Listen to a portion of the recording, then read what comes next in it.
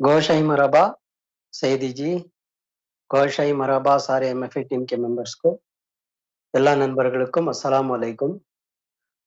மறுபடியும் உங்களுடன் பேசுவதற்கு ரொம்ப மகிழ்ச்சி அடைகிறேன்.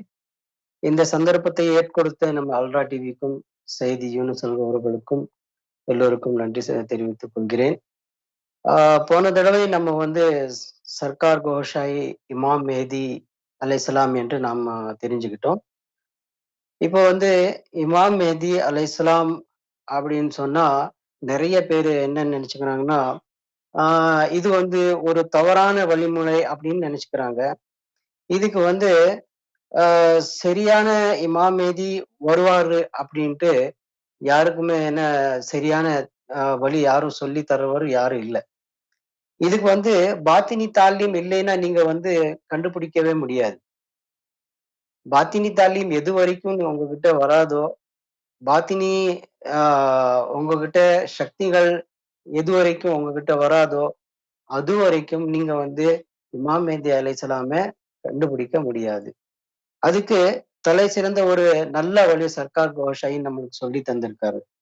அது பாத்தினி தாலீம் மூலமா நம்ம ஹார்ட்ட வந்து என்லைட் பண்ணியிருக்காரு. நிறைய பேர் வந்து பொய்யான இமாம் மேதிக்கள் வந்திருந்தாங்க. ஆனா அவங்க வந்து இந்த மாதிரி ஒரு தாலீமை வந்து எப்பவுமே குடுத்தது கிடையாது.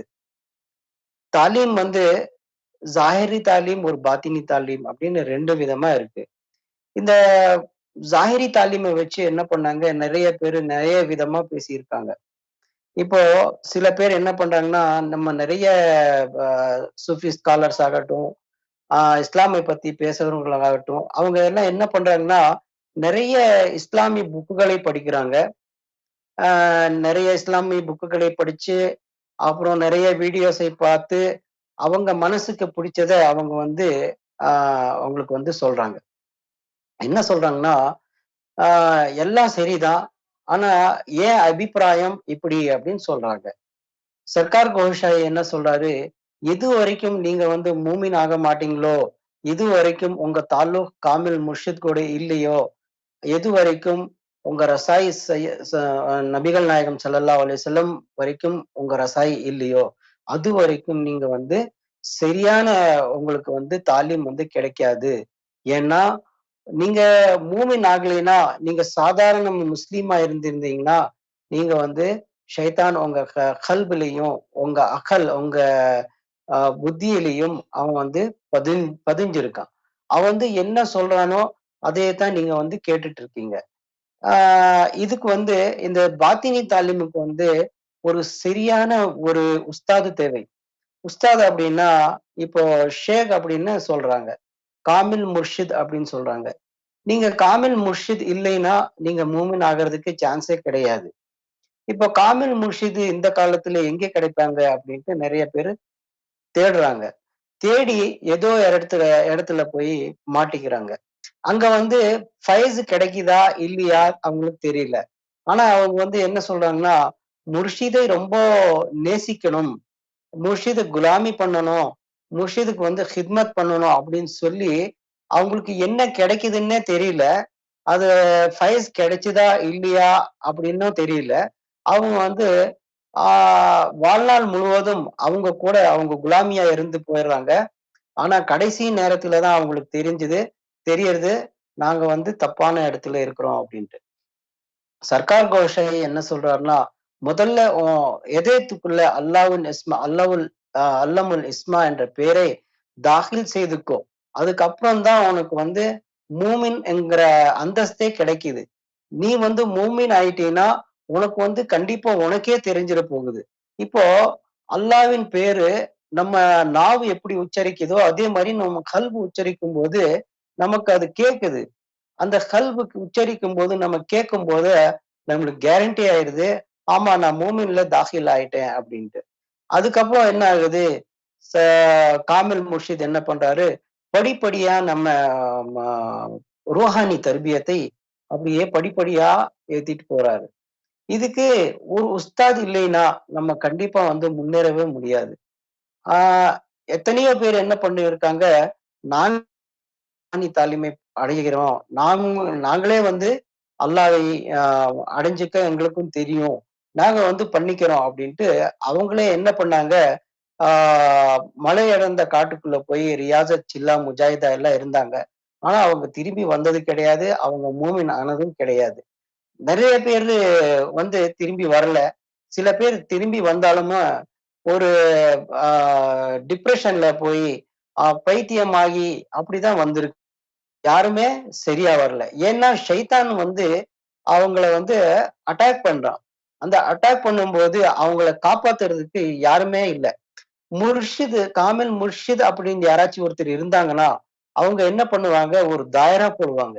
அந்த நபர மேல ஜிக்ர கல்ப் என்ற இஜாசத்தை கொடுத்து, அவங்க கல்புக்குள்ள அல்லமுல் இஸ்மாவை தாখিল செய்து, பிறகு என்ன பண்றாங்க, அவங்கள வந்து சேஃப்டி ஆக்குறாங்க ஃபர்ஸ்ட்டு. ஷைத்தான் வந்து இவன தொந்தரவு பண்ணக்கூடாது. நாலா பக்கத்துல இருந்தும் இவன சேஃபா வைக்கணும் அப்படின்ட்டு, காமில் முர்ஷித் என்ன பண்றாங்க, அவங்களுக்கு வந்து புரொடெக்ஷன் மாதிரி ஒரு 100 வட்டத்தை அவனுக்கு ஏற்படுத்துறாங்க. இப்போ நெறைய பேரு ஜங்கல்ல போய் ரியாசத், இபாதத் எல்லாம் பண்றாங்க. இப்போ வந்து ஒரு ஃபாரஸ்ட் நிறைந்த காடுல வந்து நீங்க வந்து உள்ள போனீங்கன்னா, நெறைய விஷ ஜந்துக்கள், மிருகங்கள் எல்லாம் இருக்கும். அப்படி போனா நெறைய நம்ம வலியல்லாக்கள் என்ன பண்ணாங்க, ஆ போய் வாபஸ் வருவாங்களா? இல்லையான்ட்டு கேரண்டியே இருக்காது.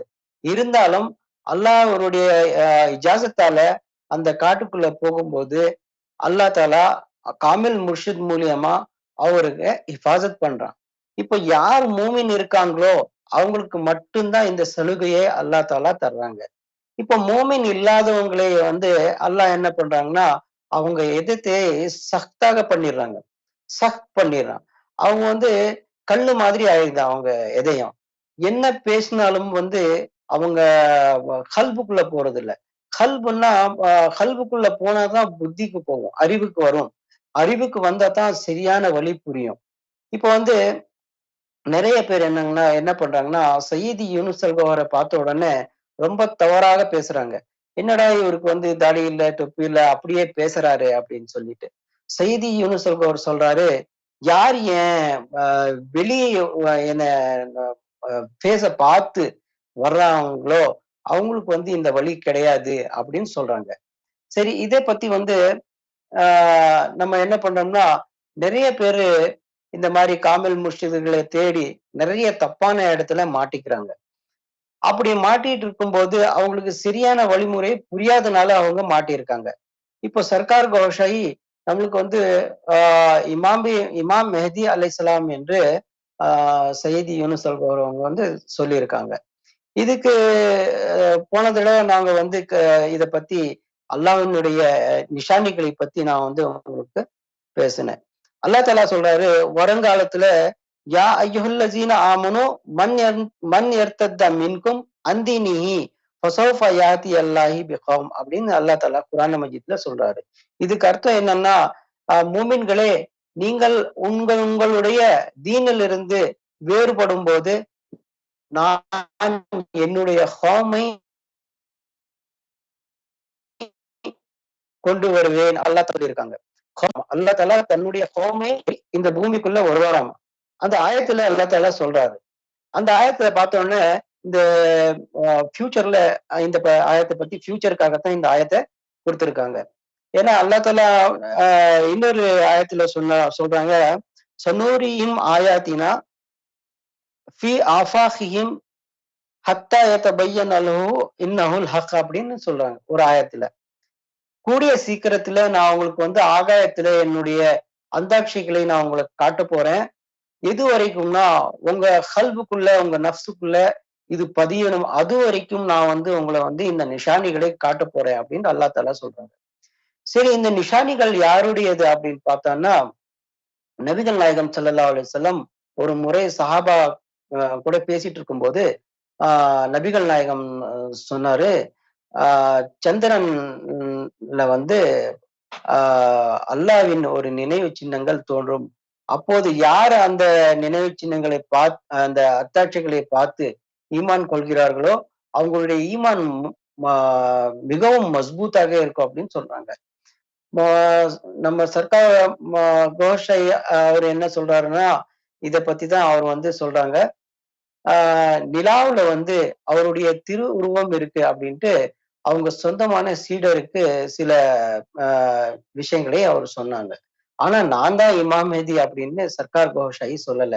செய்தி யூனுஸ் அல்கோஹர் மற்றும் நெறைய அவங்க ஃபாலோவர்ஸ் வந்து கரெக்ட்டா கண்டுபிடிச்சுட்டாங்க. இவங்க தான் இமாம் மெஹதி அலைஹிஸ்ஸலாம் அப்படின்ட்டு கண்டுபிடிச்சுட்டாங்க.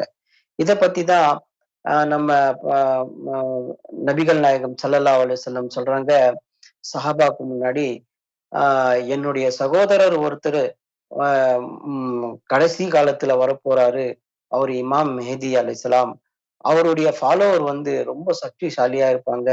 இமாம் மெஹதி அலைஹிஸ்ஸலாம அடிக்கடி நெனச்சு இந்த வார்த்தைய பேசி, நபிகள் நாயகம் ஸல்லல்லாஹு அலைஹி வஸல்லம் அழுதுட்டே இருப்பாங்க. அப்போ எப்போ பார்த்தாலும் அஜ்ரே அஸ்வத்க்கு பக்கத்துல போகும்போது, அந்த அஜ்ரே அஸ்வத்த கட்டி தழுவி அழ அழ ஆரம்பிப்பாங்க. சஹாபாக்கள் கேட்பாங்க, நபி ஸல்லல்லாஹு அலைஹி வஸல்லம் நீங்க எதுக்காக அழுகுறீங்க? அப்படின்னு கேட்கும்போது, என்னுடைய சகோதரன் அ இமாம் மெஹதி அவர்களின் எனக்கு குஷ்பு இங்கிருந்து வருது. இது வந்து ஆ எ இந்த அந்த ருஹ வந்து அ இந்துஸ்தான் இந்தியா பக்கம் காமிச்சு, இங்க இருந்து தான் அந்த குஷ்பு எனக்கு வருது அப்படின்னு சொன்னாங்க. சர்க்கார் கோஷாயி பாகிஸ்தான்ல பொறக்கும்போது, அப்போ அது வந்து ஹிந்துஸ்தானா தான் இருந்தது. இந்துஸ்தான், பாகிஸ்தான் எல்லாம் ஒட்டா தான் இருந்தது. அதே மாதிரி நபிகள் நாயகம் ஸல்லல்லாஹு சொல்லும்போதும், அந்த இந்துஸ்தான், பாகிஸ்தான் எல்லாம் ஒரே இடத்துல தான் இருந்தது. ஒண்ணா ஒரே நாடா தான் இருந்தது. அப்போ பார்த்தீங்கன்னா, சர்க்கார் கோஷாயி அலைஹிஸ்ஸலாம் அங்க வந்து பாகிஸ்தான்ல தான் இந்தியால தான் பொறந்திருக்காங்க. ஆனா அவங்க வந்து வளர்ந்ததெல்லாம் பாகிஸ்தான்ல. சரி சர்க்கார் கோஷாயி அவருடைய திருவுருவம் வந்து சந்திரன்ல இருக்கு.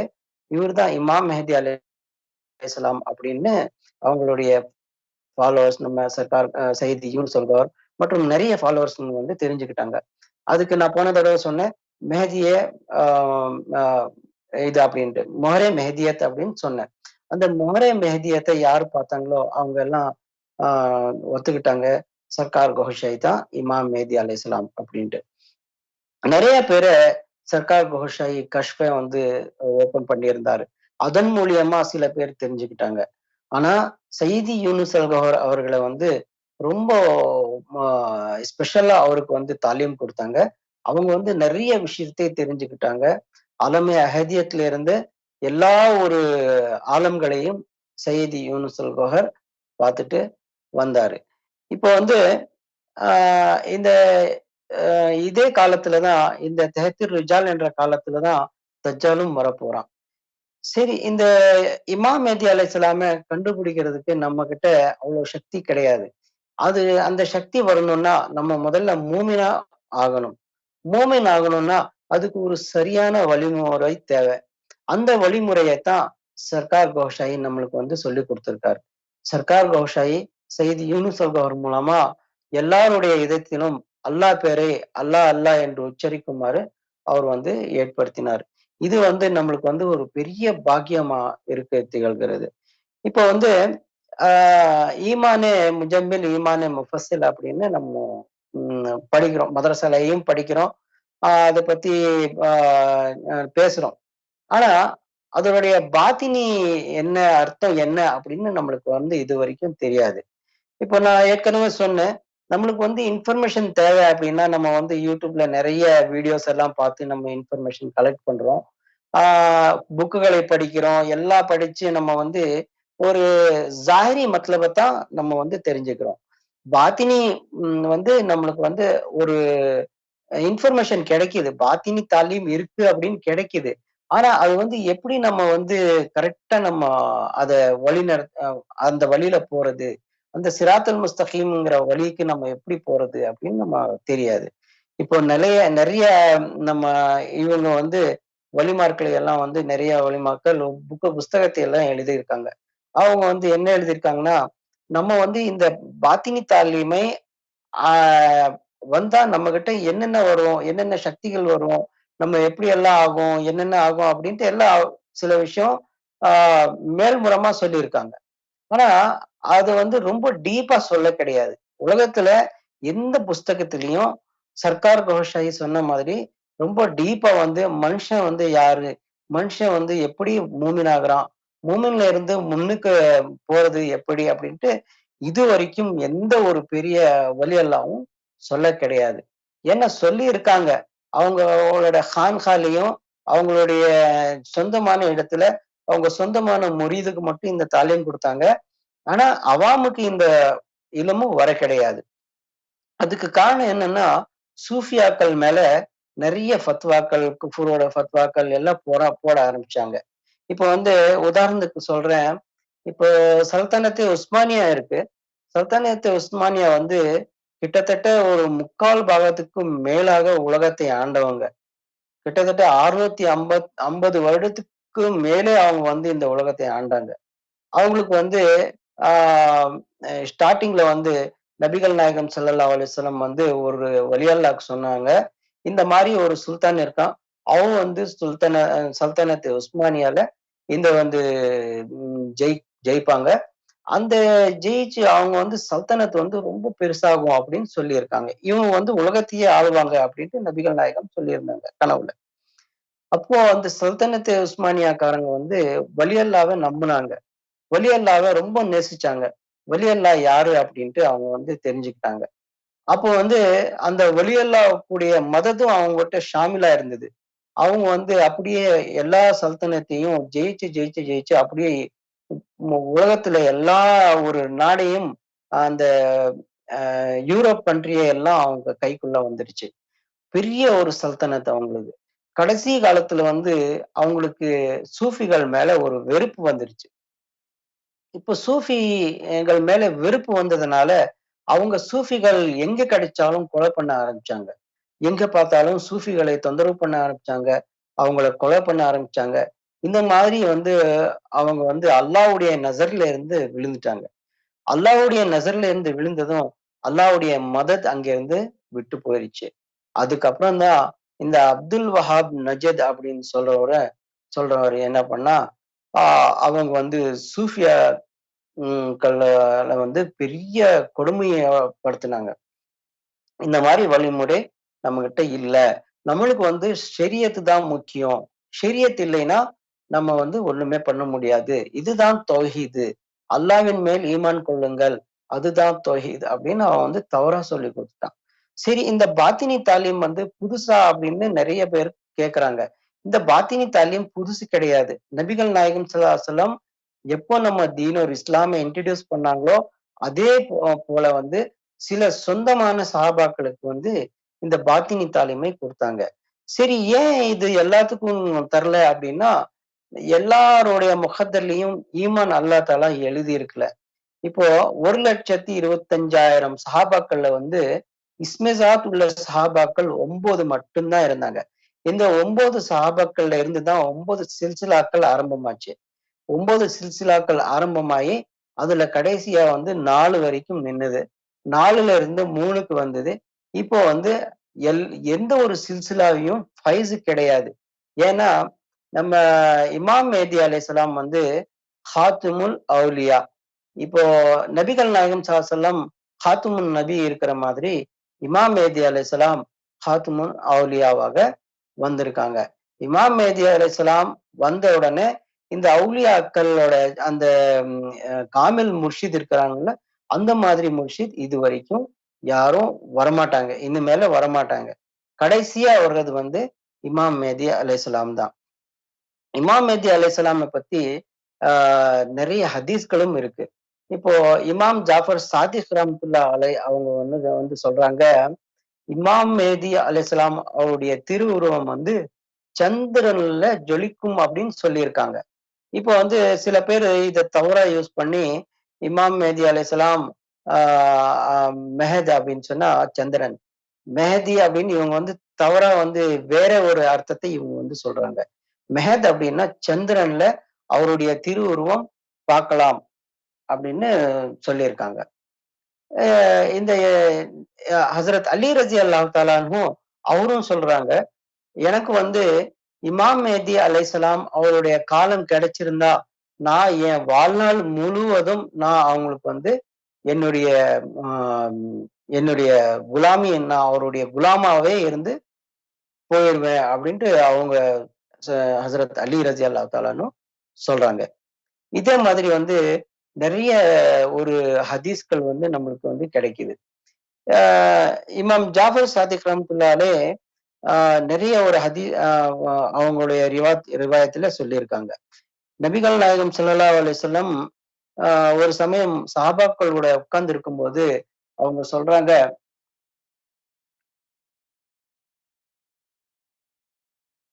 நபிகள் நாயகம் ஸல்லல்லாஹு அலைஹி வஸல்லம் சில சஹாபாக்கள் கிட்ட உட்கார்ந்து இருக்கும்போது, ஆ சஹாபாக்கள் கேட்கறாங்க, "நீங்க இமாம் மஹ்தி அலைஹிஸ்ஸலாம பத்தி சொல்றீங்களே, அவங்க எப்படி இருப்பாங்க? எப்படி பேசுவாங்க?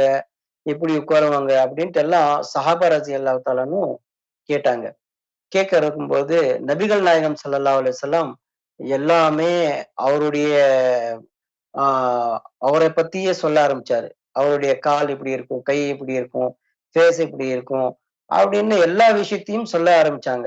ஆனா, ஆ சஹாபாக்கள் ரொம்ப கன்ஃப்யூஸ் ஆகி கேட்டாங்க, அ நபிகள் நாயகம் ஸல்லல்லாஹு அலைஹி வஸல்லம் அவர்களே, இப்போ நீங்க வந்து சொல்ற அடையாளம் ஃபுல்லா வந்து உங்கள பத்தியே நீங்க சொல்லிட்டு இருக்கீங்க. நீங்க 2வது முறை வரப்போறீங்களா? அப்படின்னு கேட்டாங்க.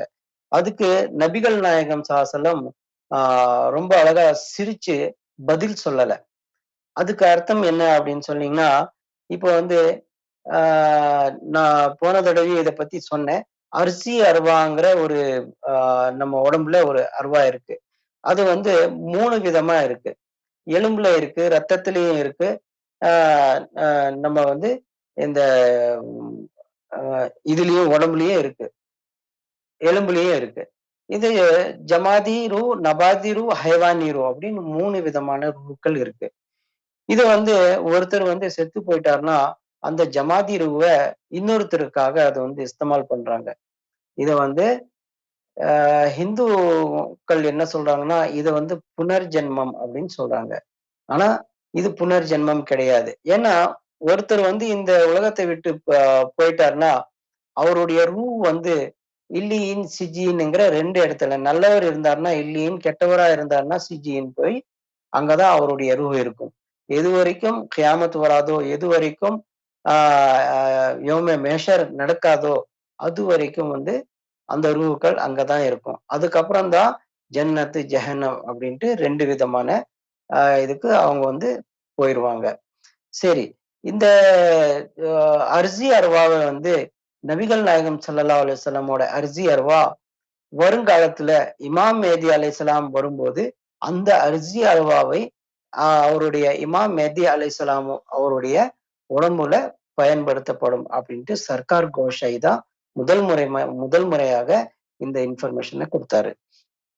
இப்போ சர்க்கார் கோஷாயி வந்து ஆ அவருடைய பாத்தின்ல வந்து ஆனா உடம்புக்குள்ள வந்து ச நம்ம நபிகள் நாயகம் ஸல்லல்லாஹு அலைஹி வஸல்லம் அவர்களின் அர்ஸி அர்வா இருக்கு.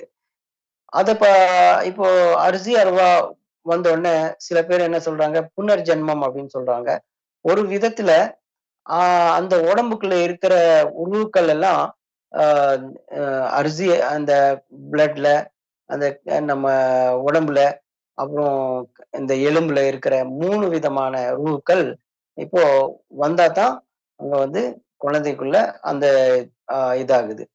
அப்புறம் அல்லாஹ் தஆலா அந்த குழந்தை பொறக்கும்போது தான் மிச்ச சமாவி ரூஹ்களை அந்த உடம்புக்குள்ள போடுறாங்க. இப்போ சமாவி ரூஹ்கள் வந்த உடனே அந்த குழந்தை என்ன ஆகுது? ஆ அழ ஆரம்பிக்குது. இதே மாதிரி நஃப்ஸும் வந்த பின்ன தான் அந்த அ ப்ரொசீஜர் எல்லாம் நடக்குது. இதே மாதிரி நபிகள் நாயகம் ஸல்லல்லாஹு அலைஹி வஸல்லமோட அர்ஸி அர்வா வந்து இமாம் மெஹ்தி அலைஹிஸ்ஸலாமோட ஆ உடம்புக்குள்ள இருக்கிறதுனால, அவங்கள வந்து ஆமினாவோட லால் அப்படின்னு சொல்றதுல எந்த ஒரு தப்பும் கிடையாது அப்படின்ட்டு சொல்றாங்க. இப்ப வந்து சில பேர் என்ன சொல்றாங்க, இமாம் மெஹ்தி அலைஹிஸ்ஸலாம் அப்படின்னு சொன்ன உடனே, அவரு வந்து அவருடைய அம்மா பேரு பிபி ஆமினா அப்படின்னு தான் இருக்கும் அப்படின்னு எல்லாம் சொல்றாங்க. இதுக்கு அர்த்தம் இதுதான் அப்படின்ட்டு சர்க்கார் கோஷாயி சயீத் யூனுஸ் அவர்கள் வந்து நம்மளுக்கு வந்து சொல்லியிருக்காங்க. இந்த அரிசி அருவா இருக்கறனால, ஆமினாவோட லால் அப்படின்னு சொல்றதுக்கும் எந்த விதமான இதுவும் கிடையாது. சொல்லலாம் அப்படின்னு சொல்றாங்க. இப்போ அவருடைய தகப்பார் பேர் அப்துல்லாவும் இருக்கும் அப்படின்னு. ஏன்னா ஹதீஸ்ல இந்த மாதிரி தான இருக்கு. இப்போ நெறைய பேர் என்ன சொல்றாங்கன்னா, இந்த உதாரணத்துக்கு சொல்றாங்க. உதாரணத்துக்கு சில வார்த்தைகள் வந்து ஹதீஸ்ல சொல்லியிருக்காங்க. இப்போ ஒரு உதாரணத்துக்கு சொல்றேன். தஜ்ஜால் வந்து கழுதை மேல வருவான் அப்படின்னு சொல்லியிருக்காங்க. தஜ்ஜால் வந்து கழுதை மேல ஏன் வருவான்? இந்த காலத்துல வந்து நெறைய ஆ டிரான்ஸ்போர்டேஷன் எல்லாம் இருக்கும்போது, நெறைய சௌகரியம் எல்லாம் இருக்கும்போது, இந்த காலத்துல போய் தஜ்ஜால் ஏன் கழுது மேல வரணும்? அப்படின்னு பார்த்தோம்னா, இது ஒரு ஒளிஞ்ச ஒரு வார்த்தை. இதுல வந்து ஹதீஸ். இதுக்கு அர்த்தம் வேறு ஒரு அர்த்தமா இருந்தது. சர்க்கார் ரோஷாயி அந்த அர்த்தத்தை நம்மளுக்கு வந்து சொன்னாரு. சையது யூனுஸ் அல்கோர் சொன்னார், அந்த கழுதைக்கு அர்த்தம் வந்து ஷைத்தான். அவனுக்குள்ள வந்து ஷைத்தான் இருப்பான். ஆனா, அவன் வருவான் கண்டிப்பா. அவனுக்குள்ள வந்து ஷைத்தான் இருப்பான். நெறைய பேர் என்ன சொல்றாங்கன்னா, நான் நெறைய வீடியோஸ பார்த்தேன். அதுல ரொம்ப அ தப்பு தப்பா அவங்க வந்து, அ இவன் தஜ்ஜாலு இப்படித்தான் இருப்பான். இவன் தான், அவன் தான் அப்படின்னு சொல்றாங்க. இப்போ தஜ்ஜால வந்து கண்டுபிடிக்கிறது ரொம்ப கஷ்டம். ஏன்னா, அவன் வந்து ரொம்ப ஃபித்னாக்காரன்.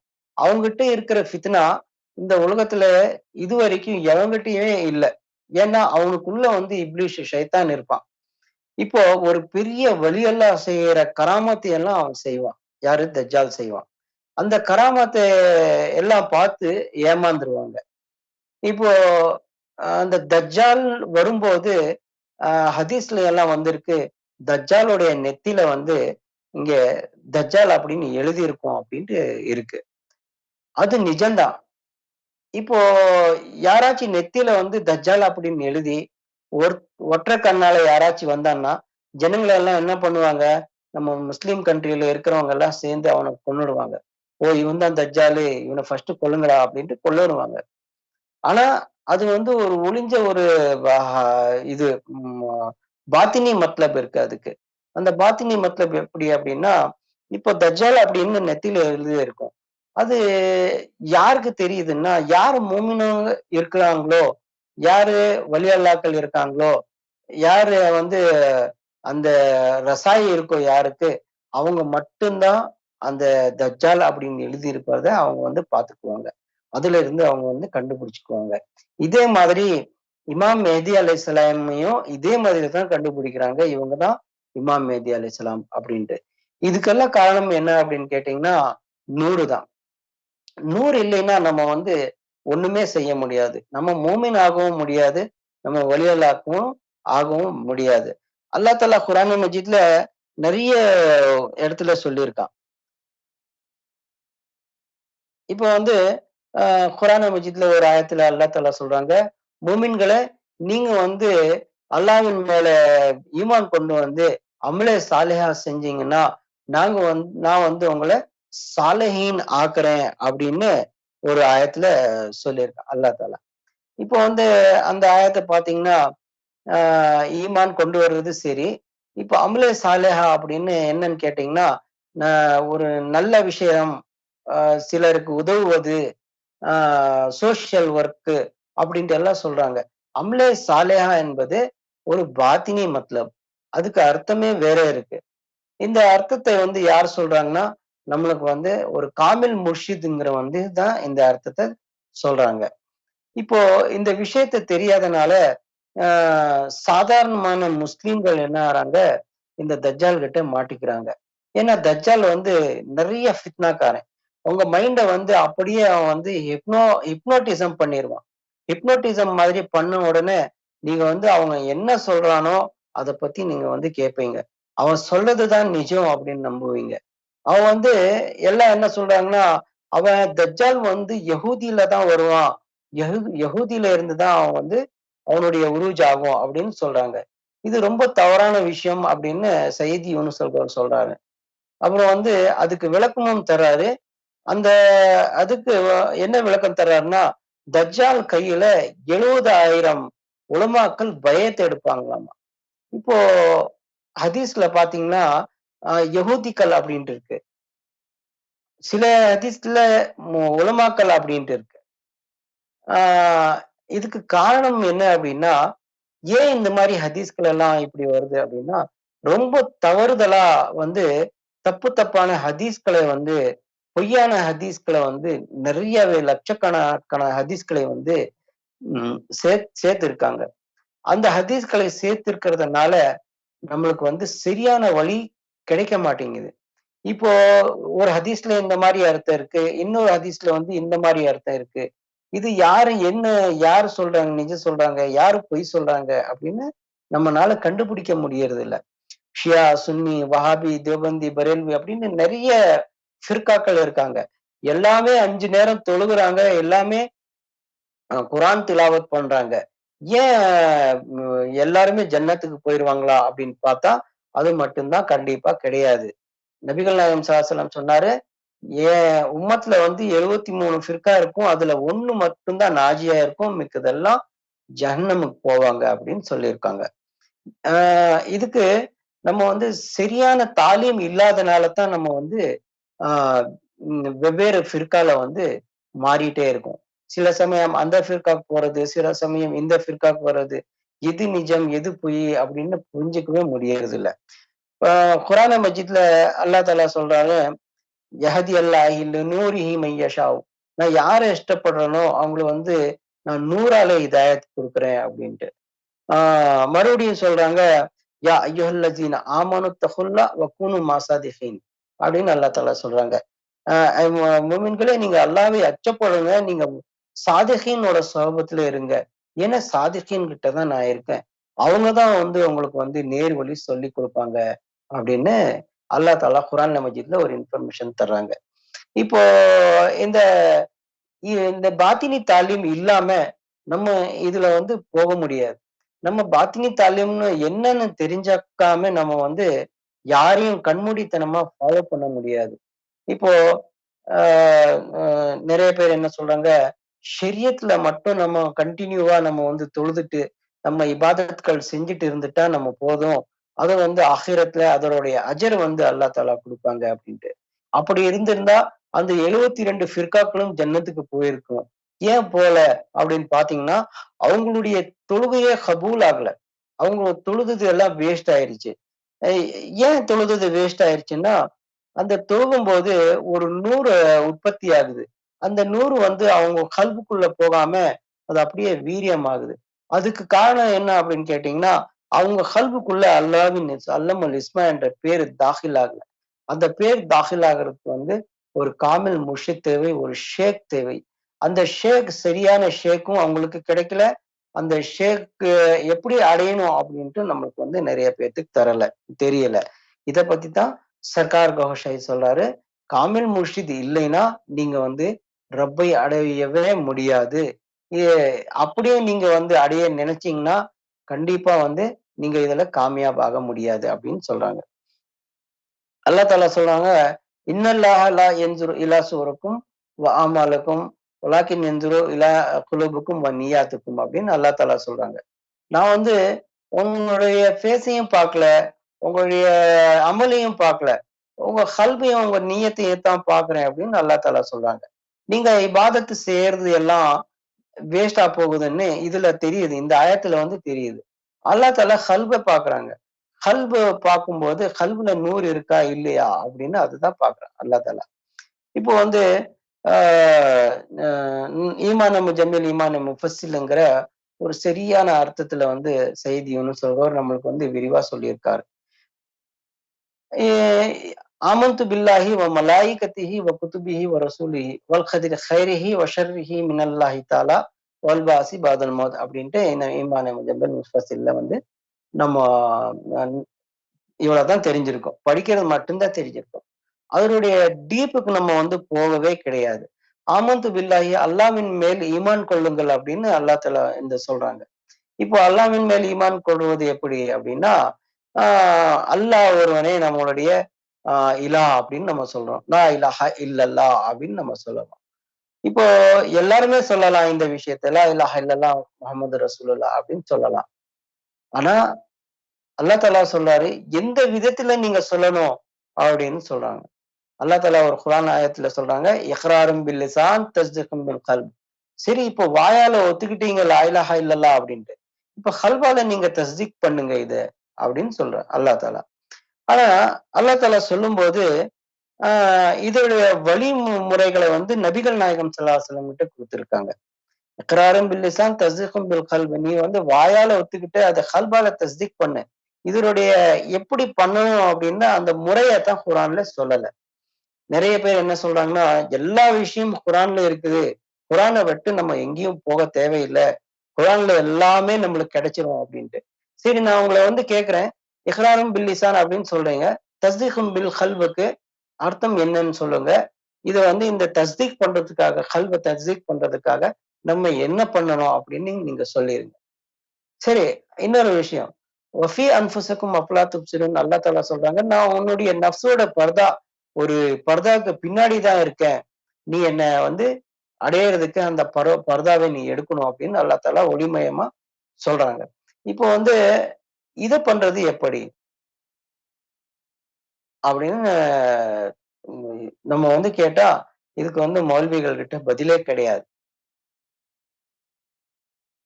"வஃபி அன்ஃபுசக்கும் அஃபலா துப்சிரூன்" நான் உங்களுடைய நஃப்ஸுடைய பர்தாவோட பின்னாடி தான் இருக்கேன். இதனுடைய பசீரத் உங்ககிட்ட இல்ல அப்படின்னு அல்லாஹ் சொன்னாங்கன்னா, இதனுடைய பசீரத்தை நீ பெற்றுக்கலாம் அப்படின்னு தான் அதுல அர்த்தம். இப்போ அ உங்ககிட்ட பசீரத் இல்ல. பசீரத் படையறதுக்கு ஒரு வழிமுறை அப்படின்ட்டு இருக்கு. அதுக்கு தான் சொல்றாங்க அல்லாஹ் தஆலா. யா அய்யுஹல்லஸீன ஆமனு தகுல்லாஹ வ குனூ மா ஸாதிகீன். நீ சாதிகீனோட சொஹபத்துல இருந்தா மட்டும் போதும்.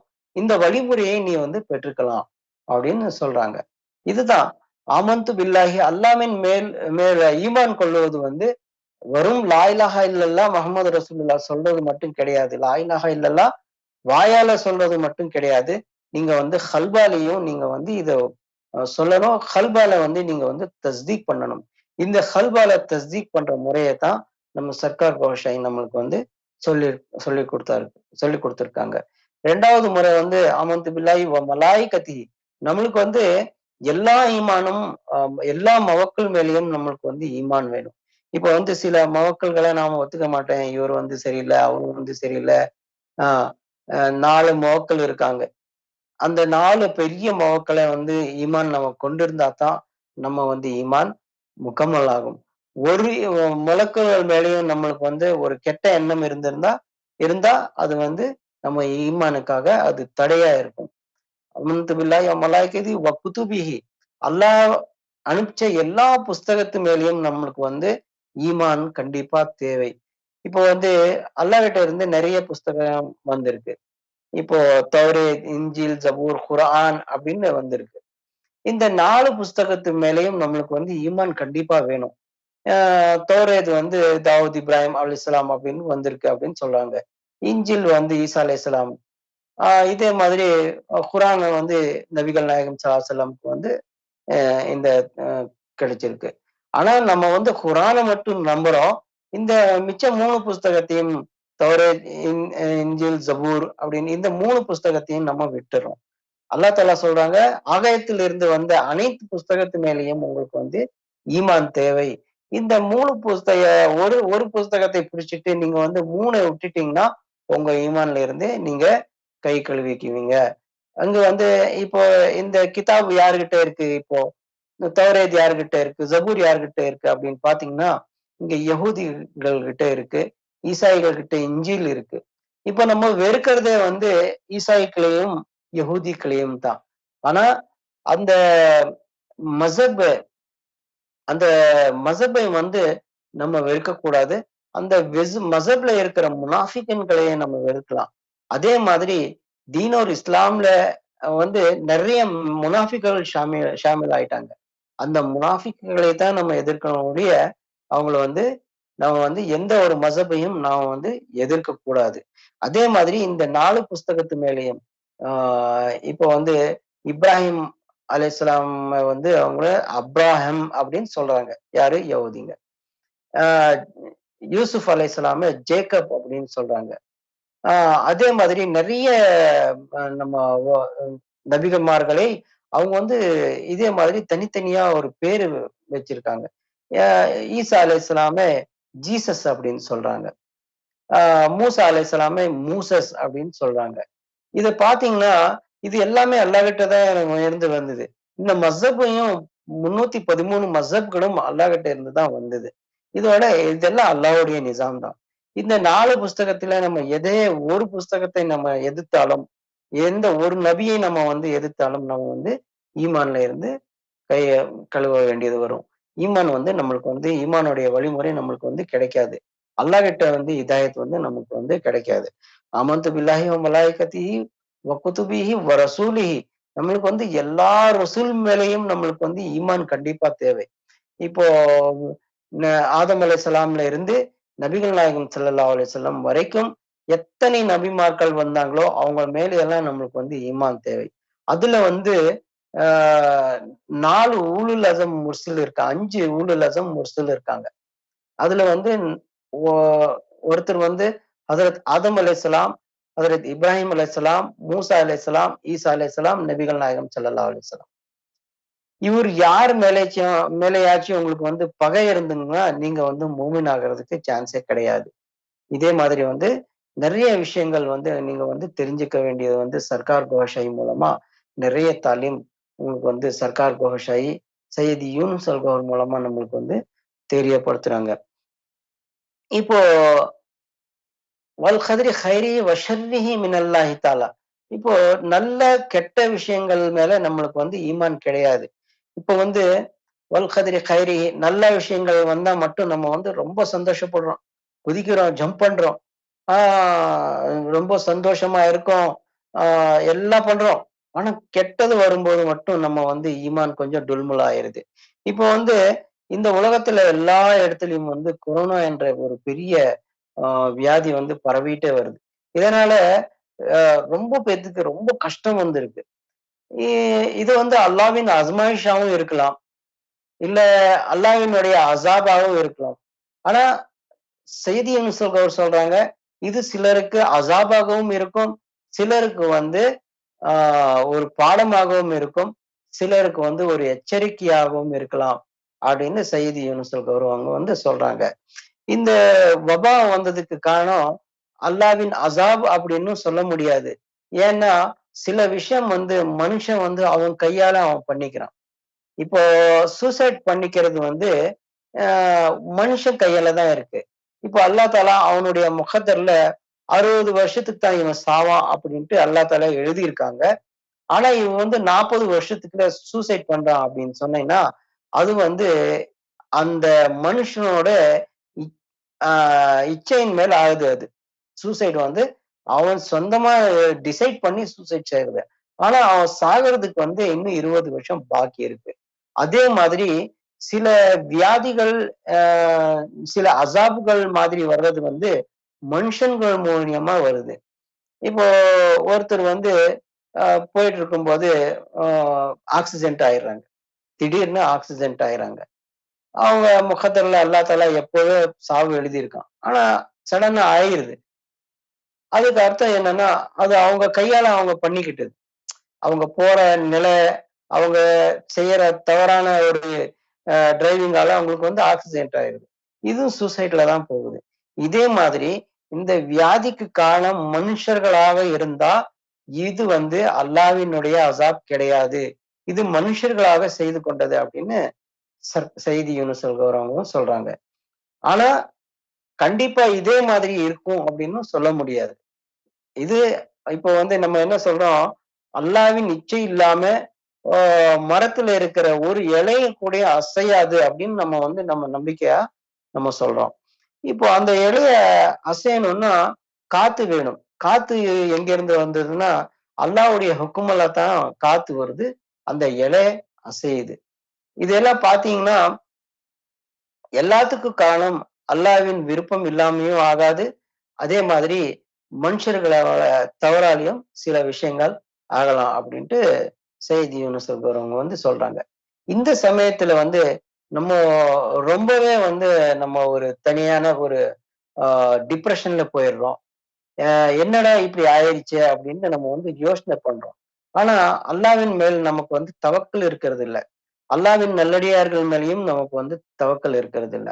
நம்ம வந்து அ ஈமான் இதுதான் நல்ல கெட்ட விஷயத்திலயும் உங்களுக்கு வந்து ஈமான் வேணும். நல்லது வந்தா சந்தோஷப்படுறீங்க. கெட்டது ஆச்சுன்னா, ஆ அ என்னடா நான் தான் கிடைச்சேனா அப்படின்னு நீங்க வந்து அல்லாஹ்வுக்கே வந்து தவறான வார்த்தைகளே பேசுறீங்க. ஆனா, இது சிலவருக்கு வந்து அஸ்மாயிஷாவும் இருக்கலாம். சிலவருக்கு வந்து ஆ வார்னிங்காவும் இருக்கலாம். சொல்ல முடியாது. ஆனா இந்த சமயத்துல நம்ம வந்து தாழ்மையா வந்து இருந்து, இன்னல்லாஹ மாசாபிரின் என்ற ஆயத்தை நம்ம வந்து யோசனை பண்ணிட்டு, நம்ம வந்து இந்த சமயத்துல அல்லாஹ்வுக்காக நம்ம வந்து அல்லாஹ்வின் நல்லடியார்களாக ஆக நம்ம என்ன பண்ணலாம் அப்படிங்கிறத விஷயத்த நம்ம யோசனை பண்ணணும். இப்போ இந்த கொரோனா வந்ததிலிருந்து நெறைய பேரு தொழுக ஆரம்பிச்சுட்டாங்க.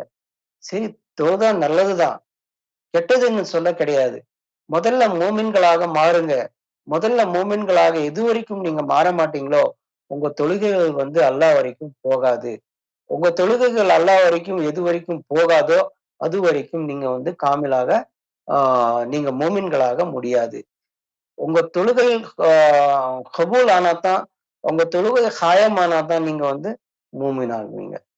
இப்போ வல் கத்ரி கைரிஹி வ ஷர்ரிஹி மினல்லாஹி தஆலா வல் பாஸி பஅதல் மௌத். இப்போ நம்ம மௌத்துக்கு அப்புறம் என்ன நடக்குது அப்படின்னு நம்மளுக்கு வந்து நம்பிக்கை வேணும். அந்த நம்பிக்கை இல்லையா அப்படின்னா நம்ம ஈமான் வந்து ஜாயா ஆயிரும். இப்போ நெறைய பேரு வந்து நாஸ்திகர்கள் அப்படின்னு நம்ம சொல்றோம். அவங்க வந்து என்ன சொல்றாங்கன்னா, "ஒண்ணுமே கிடையாதுப்பா. நம்ம பொறந்தது, வளர்ந்தது எல்லாம் நம்ம கண்ணு முன்னாடியே இருக்கு. ஆ நீ பாத்தியா அல்லாஹ்வ? இல்ல உங்க தாத்தா பாத்தாரா? இல்ல எங்க முத்தாத்தா பாத்தாரா? நானும் பாக்கல, நீயும் பாக்கல, எங்க தாத்தாவும் பாக்கல. அதெல்லாம் ஒண்ணுமே கிடையாது. மனுஷன் ஆ பொறக்குறான், சாகுறான். இருக்கிற வரைக்கும் சந்தோஷமா இருந்து போயிரலாம். அதுதான் உண்மை. அத தவிர வேற எண்ணமே ஒண்ணுமே கிடையாது. ஆகிரத்தும் கிடையாது, ஒண்ணுமே கிடையாது அப்படின்ட்டு அப்படியே அவங்க வந்து சொல்றாங்க. இப்போ இந்த இந்த இந்த விஷயத்துல வந்து இந்த அ நாஸ்திகர்கள் வந்து ரொம்ப தவறான ஒரு வழிமுறைகளை ஜனங்களுக்கு காட்டிட்டு வர்றாங்க இப்போ. இப்போ இந்த நாஸ்திகர் அ ஏத்தியஸ்ட் அப்படின்னு சொல்றவர் வந்து பயங்கரமா வளர்ந்துட்டு வர்றாங்க. இதுக்கு காரணம் என்ன அப்படின்னு கேட்டீங்கன்னா, அவங்களுக்கு வந்து ஈமான் எது மேலயுமே கிடையாது. குரான் மேலயும் கிடையாது, அல்லாஹ்வின் மேலயும் அவங்களுக்கு வந்து ஈமான் கிடையாது. இதனால ரொம்ப தவறான வழிகளுக்கு இவங்க வந்து போயிட்டு இருக்காங்க. அவங்க வந்து என்ன நினைச்சிருக்காங்கன்னா, நம்ம கண்ணு முன்னாடி எது அ நம்ம பார்க்கிறோமோ, அது மட்டும் தான் நிஜம். அத தவிர மிச்சதெல்லாம் பொய் அப்படி அப்படின்னு. இப்போ இன்னொரு அ ஒரு தன்சீம் வந்திருக்கு. அதுக்கு பேரு வந்து இலுமினாட்டி அப்படின்னு சொல்லுவாங்க. இந்த இலுமினாட்டில போய் பார்த்தீங்கன்னா, நிறைய ஷைத்தானி ஹர்கத் தான் அதுல வந்து இருக்கு. ஷைத்தான் உடைய சக்திகள் அங்க இருக்கு. இப்போ ஹிப்னோட்டிசம் அப்படின்னு நம்ம வந்து சொன்னோம்னா, அந்த ஹிப்னோட்டிசம்லயும் அந்த ஷைத்தானோட சக்தி தான் நம்மளுக்கு வந்து ஆ அங்க வந்து கத்து தர்றாங்க. ஹிப்னோட்டிசம்ல வந்து அவங்க முன்னாடி இருக்கிறவங்கள புத்தி வந்து நம்ம கை கண்ட்ரோல்ல கொண்டு வரோம். அதுக்கு ஒரு பிராக்டிஸ் இருக்கு. அதுதான் இந்த யு இலுமினாட்டி அப்படின்னு சொல்றோம். இப்ப வந்து சையதி யூனுஸ் அவர்கள் சொல்றாங்க, நீங்க வந்து அ உங்க நஃப்ஸ கண்ட்ரோல்ல 2 விதமா உங்க நஃப்ஸ பயன்படுத்தலாம். உங்க நஃப்ஸ வந்து நீங்க 100ஆல அத நிரப்புனீங்கன்னா, அது வந்து மூமின் ஆயிருது. உங்களையும் மூமினா பண்ணிருது. உங்க வலி அல்லாஹ்வையும் பண்ணிருது. ஆனா, அதே நஃப்ஸ வந்து ஒரு நெகட்டிவ் எனர்ஜி குடுத்தீங்கன்னா, அது வந்து ஷைத்தான் ஓட கப்ஸால வந்துருது. அது வந்து இன்னும் சக்திசாலியா அது வந்து மாறுது. ஆ ஒரு தடவ சொன்னாரு சையது யூனுஸ் அவர்கள், இப்போ வந்து நம்ம நஃப்ஸுக்கு வந்து தேவையானது வந்து கிஸா வந்து சாப்பாடு அதுக்கு வந்து அது சாப்பிடுறது வந்து நெருப்பு, தீ. அந்த நெருப்புல இருக்கிற சக்தி தான் அதுக்கு வந்து ஆகாரமா அதுக்கு கிடைக்குது. ஆனா, அந்த நெருப்போட சக்தியை வந்து நம்ம அதுக்கு குடுக்காம, அதனுடைய சக்திய நம்ம வந்து 100ஆ மாத்துறது வந்து தான், அது நஃப்ஸே அம்மாரால இருந்து லவ்வாமா, முலிமா, முத்மயின்னாவா அது மாறுது. இத பத்தி நம்ம வந்து ஏற்கனவே பேசியிருந்தோம். ஆனா, இந்த ஷைத்தானோட கைவசம் அது போகும்போது, இந்த வலி அல்லாஹ் கிட்ட என்ன சக்தி இருக்கோ, அதே மாதிரி சக்தி வந்து அந்த நஃப்ஸு கிட்ட இருக்கு. அது வந்து அ இப்போ ஒரு உதாரணத்துக்கு சையது யூனுஸ் அவர் சொன்னாரு, "நீங்க ஒண்ணுமே பண்ண வேண்டாம். ஒரு நெருப்ப பண்ணி நெறைய ஒரு பெரிய நெருப்ப போட்டு, அது பக்கத்துல போய் உட்கார்ந்து டெய்லி தவம் இருக்கிற மாதிரி அது பக்கத்துல போய் உட்கார்ந்து 40 நாள் உட்கார்ந்துட்டீங்கன்னா, உங்க உங்க நஃப்ஸ் வந்து ஷைத்தான் கையில அப்படியே என்லைட் ஆயிரும். ஆனா, அதுக்கு வந்து நெறைய சக்திகள் கிடைச்சிரும். ஒரு வழியல்லாஹ் கிட்ட இருக்கிற சக்தி வந்து அந்த நஃப்ஸு கிட்ட வந்துரும். அதுதான் இலுமினாட்டி அப்படின்னு சொல்றாங்க. இந்த தவறான வழிமுறையை படுத்தி என்ன பண்றாங்க, நெறைய பேரு இந்த உலகத்துக்கு தேவையான அனைத்து பொருள்களையும் அவங்க வந்து அடையறாங்க. இப்ப சில பேத்துக்கு காசு, பணம் தேவை. சில பேத்துக்கு வந்து புகழ் தேவை. சில பேத்துக்கு வந்து ஆ அவங்க வந்து இதுல வந்து ஆ அ பொலிட்டிகல்ஸ்ல வந்து பெரிய இடத்துல அவங்க வந்து பிடிக்கணும். பெரிய செலிபிரிட்டீஸ் ஆகணும். அப்படின்னு அவங்க வந்து நெனச்சாங்கன்னா, அவங்க வந்து கண்டிப்பா வந்து இந்த இல்லுமினாட்டில போய் சேர்ந்துக்கிறாங்க. யாரு இந்த இல்லுமினாட்டில போய் சேர்றாங்களோ, அவங்களுக்கு வந்து ஆகிரத்துல வந்து எந்த ஒரு இடமும் கிடையாது. ஏன்னா, அவங்க வந்து முக்கம்மல் போய் ஷைத்தான் கிட்ட போய் மாட்டிக்கிறாங்க. அந்த ஷைத்தான் கிட்ட போய் ஒரு தடவ மாட்டிட்டோம்னா, நம்ம எல்லா ஈமானுடைய எல்லா ஒரு போற வழியும் நம்மளுக்காக அல்லாஹ் தஆலா ஆ அப்படியே வந்து அந்த கதவை சாத்திர்றான். மறுபடியும் அந்த கதவு ஓப்பன் ஆக மாட்டாது. ஏன்னா, ஷைத்தான் நஃப்ஸ் ஒரு தடவ போய் ஷைத்தான் கையில மாட்டிருச்சுன்னா, இப்லீஸ் கையில மாட்டிருச்சுன்னா, அத மறுபடியும் திருத்தவே முடியாது. இப்போ 100 ஆளு அத வந்து நம்ம அதுக்கு வந்து ரிஸா குடுக்கணும்னா, நம்ம வந்து நம்ம காமில் முர்ஷித் கிட்ட அல்லமுல் இஸ்மா என்ற இஸ்மி ஸாத்தை நம்ம இதயத்துக்குள்ள போன பிறகு தான் நம்ம வந்து மூமின் ஆகுறோம். அது வந்து நம்ம இதயம் எப்படி அல்லாஹ், அல்லாஹ், அல்லாஹ் அப்படின்னு சொல்லுதோ, அதே மாதிரி நம்ம இதயத்துக்குள்ள வந்து அந்த நூறு போகும்போது, நம்ம ஹார்ட் அப்படியே நூறால என்லைட் ஆகும்போது, அந்த நஃப்ஸ் வந்து அடம் பிடிக்குது. இல்ல எனக்கு வந்து நெருப்பு தான் எனக்கு உணவு. அதுதான் எனக்கு நெருப்பு வேணும் அப்படின்ட்டு. இப்போ வந்து காமில் முர்ஷித் வந்து என்ன சொல்லுவாங்கன்னா, "உனக்கு வந்து நெருப்பு கிடைக்காது. இப்போ வந்து நீ நூறால தான் இந்த கிஸாவ நீ ஏத்துக்கணும்" அப்படின்ட்டு. சில நஃப்ஸுகள் வந்து ரொம்ப பிடிவாதமா இருக்கு. அது வந்து செத்து போகுது. சில நஃப்ஸுகள் வந்து ஆ ரொம்ப வருத்தப்பட்டு, "சரி எனக்கு நெருப்பு இல்லைன்னா எனக்கு நூற குடுத்துருங்க" அப்படின்னு ஏத்துக்குது. அந்த மாரி நஃப்ஸுகள் தான் மூமினாக மாறுது. இதுக்கெல்லாம் சொல்றதுக்கு என்ன விஷயம்னா, மூமின் ஆகுற வழிமுறையே வேற, முஸ்லீமா இருக்கிற வழிமுறையே வேற. முஸ்லீம் ஆகுறதுக்கு ரொம்ப ஈஸியா நீங்க கல்மா நீங்க வந்து ஓதுனீங்கன்னா, நீங்க வந்து முஸ்லீம் ஆயிரலாம். ஆனா, மூமின் ஆகுவதற்கு நீங்க வந்து கண்டிப்பா வந்து நீங்க வலி அல்லாஹ்வுடைய தாலீமை நீங்க பெற்றுக்கொள்ளணும். சர்க்கார் கோஷை மூலமா இந்த தாலீம் எல்லா உலகத்துக்கும் யாரு எந்த ஒரு மசபையும் பார்க்காம எல்லாத்துக்கும் சர்க்கார் கோஷாயி குடுத்திருக்காங்க. சர்க்கார் கோஷாயி யாருன்னு பார்த்தீங்கன்னா, சர்க்கார் கோஷாய் தான் இமாம் மெஹ்தி அலைஹிஸ்ஸலாம். இந்த கடைசி காலத்துல வந்து இமாம் மெஹ்தி அலைஹிஸ்ஸலாம் வர்ற வரைக்கும் யாருமே வந்து ஹார்ட் என்லைட் ஆக முடியாது. இப்போ வந்து சர்க்கார் கோஷாயி இமாம் மெஹ்தியா இருந்தாலும், அவங்க வந்து கைபத்துல போயிருக்காங்க. அந்த கைபத்து முடியறதுக்கு இன்னும் சில நாட்கள் தான் இருக்கு. அந்த கைபத்து மத்தியில தான் சையதி யூனுஸ் அல்கோஹர் சர்க்கார் கோஷாயி மூலமா எல்லாருடைய ஹார்ட்டையும் என்லைட் பண்றாங்க. இப்ப வந்து யாருக்கு விருப்பம் படுதோ, யாரு அல்லாவின் பேரை அடைய விரும்புறாங்களோ, அவங்க வந்து சையதி யூனுஸ் அல்கோஹர் வந்து ஆ அந்த ஜிக்ரை எடுத்துக்கிட்டாங்கன்னா, அவங்க வந்து மூமின்ல வந்து ஷாமில் ஆயிடுறாங்க. இப்போ வந்து அ நம்ம யூடியூப்ல வந்து நம்பர் இருக்கும். அந்த நம்பர பார்த்து நம்மளுக்கு ஜிக்ரே கல்ப்ங்கிற ஒரு தௌலத் வேணும் அப்படின்னு நம்மளுக்கு நாமளும் மூமின் ஆகணும் அப்படின்னு நம்மளுக்கு மனசுல வந்ததுன்னா, நம்ம என்ன பண்ணணும், சயீத் யூனுஸ் அவர்கிட்ட வந்து கால் பண்ணி, அவர்கிட்ட ஜிக்ரே கல்ப் என்ற தௌலத்தை நம்ம எடுத்துக்கணும். இந்த ஜிக்ரே கல்ப் என்ற தௌலத் வந்து சாதாரணமா இந்த உலகத்துல எங்கேயுமே கிடைக்காது. நீங்க வந்து ஒரு தடவ நீங்க வந்து டெஸ்ட் பண்ணுங்க. உங்களுக்கே வந்து இந்த வழிமுறை உங்களுக்கே வந்து தெரிஞ்சிரும். நம்ம போறது வந்து நல்ல இடமா, கெட்ட இடமா அப்படின்ட்டு. இப்போ தவறான வழிமுறையில இருக்கிறவங்களுக்கு வந்து அ பா பாத்தினி தாலீம்ங்கிற விஷயமே அவங்களுக்கு வந்து தெரியாது. அந்த இடத்துல எல்லாம் நீங்க போய் மாட்டிக்க வேண்டாம். நீங்க வந்து ஒரு தடவை சர்க்கார் கோஷையோருடைய பார்காக்கு வந்து நீங்க இந்த தாலீமை கத்துக்குங்க. நீங்களும் மூமின் ஆகறதுக்காக நீங்க இந்த இல்மை கத்துக்குங்க. சையதி யூனுஸ் அவர்கிட்ட வந்து நீங்க ஜிக்ரே கல்ப் என்ற தௌலத்தை நீங்க பெற்றுக்கொள்ளுங்க. இப்போ வந்து தினந்தோறும் இப்போ அ வந்து லேடீஸ்க்காக சூஃபி கோர்ஸ் ஒண்ணு ஆரம்பமாயிருக்கு. அது வந்து இப்போ கிட்டத்தட்ட முடியிற டைம் வந்துருச்சு. அது வந்து இன்னும் 2 நாள் நடக்கலாம். அ ரொம்பவே நல்ல விஷயங்களை பெண்களுக்காக சொல்லியிருக்காங்க. நல்ல விஷயங்களை நம்ம அறியணும் அப்படின்னு நம்மளுக்கு தோணுச்சுன்னா, நம்ம வந்து அல்ரா டிவிய பார்த்து, நம்ம வந்து நாமளும் மூமின் ஆகலாம். சரிங்களா? ஆ மறுபடியும் சந்திக்கலாம். அடுத்த வாரம் இன்னும் நெறைய விஷயம் பேச வேண்டியது இருக்கு. நம்ம பாத்தினி தாலிமை பற்றி, சர்க்கா கோஷை பற்றி நிறைய விஷயங்களையும் தெரிஞ்சுக்கலாம். இன்னைக்கு இதோட முடிச்சுக்கிறேன்.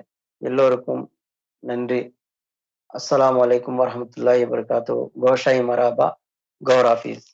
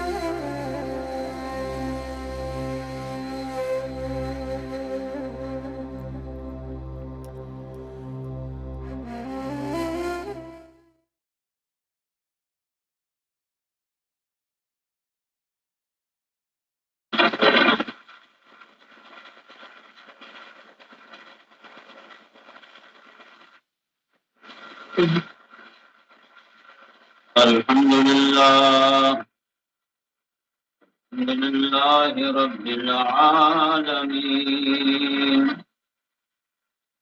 والعاقبة للمتقين والصلاة والسلام على سيد الأنبياء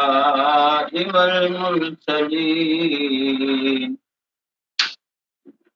وعلى آله وأصحابه وأزواجه وأهل بيته وذرياته أجمعين.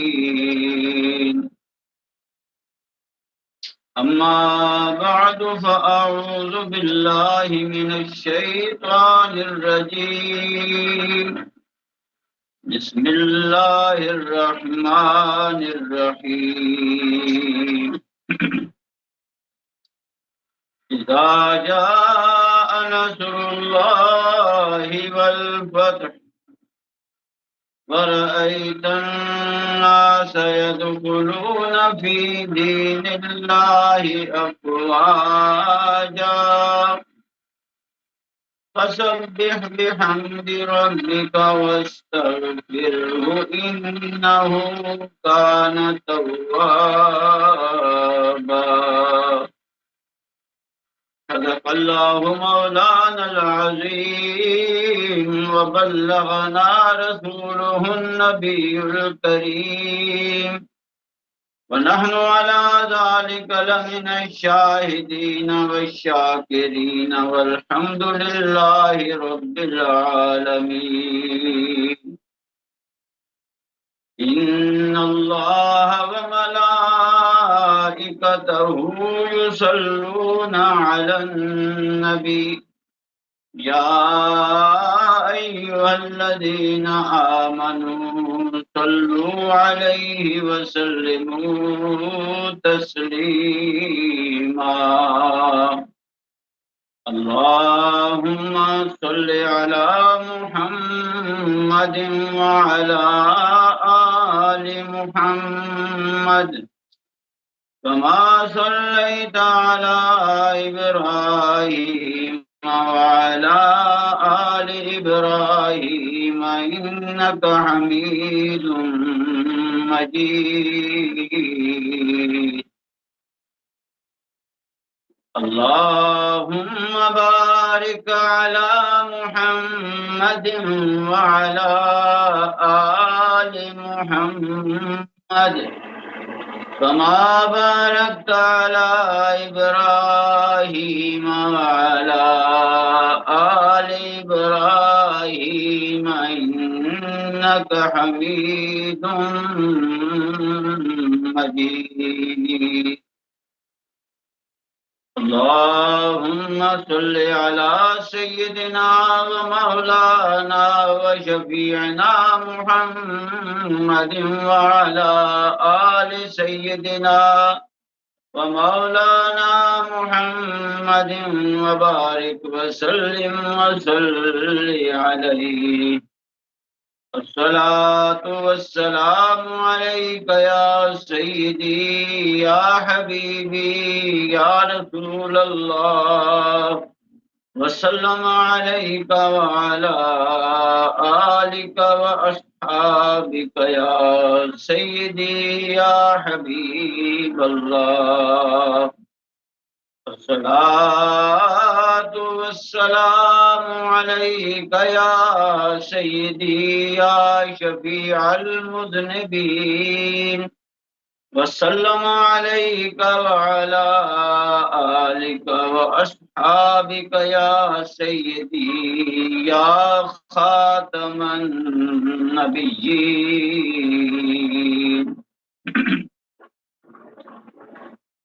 اللہ تعالیٰ کی حمد و ثنا اور نبی کریم احمد مجتبی محمد مصطفیٰ صلی اللہ تعالیٰ علیہ وآلہ وسلم کی مقدس حضوری میں ہدیہ درود و سلام پیش کرنے کے بعد، معزز حاضرین، سامعین و ناظرین، السلام علیکم ورحمۃ اللہ وبرکاتہ۔ سرکار امام مہدی سیدنا ریاض احمد گوہر شاہی سے محبت و عقیدت رکھنے والے احباب گرامی کی خدمت میں گوہر شاہی، خصوصاً بالخصوص سیدی یونس الگوہر، نمائندہ خاص الخاص واحد الوحید سرکار امام مہدی سیدنا ریاض احمد گوہر شاہی کی خدمت اقدس میں نہایت ادب و احترام اور محبت و عقیدت کے ساتھ گوہر شاہی میں معزز سامعین و ناظرین، پروگرام دین اللہ کی مرآت القرآن لے کر آپ احباب کی خدمت میں حاضر ہیں۔ یہ پروگرام روزانہ اس وقت الرا ٹی وی کی وساطت سے پوری دنیا میں نشر کیا جاتا ہے، اور اس پروگرام میں ہم سرکار امام مہدی سیدنا ریاض احمد گوہر شاہی کی عظیم معرکۃ الآراء کتاب مقدس دین الہی کا مطالعہ کرتے ہیں، جو کہ ایک عظیم الہامی کتاب ہے اور علم لدنی کا شاہکار کتاب۔ اللہ رب العالمین نے قرآن مجید کے 30ویں پارے کی سورہ نصر میں ارشاد فرمایا، وَرَأَيْتَ النَّاسَ يَدْخُلُونَ فِي دِينِ اللَّهِ أَفْوَاجًا۔ یا رسول اللہ صلی اللہ تعالی علیہ وسلم، آنے والے وقت میں آپ مشاہدہ فرمائیں گے کہ انسانیت دین اللہ میں، اللہ کے دین میں فوج در فوج، جوق در جوق داخل ہو رہے ہیں۔ سرکار امام مہدی سیدنا ریاض احمد گوہر شاہی نے اس آیت میں جس دین اللہ کا اللہ تعالی نے تذکرہ فرمایا ہے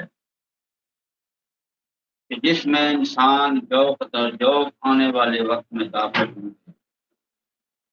اسی دین اللہ کی حقیقت بیان فرمانے کے لیے، اسی دین اللہ کے اسرار کھولنے کے لیے، اور اسی دین اللہ کے مقامات روحانی باطنی انسانیت کو طے کرانے کے لیے اور کل انسانیت کو اسی دین اللہ میں داخل فرمانے کے لیے کتاب مقدس دین الہی تحریر فرمائی۔ یہی دین اللہ دین الہی ہے، اور یہ وہ دین فطرت ہے کہ جب اللہ رب العالمین نے یوم ازل کو ارواح کو امر کن کے ذریعے تصدیق فرمایا اور پھر ان سے عہد الست لیا، جس کا ذکر قرآن مجید کے اندر موجود ہے، اور فرمایا الست بربکم قالوا بلا۔ اللہ تعالیٰ نے ارواح سے پوچھا کیا میں تمہارا رب نہیں ہوں؟ تو سب ارواح نے، جتنی بھی امر کن کے ذریعے ارواح تخلیق ہوئی تھی، اور وہ بے شمار ارواح تھی، سب نے بیک آواز بلا کہ کیوں نہیں، بے شک تو ہمارا رب ہے۔ اب یہ جو ان ارواح نے اللہ تعالیٰ کی ربوبیت کا اقرار کیا، تو یہ ان کی فطرت قرار پایا، یہ اقرار ارواح کی فطرت قرار پایا، اور ارواح کی فطرت میں معرفت الہی، محبت الہی، عشق الہی اور وصل الہی کی طلب رکھ دی گئی، اور یہی دین اللہ دین الہی قرار پایا۔ اور اسی کا ذکر اللہ تعالیٰ نے سورہ نصر کے اندر فرمایا، وَرَأَيْتَ النَّاسَ يَدْخُلُونَ فِي دِينِ اللَّهِ۔ ایک وقت آنے والا ہے کہ کل انسانیت فوج در فوج، قوم در قوم، قبیلہ در قبیلہ، گروہ در گروہ اللہ کے دین اللہ دین الہی میں داخل ہوئی۔ سرکار امام مہدی سیدنا ریاض احمد گوہر شاہی نے انسانیت کو یہی دین اللہ عطا فرمانے کے لیے اور اسی دین اللہ تک پہنچانے کے لیے، جو کہ وصل الہی اور عشق الہی ہے، جس کو دین حنیف بھی قرآن مجید میں کہا، دین قیم کہا، دین خالص کہا، اور خاص کر اس کو ملت ابراہیم کا بھی نام دیا۔ سرکار امام مہدی سیدنا ریاض احمد گوہر شاہی یہ تعلیمات بھی عطا فرما رہے ہیں، اس کے مطابق تربیت بھی فرما رہے ہیں، اور اپنے فیضان نظر سے طالبین دین الہی کو ذات الہی تک پہنچا بھی رہے ہیں، دیدار الہی، وصل الہی، بنا بقا لکھا کے مقامات طے کرا رہے ہیں۔ تو اس پروگرام میں ہم کتاب مقدس دین الہی کے اندر جو تعلیمات ہیں، جو معارف اور علوم ہیں، جو اسرار الہی بیان فرمائے گئے، تو ہم ان کا مطالعہ کرتے ہیں، اور پھر قرآن مجید فرقان حمید کی روشنی میں، قرآن مجید کے آئینہ میں، اور نبی کریم صلی اللہ تعالی علیہ وسلم کی احادیث مبارکہ کی روشنی میں، احادیث مبارکہ کے آئینہ میں ہم ان تمام علوم و معارف کو دیکھتے ہیں، ان کو ہم قرآن مجید اور احادیث مبارکہ کی روشنی میں پہچاننے کی کوشش کرتے ہیں کہ اللہ تعالیٰ نے سرکار امام مہدی سیدنا ریاض احمد گوہر شاہی کی جو تعلیمات ہیں، اور جو آپ کا فیضان نظر ہے، جو آپ کے علوم و معارف ہیں، اسرار ہیں، ان کے بارے میں قرآن مجید میں اللہ تعالیٰ نے کیا، احادیث رسول اللہ صلی اللہ علیہ وسلم میں حضور پاک نے کیا ارشاد، اور پھر ان آیات اور ان احادیث کے حوالے سے مفسرین کے جو تفسیرات ہیں، ہم ان کا بھی مطالعہ کرتے ہیں، محدثین کے جو تشریحات ہیں، ہم ان کا بھی مطالعہ کرتے ہیں، علماء ربانی، اسلاف امت، اکابرین امت، اولیاء اللہ، فقراء کاملین کے جو فرمودات اور ارشادات ہیں، ہم سب اس پروگرام میں پیش کرتے ہیں، تاکہ انسانیت پر بالعموم اور مسلمانوں پر، اہل اسلام پر بالخصوص حق کے امام مہدی سیدنا ریاض احمد گوہر شاہی بالکل واضح ہوتا ہے۔ اور پھر سرکار امام مہدی سیدنا ریاض احمد گوہر شاہی نے کرشمہ قدرت دکھایا، اور وہ کرشمہ قدرت کیا تھا کہ آپ نے جسم سمیت غیبت اختیار فرمائی، اور آپ نے غیبت اختیار فرمانے سے پہلے برسہا برس اپنے ارد گرد کے لوگوں کو، اپنے قرب میں رہنے والے لوگوں کو یہ بتایا کہ ایک وقت آئے گا ہم جسم سمیت غائب ہو جائیں گے، جسم سمیت غائب ہو جائیں گے، اور پھر آپ نے جسم سمیت غیبت اختیار فرما لی۔ لیکن اس کرشمہ قدرت کے ساتھ ساتھ پھر ایک نیا کرشمہ قدرت آپ کے وجود مسعود سے ظاہر ہو، اور وہ یہ کہ ایک طرف آپ نے جسم سمیت غیبت اختیار فرمائی، اور ساتھ ہی دوسری طرف سیدی یونس الگوہر کے قلب مبارک کے اندر آپ نے جلوہ گری فرمائی، وہاں قیام فرمائے، اور نقاب باطن اوڑھ لیا، چادر باطن اوڑھ لی، اور صورت یونس میں اپنے آپ کو پوشیدہ کر کے اپنا فیضان نظر پہلے سے بھی زیادہ شدت کے ساتھ اور قوی تر انداز میں انسانیت تک پہنچانا شروع کر دیا۔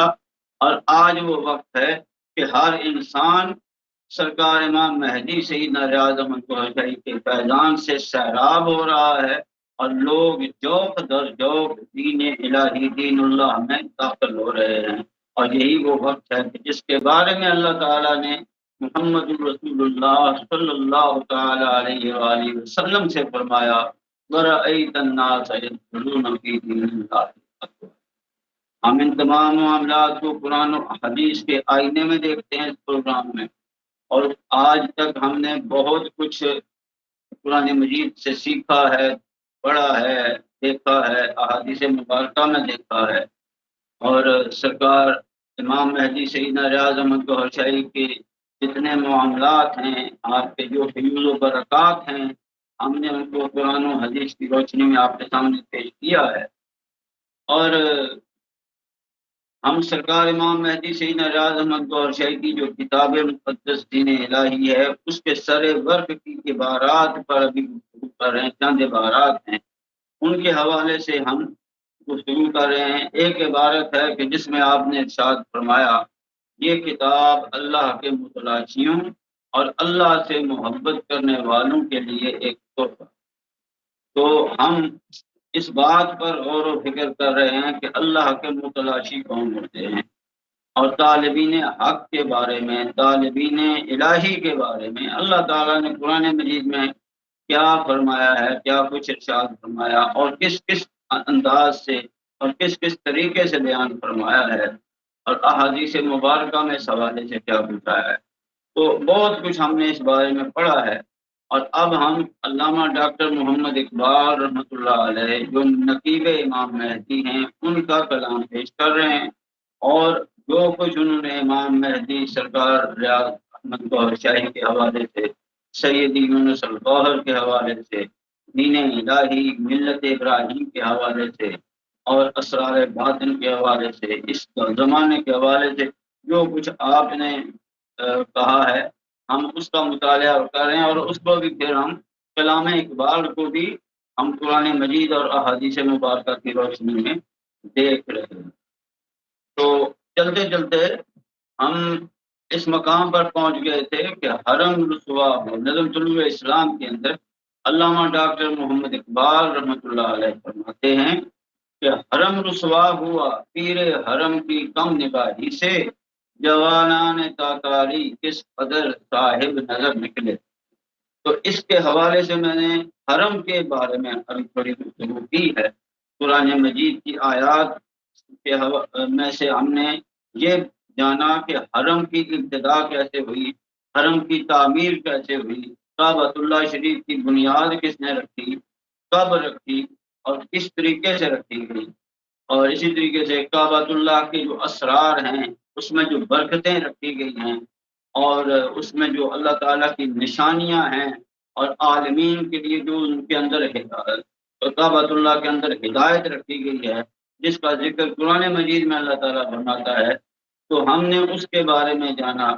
حجر اسود کے حوالے سے، مقام ابراہیم کے حوالے سے جانا، اور بہت ساری احادیث مبارکہ میں نے آپ احباب کے سامنے پیش کی، جس میں مقام ابراہیم کی عظمت بیان ہے، جن احادیث مبارکہ میں حجر اسود کی اور حرم کعبہ کی بڑی شان بیان کی گئی ہے، بڑی عظمت بیان کی گئی ہے، وہ میں نے آپ احباب کے سامنے پیش کی کہ حرم کی حقیقت کیا ہے، حرم کی عظمت کیا ہے، کعبۃ اللہ، بیت اللہ شریف کا مقام و مرتبہ اللہ کے ہاں کیا ہے، یہ ہم نے تفصیل سے جانا ہے۔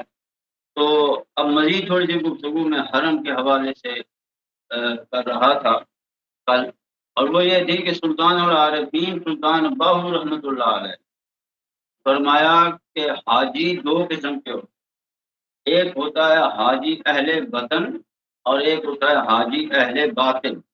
حاجی اہل وطن وہ ہے جو پیٹ کی خاطر حج کرتا ہے، یعنی اس کو حرام حلال کی بھی تمیز نہیں ہوتی، بس وہ حرام کی کمائی ہے یا جیسی بھی کمائی ہے وہ اپنی دنیا داری کے لیے، دنیا کو دکھانے کے لیے حج پر حج کیے چلے جائے گا، عمروں پر عمرے کیے چلے جائے گا۔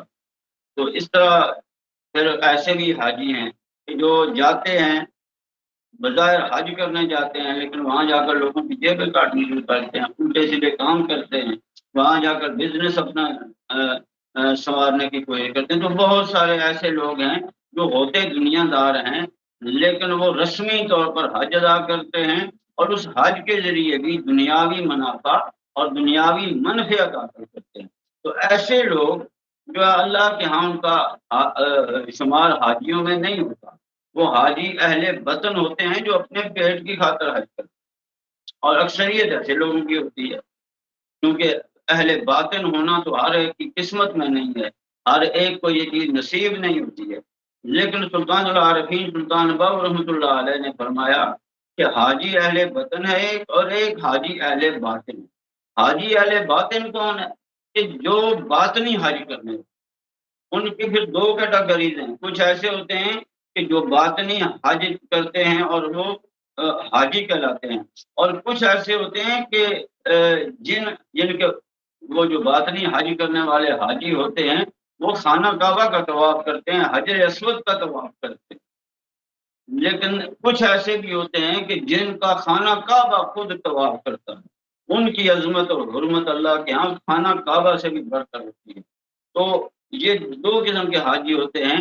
سرکار امام مہدی سیدنا ریاض احمد گوہر شاہی نے شروع سے، جب سے آپ نے اپنا مشن شروع کیا، اپنا پیغام شروع کیا، تو باقاعدہ جب حج کا مہینہ آتا تو سرکار امام مہدی سیدنا ریاض احمد گوہر شاہی اپنے جو متوسلین تھے ان سے فرماتے کہ اپنے اپنے مقامات پر جہاں جہاں تم ہو، بہت سارے لوگ تو سرکار امام مہدی سیدنا ریاض احمد گوہر شاہی کے آستانہ عالیہ پر آپ کی خدمت میں حاضر ہو جاتے تھے، اور وہاں بھی ان کے ساتھ یہ معاملہ ہوتا تھا، مگر نہ جہاں جہاں وہ لوگ ہوتے تھے تو سرکار امام مہدی سیدنا ریاض احمد گوہر شاہی ان کو تلقین اور تعلیم فرماتے تھے کہ تم لوگ اپنے اپنی جگہ پر جو ہے وہ مراقبہ کرو، اور تم مراقبے کی حالت میں تمہیں حج نصیب ہو جائے گا۔ یعنی کہ بجائے اس کے کہ وہ خانہ کعبہ جاتے، ان کے پاس وسائل نہیں تھے، خانہ کعبہ نہیں جا سکتے تھے، لیکن وہ اپنے گھروں میں اپنے مقامات پر بیٹھتے تھے اور وہ آنکھیں بند کرتے مراقبہ کرتے، اور ان کی اندر کی ارواح نکل کر خانہ کعبہ کا طواف کرنا شروع کر دیتی، اور وہ باقاعدہ جو ہے وہ باطنی طور پر حج کیا کرتے۔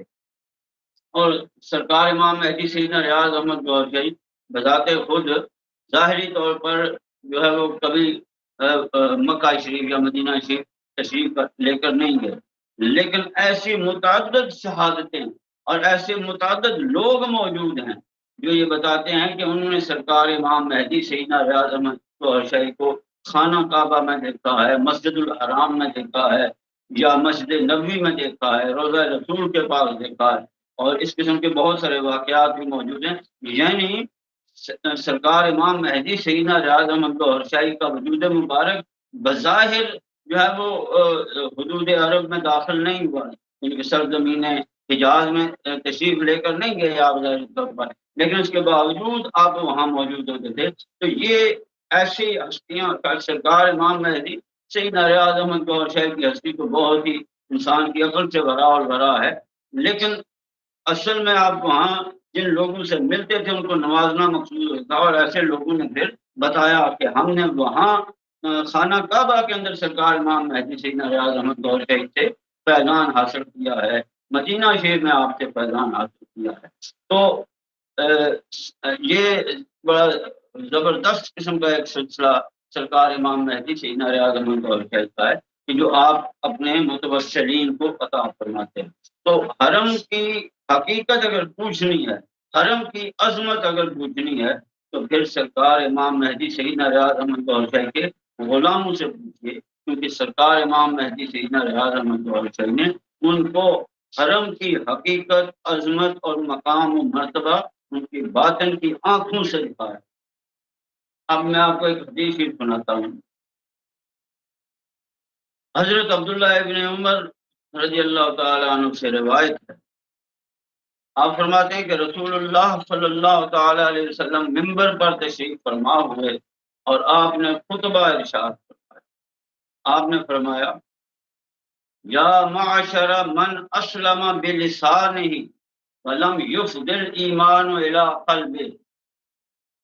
آپ نے خطبہ ارشاد فرماتے ہوئے ارشاد فرمایا، اے ان لوگوں کا گروہ کہ جنہوں نے زبان سے اسلام قبول کر لیا لیکن ایمان ان کے قلوب کے اندر نہیں داخل ہوا، یعنی کہ زبانی کلمہ پڑھنے والوں، زبانی مسلمانوں، زبانی کلامی مسلمانوں، یہ حضور پاک ارشاد فرمایا، اے یا معاشر من اسلم بلسانہ ولم یفض الایمان الی قلبہ، کہ اے وہ لوگوں کہ جنہوں نے زبان کے ساتھ کلمہ پڑھا لیکن ایمان ان کے قلب کے اندر داخل نہیں ہوا، لا تؤذوا المسلمین ولا تعیروہم، جو حقیقی مسلم ہیں، جو اپنا آپ رب کے حوالے کر چکے ہیں اور جن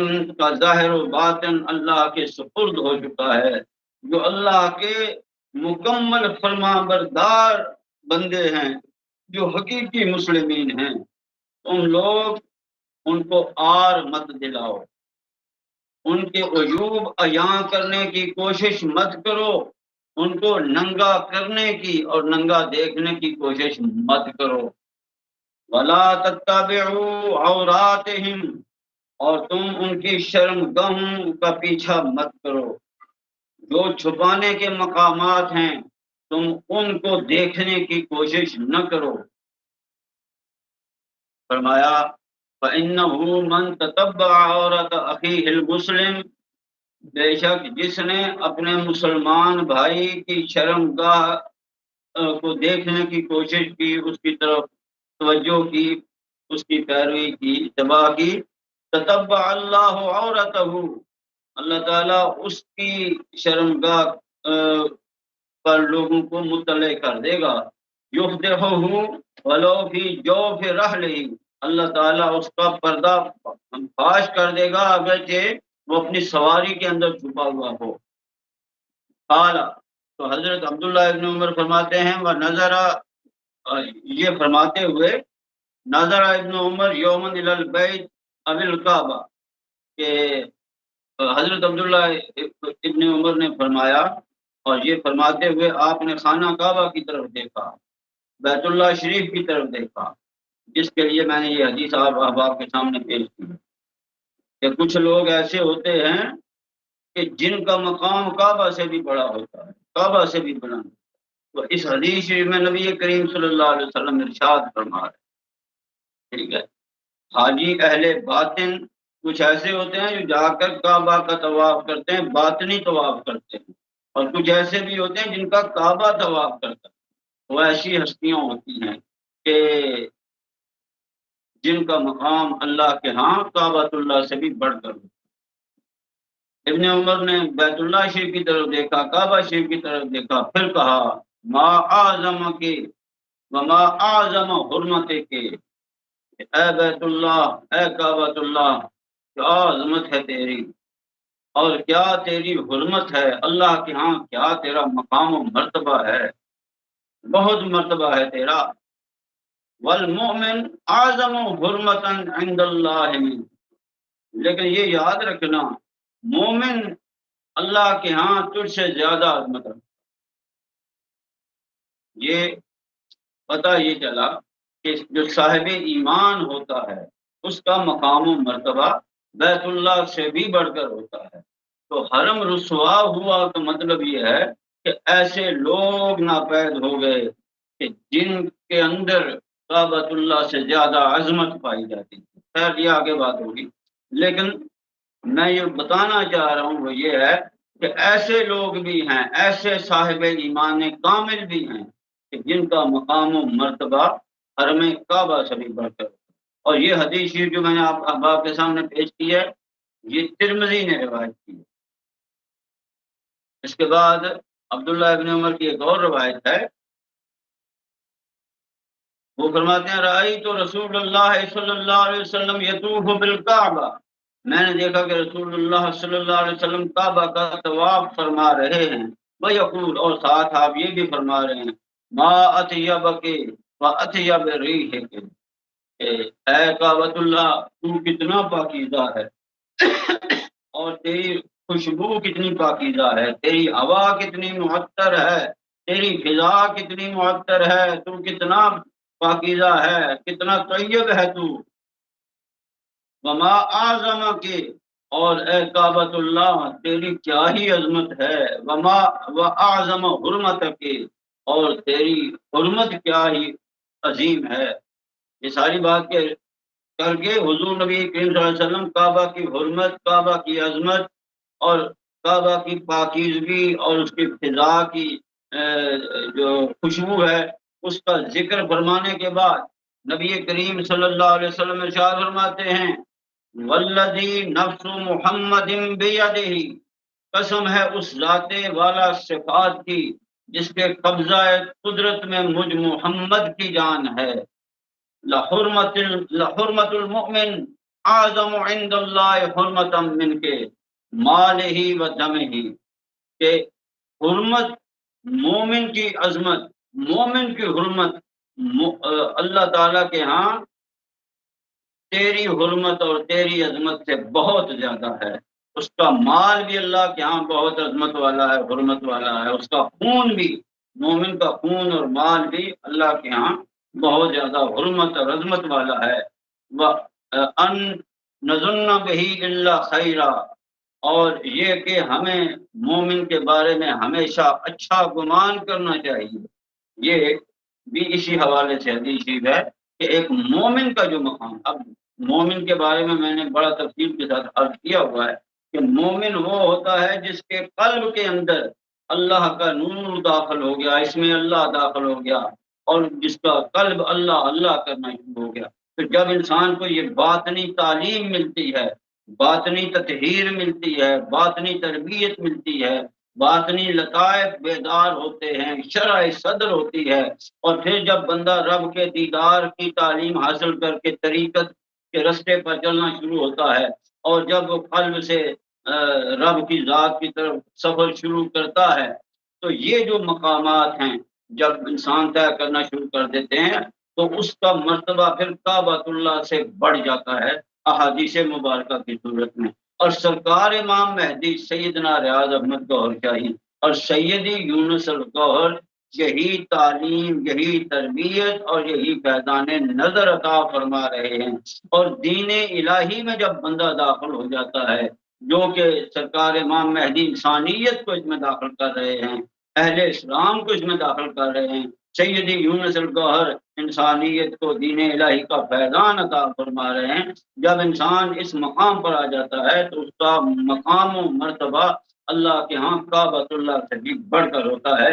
یہ حدیث ابن ماجہ نے بھی روایت کی ہے اور طبرانی نے بھی روایت کی ہے، جبکہ علامہ منذری نے اس کو الترغیب و ترہیب کے اندر بھی بیان فرمایا۔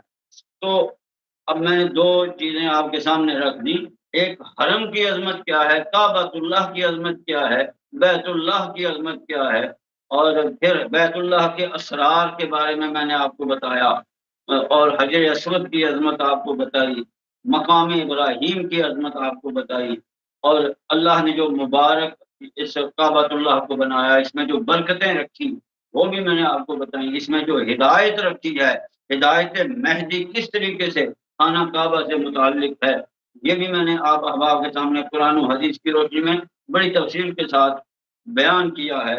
اب مزید آگے سنیں، علامہ صاحب نے فرمایا ہے کہ حرم رسوا ہوا پیر حرم کی کم نگاہی سے، تو یہ حرم رسوا کیسے ہوتا ہے یہ بھی ذرا آپ سن لیں۔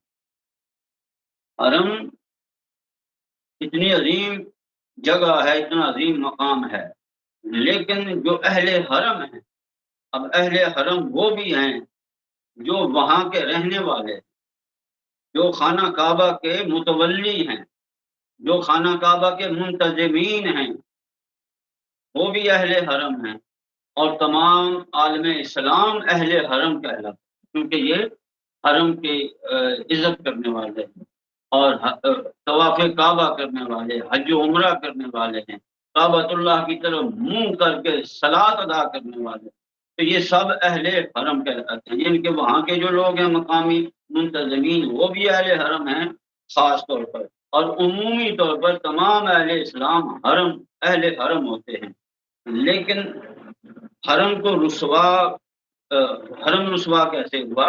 دراصل حرم رسوا اہل حرم کی کم نگاہی کی وجہ سے ہوا۔ کیوں؟ انہوں نے حرم کے جو اسرار تھے ان کو نہ جانا، ان کو نہ پہچانا، ان کی قدر نہ کی، اور پھر حرم بہت زیادہ رسوا ہوا۔ ذرا آپ سنیں آگے۔ ایک تو حرم کی رسوائی ہوئی ہے حجر اسود کی بے حرمتی کی وجہ،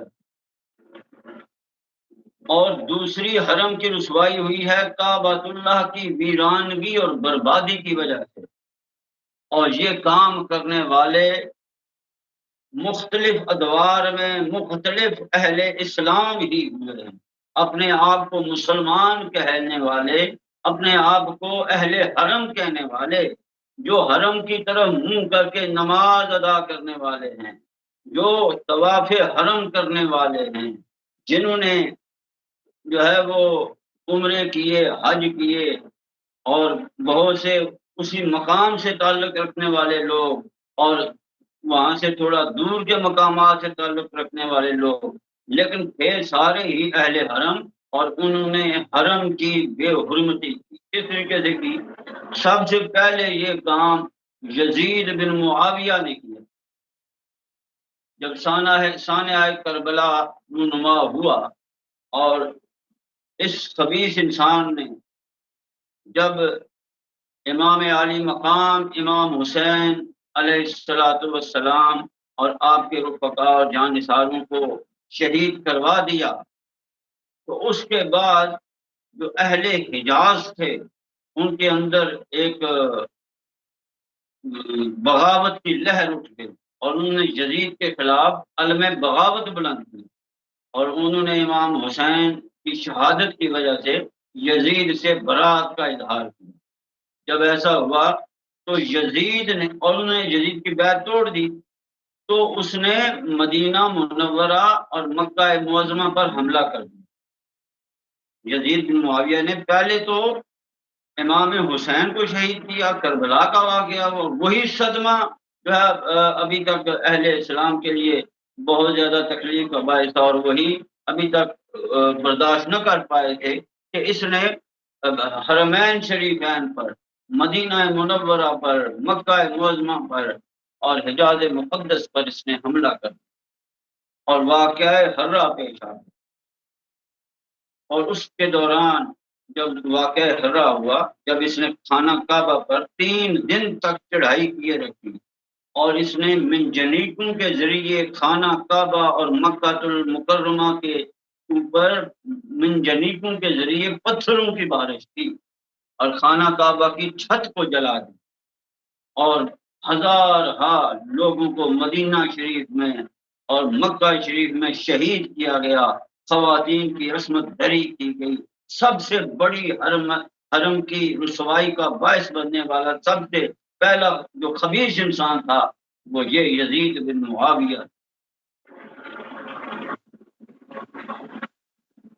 اس کے بعد یہی کام حجاج بن یوسف نے کیا۔ حضرت عبداللہ ابن زبیر رضی اللہ تعالیٰ عنہ صحابی رسول تھے، آپ نے اموی حکومت خلافت کو تسلیم نہ کیا، یزید کی خلافت کو تسلیم نہ کیا، اور آپ خانہ کعبہ میں پناہ گزین ہو گئے اور آپ نے اس کے ساتھ جنگ کی۔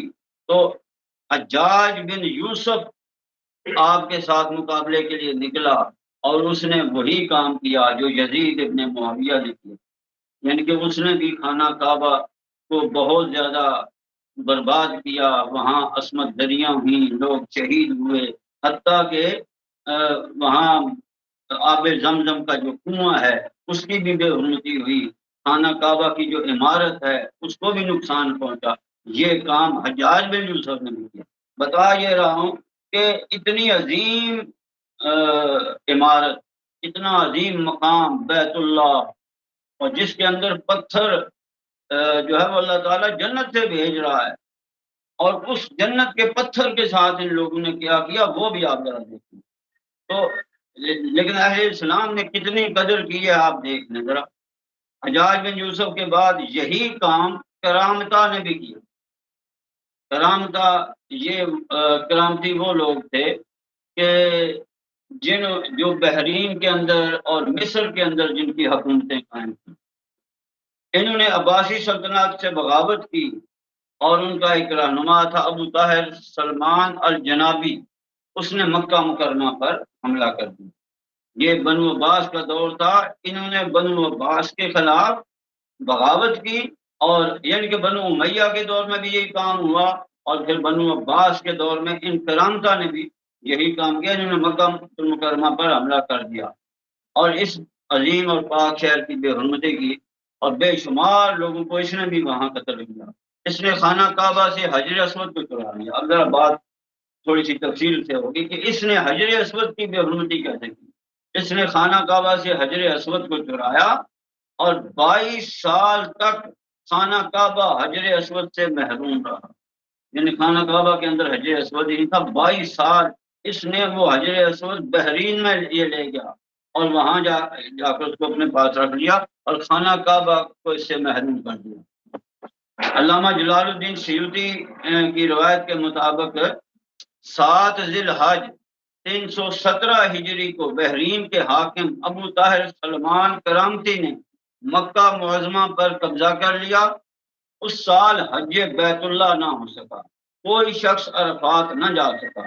اسلام میں پہلی دفعہ حج بیت اللہ موقوف کرامتا کے دور میں اسی ابو طاہر نے حجر اسود کو بیت اللہ سے نکالا اور اسے اپنے ساتھ بحرین لے گئے۔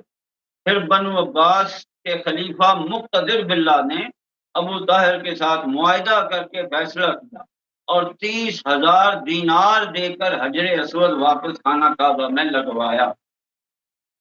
یہ واپسی 22 سال بعد 339 ہجری کو ہوئی، جب فیصلہ ہوا کہ حجر اسود، اب ذرا سنیں، یعنی کہ یہ کتنی دردناک داستان ہے کہ مسلمان حجر اسود کے ساتھ کیا کھلواڑ کر رہے ہیں اور خانہ کعبہ کے ساتھ کیا کچھ کر رہے ہیں۔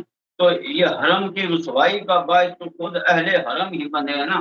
تو علامہ ڈاکٹر محمد اقبال رحمۃ اللہ علیہ نے جو فرمایا نا کہ حرم رسوا ہوا، پیر حرم کی کم نگاہی سے، وہ کم نگاہی تو ہے کہ وہ خانہ کعبہ کی عظمت کا ادراک نہ کر سکے، حجر اسود کی عظمت کا ادراک نہ کر سکے، اور اس کے ساتھ جو ہے وہ بے حرمتیاں کرتے رہے، گستاخیاں کرتے رہے، توڑ پھوڑ کرتے رہے، خانہ کعبہ کے چھت کو جلا دیا ان لوگوں نے، اور حجر اسود کو بھی جو ہے وہ ٹکڑوں میں تقسیم کر دیا، باقاعدہ ان کے حجر اسود کو کئی ٹکڑوں میں تقسیم کر دیا۔ اچھا، بہرحال یہ سارے معاملات ہوئے۔ جب فیصلہ ہوا کہ حجر اسود کو واپس کیا جائے گا، تو خلیفہ وقت نے اس دور کے ایک بہت درویش صفت عالم تھے، محدث عبداللہ ان کا نام تھا، وہ محدث بھی تھے، نام ان کا عبداللہ تھا، لیکن بڑے درویش اللہ والے تھے۔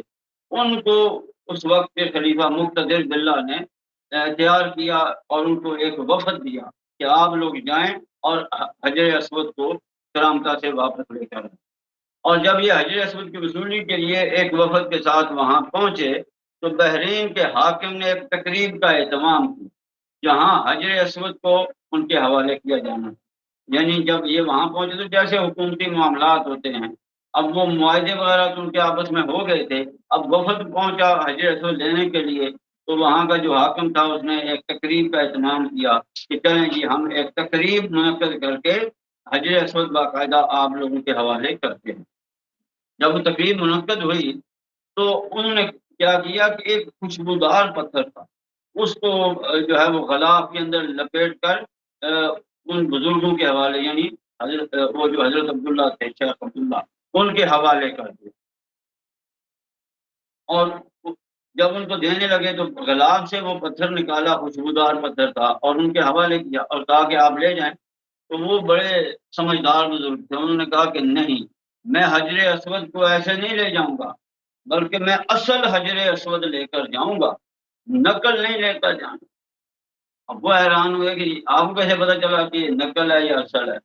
تو آپ نے فرمایا حجر اسود کی دو نشانیاں ہیں، ایک نشانی یہ ہے کہ اس کو آگ جلاتی نہیں ہے اور یہ آگ میں گرم نہیں ہوتا، اور دوسری اس کی نشانی یہ ہے کہ پانی میں یہ ڈوبتا نہیں ہے، پانی کی سطح کے اوپر تیرتا ہے، حالانکہ یہ پتھر ہے لیکن یہ پانی کے اوپر تیرے گا، ڈوبے گا نہیں، اور آگ اس کو جلائے گی نہیں، یہ گرم نہیں ہوگا۔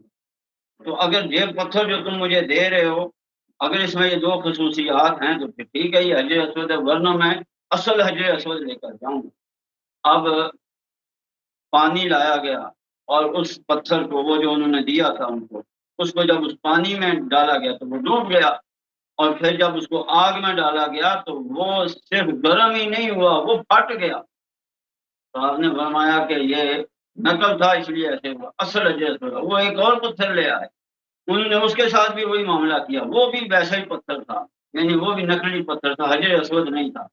پھر وہ مجبوراً انہوں نے حجر اسود آپ کے حوالے کیا، اور جب حجر اسود کے ساتھ ایسے کیا گیا تو حجر اسود گرم بھی نہیں ہوا اور پانی کے اوپر اس طرح تیر رہا تھا جس طرح کے پھول تیرتا۔ تو جب ایسا معاملہ ہوا تو اس وقت وہ بزرگ خوش ہوئے اور انہوں نے کہا کہ یہ ہے وہ حجر اسود جو ہمارا حجر اسود ہے، یہ خانہ کعبہ کی زینت ہے اور یہ جنت کا پتھر ہے۔ ابو طاہر جو تھا وہ کرامتی، وہ بڑا حیران ہوا کہ یہ کیا معاملہ ہے۔ اس نے شیخ عبداللہ سے پوچھا کہ آپ کو یہ باتیں کہاں سے معلوم ہوئی، آپ کو کیسے پتا ہے کہ حجر اسود جو ہے وہ ڈوبتا بھی نہیں ہے اور یہ گرم بھی نہیں ہوتا ہے؟ تو آپ نے فرمایا یہ رسول اللہ صلی اللہ علیہ وسلم نے فرمایا ہے، حضور پاک نے فرمایا کہ حجر اسود نہ پانی میں ڈوبے گا اور نہ ہی یہ آگ میں گرم ہوگا۔ اس کے بعد حجر اسود کو ایک اونٹنی پر، کمزور سی اونٹنی تھی، اس پر رکھ کے خانہ کعبہ کی طرف لے کر گئے، اور جب اونٹنی پر رکھا تو وہ اونٹنی ویسے بڑی لاغر، بڑی کمزور سی تھی، جیسے حجر اسود اس پر آیا تو اس کے اندر قوت، طاقت اور چستی آ گئی، اور وہ بڑی تیزی کے ساتھ خانہ کعبہ کی طرف بڑھی، اس لیے کہ حجر اسود بہت جلد اپنے اصل مقام کی طرف جانا چاہتا تھا۔ باقاعدہ یہ مورخین نے یہ بات لکھی ہے، اور یہ بھی بتایا کہ جس وقت وہ کرامتا وہاں سے لے کر گئے نکال کر خانہ کعبہ سے، تو جس اونٹ پر وہ رکھتے اونٹ مر جاتا تھا۔ مکہ المکرمہ سے لے کر بحرین تک کے سفر کے دوران 40 اونٹوں پر حجر اسود کو لادا گیا، لیکن 40 اونٹ مرے ہیں راستے میں، تب جا کر یہ بحرین میں پہنچا، یعنی جب وہاں سے ہٹایا گیا، کیونکہ اللہ تعالیٰ نے اس کو اس مقام پر کسی مقصد کے تحت رکھا ہوا ہے۔ اور حجر اسود جیسا کہ میں نے بتایا کہ یہ کوئی عام پتھر تو ہے نہیں، یہ تو ایک زندہ باطنی وجود ہے، اور اس کے بارے میں بہت ساری احادیث مبارکہ میں نے آپ کے سامنے تفصیلاً پیش کر دی ہیں۔ تو لیکن اہل حرم کیونکہ کم نگاہ ہیں، یہ سارے پیران حرم ہی تو تھے، یہ سارے اپنے آپ کو مسلمان کہنے والے تھے، انہوں نے خانہ کعبہ کے ساتھ کیا کیا، حجر اسود کے ساتھ کیا کیا، یہ اس کی حقیقت کو، اس کی عظمت کو بیان تو کرتے ہیں، لیکن ان کے اندر اس کی عظمت ابھی جو ہے وہ جاگزین نہ ہوئی، جس کی وجہ سے انہوں نے پھر بے حرمتیاں کی، یہ جو بے اعتدالیاں تھیں وہ کی، جس کی وجہ سے پھر رسوائی بھی ان کو خود اٹھانی پڑی۔ لیکن حجر اسود نے اپنا آپ دکھایا اور بتایا کہ اس کے اندر کیا طاقت ہے، کیا پاور ہے۔ اور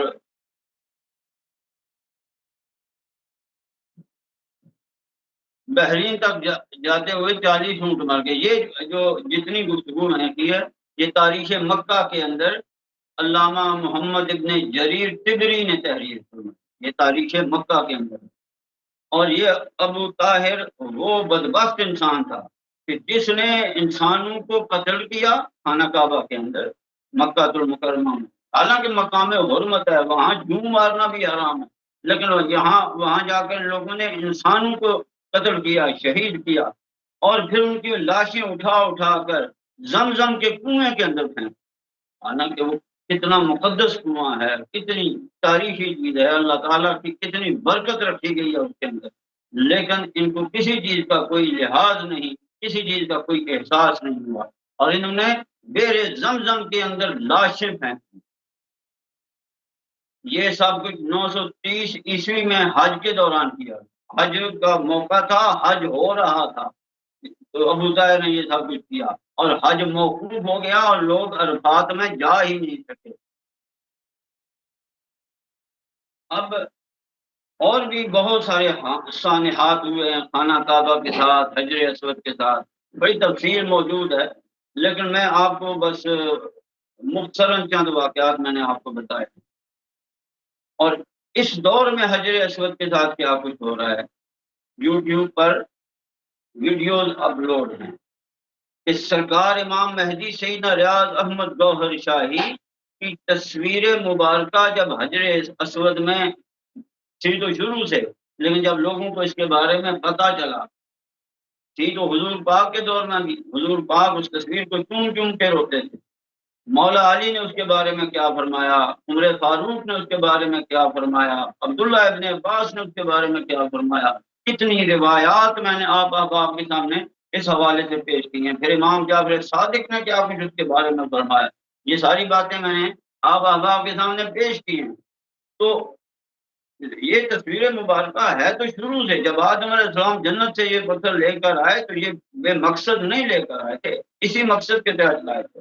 اور روزے الست کو، روزے ازل کو، جو وجود اللہ تعالیٰ کے سامنے موجود تھا اور جس کو اللہ تعالیٰ نے اس عہد الست کا گواہ بنایا، وہ وجود حجر اسود ہے، تو یہ کوئی معمولی چیز تو نہیں، یہ تو شروع سے چیز چلی آ رہی ہے۔ لیکن اب جب وہ ذات مبارکہ بھی تشریف لے آئی، سرکار امام مہدی سیدنا ریاض احمد گوہر شاہی کی ذات والا صفات، جن کی صورت مبارکہ حجر اسود کے اندر ہے، جو حجر اسود کا حقیقی سر اور راز ہیں، جو خانہ کعبہ کا حقیقی سر اور راز ہیں، جب وہ ذات تشریف لے آئی تو اب چونکہ وہاں ایک مخصوص فرقے کی اجازت آ رہی ہے اور ایک مخصوص گروہ وہاں کا انتظام چلا رہا ہے، تو وہ ان چیزوں کو مانتے نہیں ہیں، وہ صوفیزم کے ہی خلاف ہیں، سرکار امام مہدی کے بھی وہ خلاف ہیں۔ وہ تو کہتے ہیں کہ اگر امام مہدی یہاں آئیں تو ہم، ان کو مسئلہ یہ ہے کہ کہیں امام مہدی آئیں گے تو وہ ہماری حکومت ہم سے نہ چھین لیں، حالانکہ امام مہدی کو ان کی حکومت سے کوئی لینا دینا نہیں ہے، لیکن اب وہ کیونکہ گروہ ایسا ہے، وہ مخالف ہے۔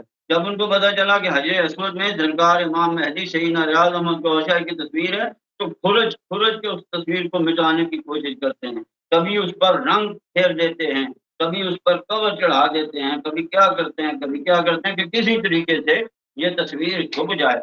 لیکن دلچسپ بات یہ ہے، سیدی یونس الگوہر نمائندہ امام مہدی نے بڑی خوبصورت بات فرمائی، اور بات بالکل 100% درست ہے یہ کہ وہ تصویر اگر تو اس کی اوپر والی سطح پہ ہوتی تو شاید وہ ختم ہو جاتی، لیکن وہ تو اس کے اندر پیوست ہے، کیونکہ وہ پتھر کے اندر تصویر نہیں ہے، بلکہ وہ اصل میں ہے ہی ایک وجود جو پتھر کی صورت میں وہاں، جس کو پتھر کی صورت دے دی گئی اور وہاں رکھا گیا ہے، اس میں سے وہ تصویر کیسے ختم کر سکتے ہیں؟ تصویر ختم نہیں ہو سکتی، اور یہ ازل سے ہے اور ہمیشہ تک رہے گی، اور اس نے انسانیت کی شفاعت کرنی ہے۔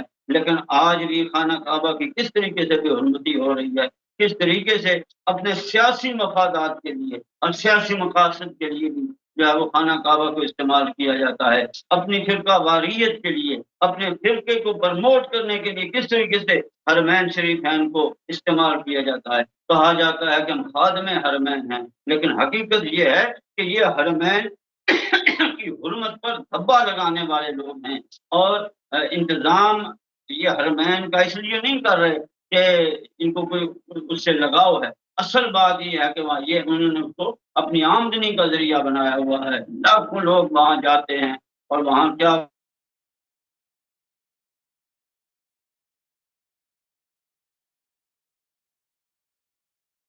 اہل اسلام نے خانہ کعبہ کے ساتھ، نبوی کے ساتھ اور انہوں نے برتاؤ کیا، تو آج کے جو لوگ ہیں یہ بھی ایسے کر رہے ہیں۔ اس لیے علامہ ڈاکٹر محمد اقبال نے کہا کہ حرم رسوا ہوا پیر حرم کی کم نگاہی سے، حرم رسوا ہوا پیر حرم کی کم نگاہی سے۔ اب یہاں ایک حدیث ہی میں آپ کو سنا دیتا ہوں۔ نبی کریم صلی اللہ تعالیٰ علیہ وسلم ارشاد فرماتے ہیں سیاتی علی الناس زمان لا یبقى من الاسلام الا اسمه ولا يبقى من القرآن الا رسمه مساجدهم عامرة ولكن خرابا عن الهدى علماؤهم شر من تحت ادیم السماء تخرج منهم الفتنة وتعود اليهم او کما قال النبی صلی اللہ علیہ وسلم۔ آپ فرماتے ہیں کہ عنقریب انسانوں پر ایک ایسا وقت آئے گا، ایک ایسا زمانہ آنے والا ہے کہ اسلام کا صرف نام باقی بچے گا اور قرآن مجید کے صرف رسم باقی رہ جائے گی، اس کے صرف حروف باقی رہ جائیں گے۔ مسجدیں اس دور میں بہت زیادہ ہوں گی، بڑی آباد ہوں گی، لیکن وہ ہدایت سے خالی ہوں گی۔ اس دور کے علماء آسمان کے نیچے بسنے والی مخلوق میں سب سے بدتر لوگ ہوں گے، انہی میں سے فتنہ نکلے گا اور انہی کی طرف لوٹے گا۔ اور یہ اصل میں حرم کی رسوائی کے دور کے حوالے سے یہ بات ہے کہ جب لوگ حرم کی حقیقت سے دور ہو جائیں گے، اپنے باطن کی حقیقت سے دور ہو جائیں گے، اسرار الہی کو فراموش کر دیں گے، دین الہی سے دور ہو جائیں گے، تعلق باللہ سے محروم ہو جائیں گے، تو پھر ان کا یہ عالم ہو جائے گا۔ اور پھر قرآن مجید میں بھی اللہ تعالیٰ نے فرمایا وَلَا تَهِنُوا وَلَا تَحْزَنُوا وَأَنْتُمُ الْأَعْلَوْنَ إِن كُنتُم مُؤْمِنِينَ، کہ تم نہ کمزور پڑو اور نہ ہی غمگین ہو، اگر تم مومن رہو گے تو پھر تم ہمیشہ غالب رہو گے۔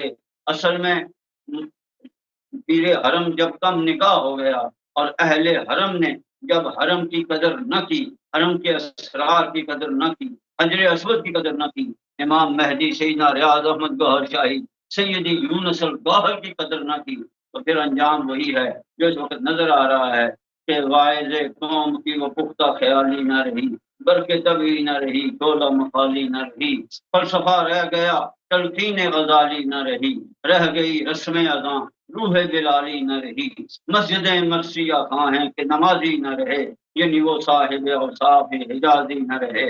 اور پھر علامہ اقبال نے کہا کہ حرم رسوا ہوا پیر حرم کی کم نگاہی سے، جوانان تتاری کس قدر صاحب نظر نکلے۔ تو اب کیونکہ وقت ختم ہو گیا ہے، انشاءاللہ ہم کل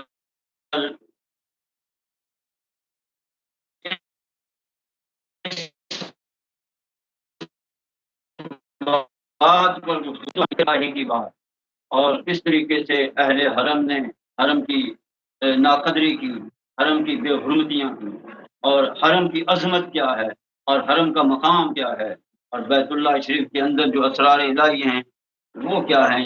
یہ بات تو ہو گئی، کل انشاءاللہ ہم اس بات پر گفتگو کریں کہ وہ کون سے جوانان تتاری ہیں کہ جو صاحب نظر تھے اور جنہوں نے پھر حرم کی قدر کی اور حرم کی عظمت کو پہچانا، حرم کے اسرار کو پہچانا، اور حرم کے ذریعے انہوں نے انسانیت کی معراج کو پایا۔ تو انشاءاللہ ہم اس حوالے سے کل بات کریں گے۔ اللہ تعالی ہمیں سرکار امام مہدی سیدنا ریاض احمد گوہر شاہی اور سید یونس الگوہر کا فیضان نظر حاصل کرنے کی توفیق عطا فرمائے.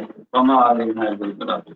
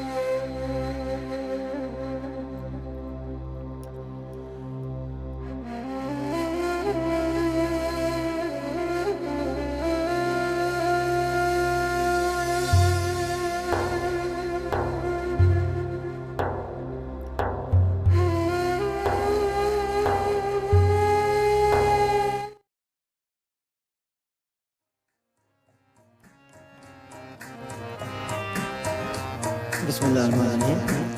السلام علیکم ناظرین محترم. گوہر شاہی مرحبا تمام محبان گوہر شاہی خدمت میں. آپ ملاحظہ فرما رہے ہیں لٹھی خصوصی نشریات لندن یوکے سے براہ راست. کچھ دیر بعد نمائندہ گوہر شاہی سید یونس الگوہر جلوہ افروز ہوں گے. اپنے بیان سے تمام مستفیض فرمائیں گے. اس سے قبل سید یونس الگوہر کا منظوم پنجابی کلام سیدنا امام مہدی سرکار گوہر شاہی کی بارگاہ میں نذرانہ عقیدت کے طور پر پیش کرنے کی سعادت حاصل کر رہا ہوں. سرکار میری اور آپ کی حاضری کو قبول و منظور فرمائیں. میرے ساتھ ہم نوائی میں حسب دستور رضوان گوہر شامل ہوں گے.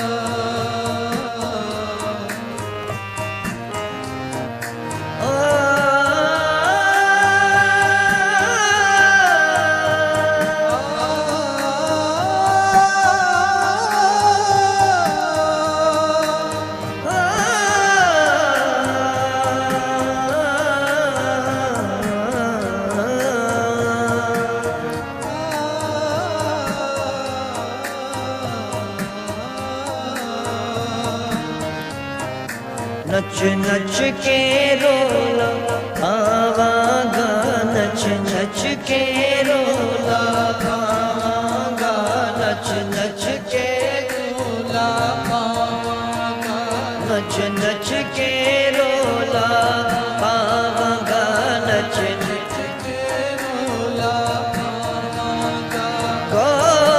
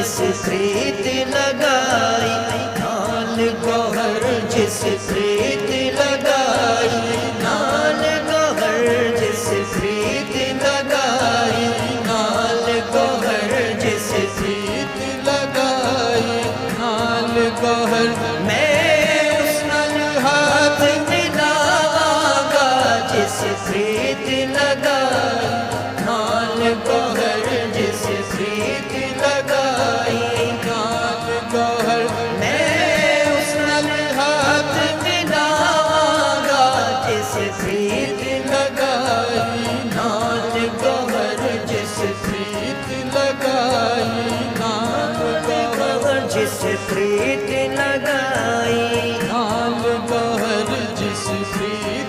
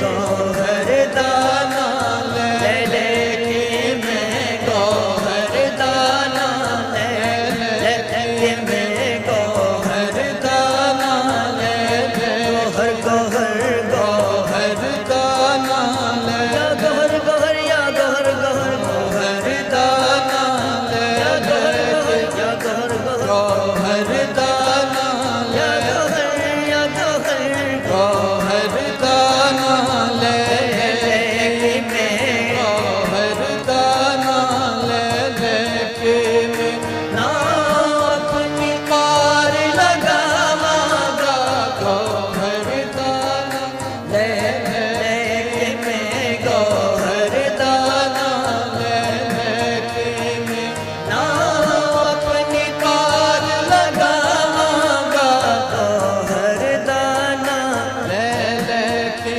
میں گوہر دانا لے لے کے گوہر دانا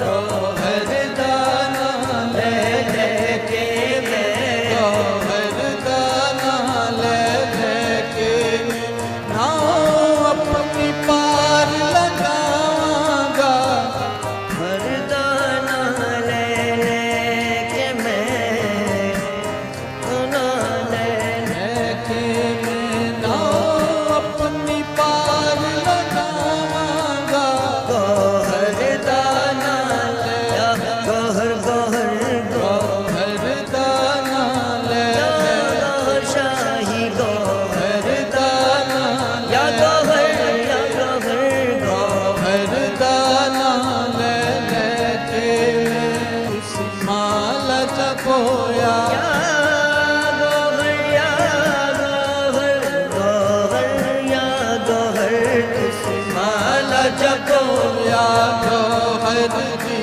میں نال تس رل جاواں گا مالا جپو یا گوہر دی مالا جپو یا گوہر دی میں نال تساں رل جاواں گا نچ نچ کے رولا پاواں گا نچ نچ کے رولا پاواں گا چن ویکھ کے یاد ستاندی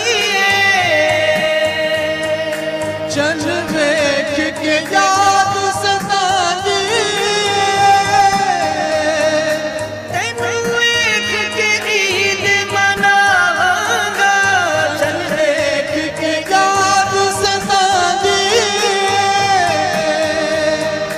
चन वेख के याद सतावी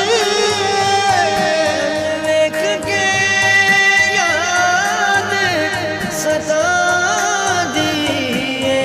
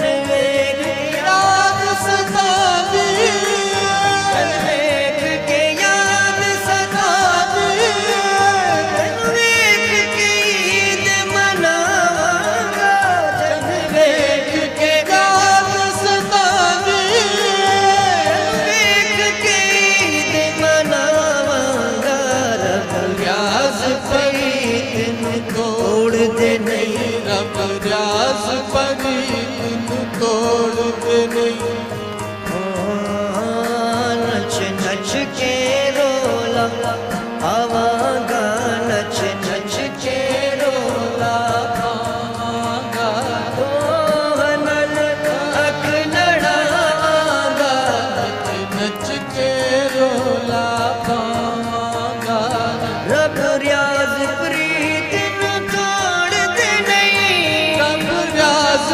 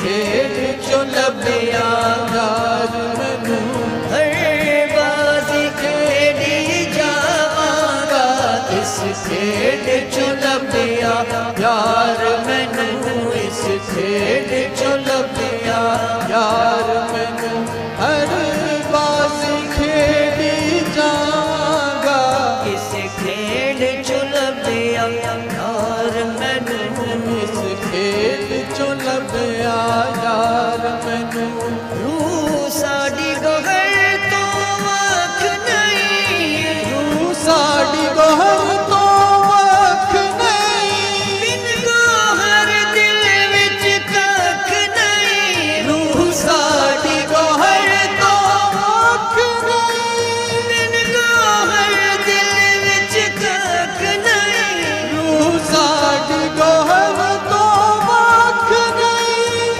بن گوہر دل وچ ککھ نہیں اکھ تو دل دوارے آئے میں اکھ تو دل دوارے آئے میں ہر مکھ وچ لک جاواں گا اکھ تو دل دوارے آ کے میں ہر مکھ وچ لک جاواں گا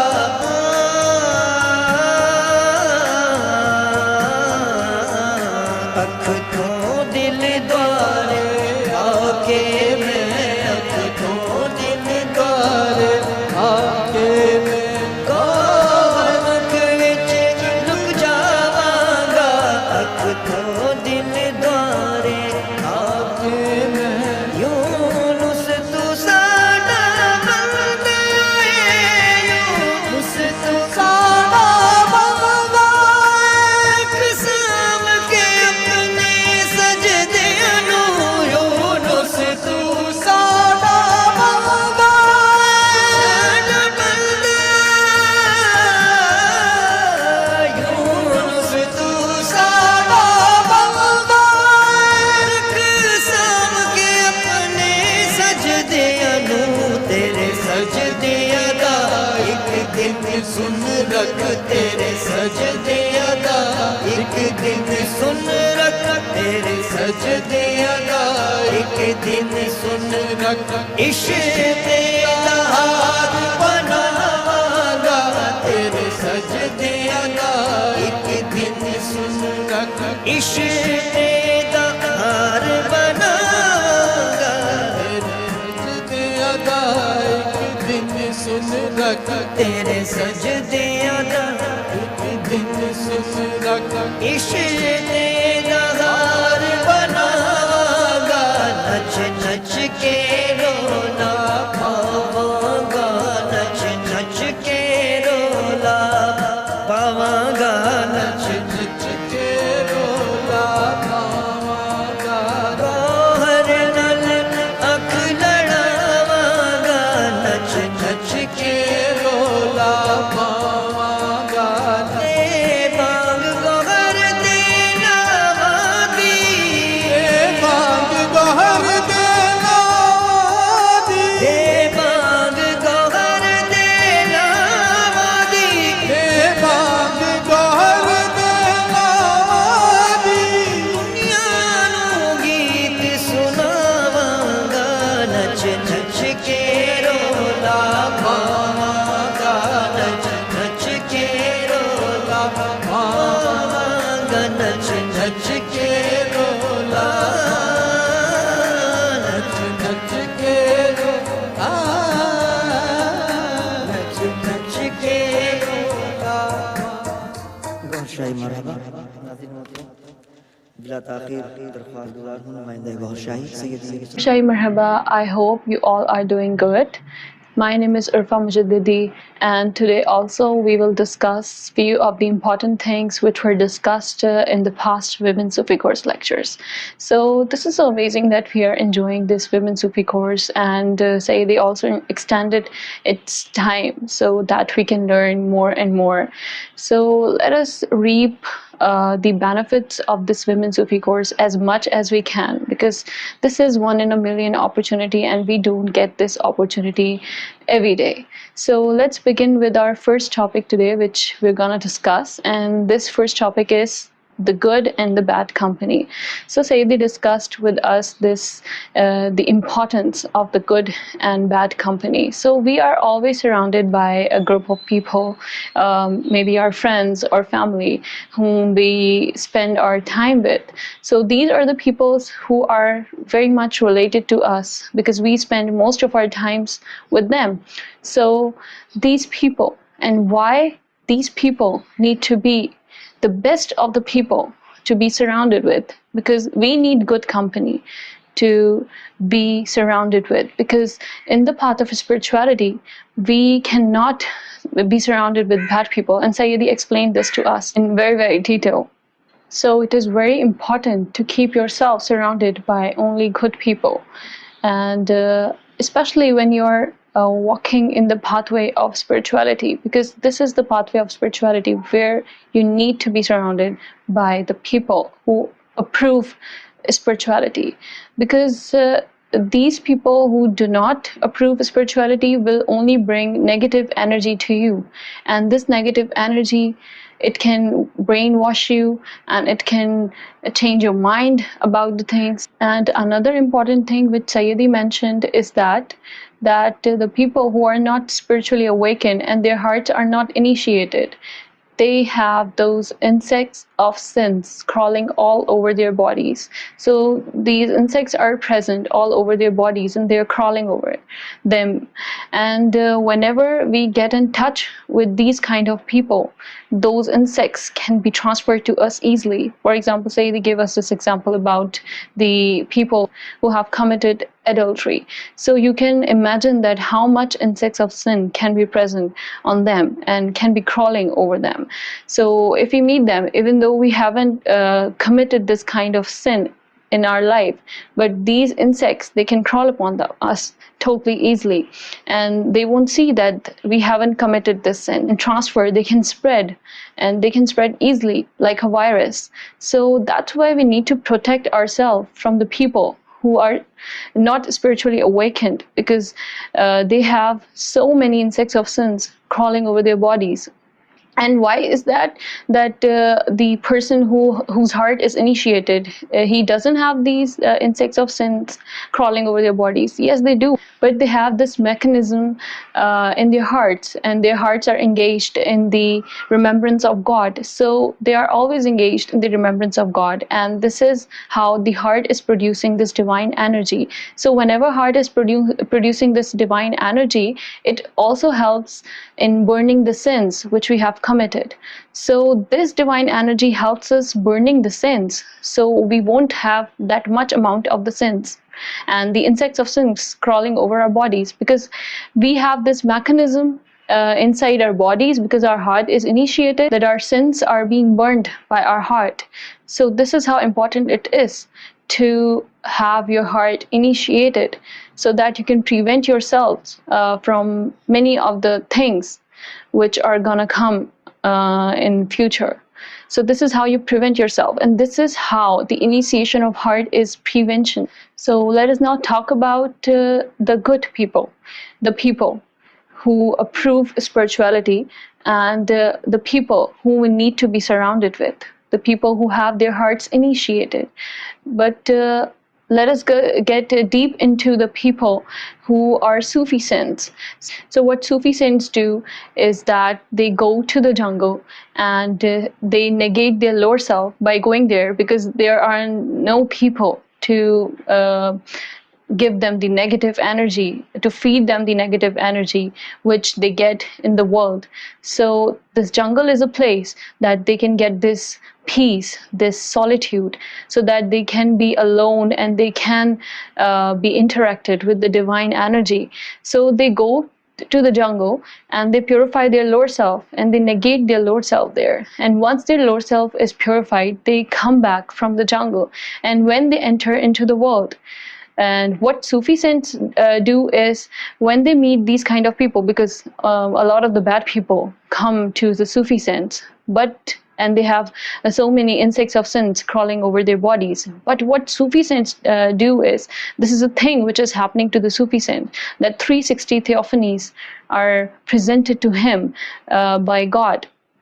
So they are always purified and they don't have their own sins. But the people who have sins, when they come and these taking these insects of sins to them, can be spread to them easily. But these 360 theophanies which are presented by God, they burn all these sins which are not their sins, but the sins of the people who come to them. So this is how this mechanism works for Sufi saints. So it is very important to sit in the gatherings of the Sufi saints, because every day there are 360 theophanies presented over them. And if we come under those theophanies, so we can only imagine that what can happen to us. All our sins can be burned. This is how amazing it is, and this is how helpful it is to sit with the people who are Sufi saints. And even though they're not Sufi saints and we're just sitting with the people whose heart is initiated, this is even better, because we are sitting with the people who have this mechanism going on inside their hearts, and this heart is doing their dirty work of burning their sins. So this is how important it is to keep only a good company, and it can only damage you very badly if you keep bad company around you. And how it can damage you, it can wreck your spiritual journey easily. I have just explained it to you, what Sayyidi explained to us. Another most important thing that Sayyidi discussed with us, and I would like to discuss it with you because it's very important. And there are many people who have their own opinions, and they keep their opinions, and they even present their opinions in front of the sheikh. And I don't think that this attitude is a good attitude, because when you're sitting in front of the sheikh, you must be like an empty glass or an empty vessel, so that you can absorb more information in you. Because when you're sitting in front of the sheikh, you're nothing. You need to negate yourself, and this is very important. That I just explained why you need to negate your lower self. So you need to negate yourself too, that you need to ignore yourself and ignore that what you are at this point. You just need to focus what Sheikh is saying, because what he is saying is more important than what you think and what your opinion is. And you need to become like an empty glass which can absorb more information. So you know this fact, when a glass is half filled, so it has half capacity. And when the glass is totally empty, it has full capacity. So when you have more capacity to fill yourself, then only you can absorb more information from Sheikh. And if you also include your opinions and what you know, then it is only gonna let you be less informative, or maybe you can absorb less information from Sheikh, because you are only taking half of the information from Sheikh, as an example I've just given. Another important thing that Sayyidi discussed with us, that it is a prophetic tradition that solitude is next to holiness. And we have discussed that why it is important to keep only a good company around us, and we should avoid the bad company, and we should totally avoid it, because it's very much a spiritual journey and our spiritual pathway. So it's very important. But it's best to actually adopt solitude, and we need to be alone with ourselves. And this is how important it is. Why it's important? Because when we seek time for ourselves, we just listen to ourselves. When we are surrounded by people, they speak a lot, they say a lot, and we only listen to them, and we forget about ourselves. And this happens to all of us. And when we are alone, we can focus on ourselves, especially our relationship with God and our love which we have in our hearts for God. We can focus on that. And when we are alone, we are more focused about the things which are happening in our lives. So it is important to seek solitude especially in the path of spirituality. And as Sayyidi said, that a Sufi should at least have 48 hours in a month for himself or herself, because this is the time you need to be totally alone and you should seek solitude. That is why Sufi saints go to jungle to seek solitude and to have this time only for themselves, and to seek this time that they are alone in, and they are away from the negative energy from the people, so they can totally cut off this negative energy, this negative environment, and they can only seek peace, because you need peace and you need solitude to find God, and to especially purify your lower self you need space. So this is the me time that you need if you are walking in the path of spirituality and you're seeking God and you want your spiritual progression. Sufi saints have this thing in their nature that they prefer alone time and they want to be alone. But most of the times they are surrounded by their disciples who won't leave them and who want to sit with them always. So what they do, we are talking about higher levels, Sufi saints, and this is what Sayyidi told us, that what they do is that they form this bubble around themselves, and this bubble they form around themselves, this prevents the exiting of the divine energy. So when they sit, the disciples, when they sit in front of the sheikh, they think that they are not enjoying his company that much, and they don't understand why that they are not enjoying his company very much. But the internal reason is that because he has formed this shield and bubble through which it is preventing the existence of divine energy. So that is why uh, you don't feel anything, and you even think bad about your Sufi saint. You get these negative thoughts about him while you're sitting there, and this is happening because you are not under the divine energy from your Sufi saint, because he wants you to go, he wants you to leave. And this is what they do when they want to seek their alone time.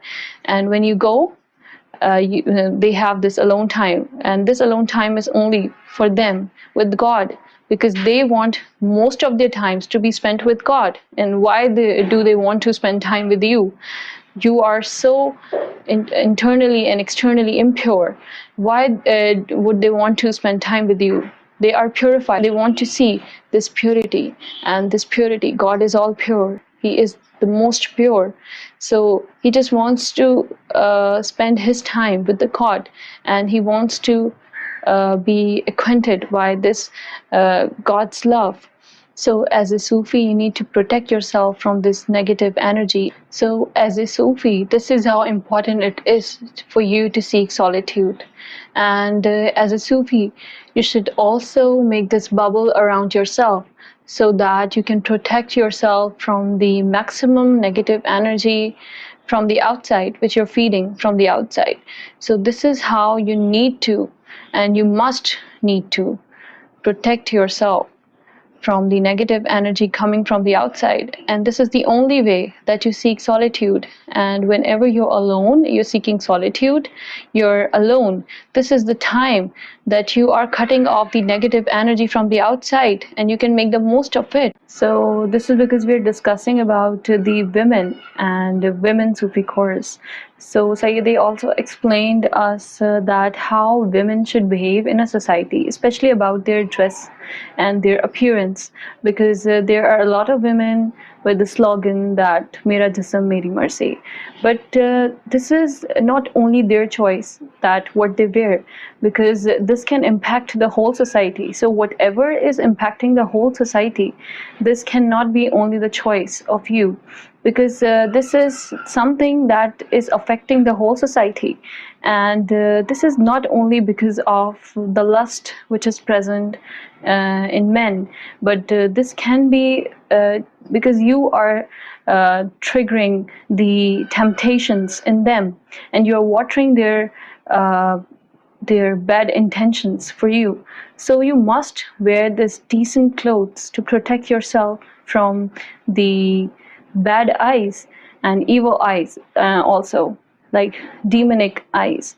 You need to protect yourself from demons too, because if you're wearing something really revealing and you're showing your body a lot, and this can also attract demons. We as women, we are always concerned that which is the right dress to wear and which is the right places, which are the right places that we must need to hide, and which are the places that we can like reveal.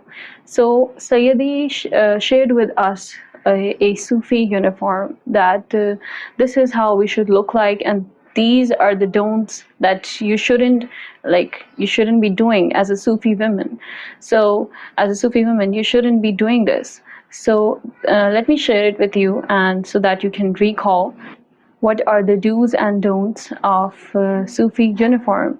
So not you must not put on tight clothes, and the clothes which can make your curves prominent, as Sayyidi said. But you can, like, you can totally reveal your face and your neck too. And about shoulders, you need to cover your shoulders, or you should put it in a decent way. Or you need to cover your chest too. This is a very important thing, the most important thing, in fact. You need to cover your chest, and your cleavage shouldn't be seen by anyone. So it needs to be covered carefully. Your midriff should be covered, and down there you need to cover it too. And you need to wear a trouser or skirt or whatever you want. You can wear anything. It should be maximum 1 feet above from your ankles. So this is how you should wear anything, and you should take these parameters and wear your dress according to these parameters, because this is very important. And Sayyidi also said that this is not very important. If you don't want to wear Sufi uniform, it's totally your choice, because God doesn't see your faces, God doesn't see your appearances. But if you do it, it will be like a preventive measure for you, and it will be for your own benefit. It can prevent you from many things which are happening in the society, like rapes. So this is how you can protect yourself from the evil nature of the society and the cruel nature of the society. And we cannot totally accuse men of everything. We cannot say that everything happening in the society, men are responsible for it. Us women are also responsible for it, because we are giving them these temptations, and they are often seduced because of our clothes and what we are wearing. So we need to stop this for our own safety. So we need to take this preventive measure, and I as a woman want to take this preventive measure, and I know the other women also want to do the same. So I think we have covered most of the things today, and I would like to end this discussion here. And Sayyidi always give us these ideas and food of thought, so that we can think that how can we make our life better in many ways. And we must think about them. Even after we have taken these lectures, we need to think about them. We need to recall these things, so that we can remind ourselves that what is basically the motive of these Sufi lectures and women Sufi course lectures, because these are mostly and mainly important for women, and women need to think more about it, and they need to focus on it, ponder over it, that what Sayyidi has told us and what Sayyidi has asked us to do. And Sayyidi is not actually forcing us to do anything, but these are our responsibilities as Sufis. We must know our best, and we must do what they ask us to do, because this is for our own betterment. Like say they ask us to recite Dua Safi, and most of the women haven't even started it. So I would like to request you all to recite it, because it's for your own safety, and no one is getting benefit from it. Only you are getting benefit from it. So you need to do it for your own self, and no one is getting and reaping any benefit from it but you. So I would like to request you all to do that and follow everything what is asked by Sayyidi you to do in Women Sufi course. So that's all for today. And I hope you're learning a lot from this Women Sufi course. And thank you for being all ears and listening to me in this recap. Gohar Hafiz.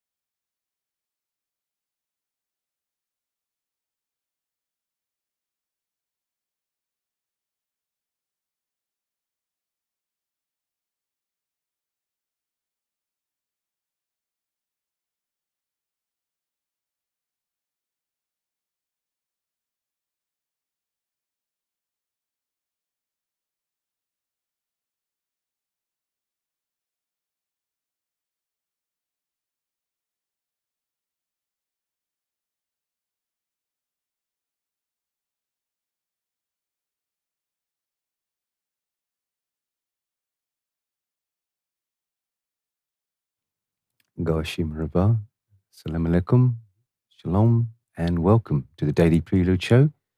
And thank you very much, Ufa Majidadi. That was really wonderful presentation, and really definitely one for the future on ALRA TV.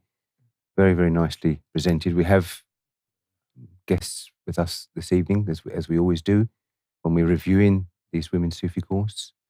We have Antara from Bangladesh, and we have another wonderful video sent in from America, from Abassa Goa. You remember that she's the daughter of Irfan Goa.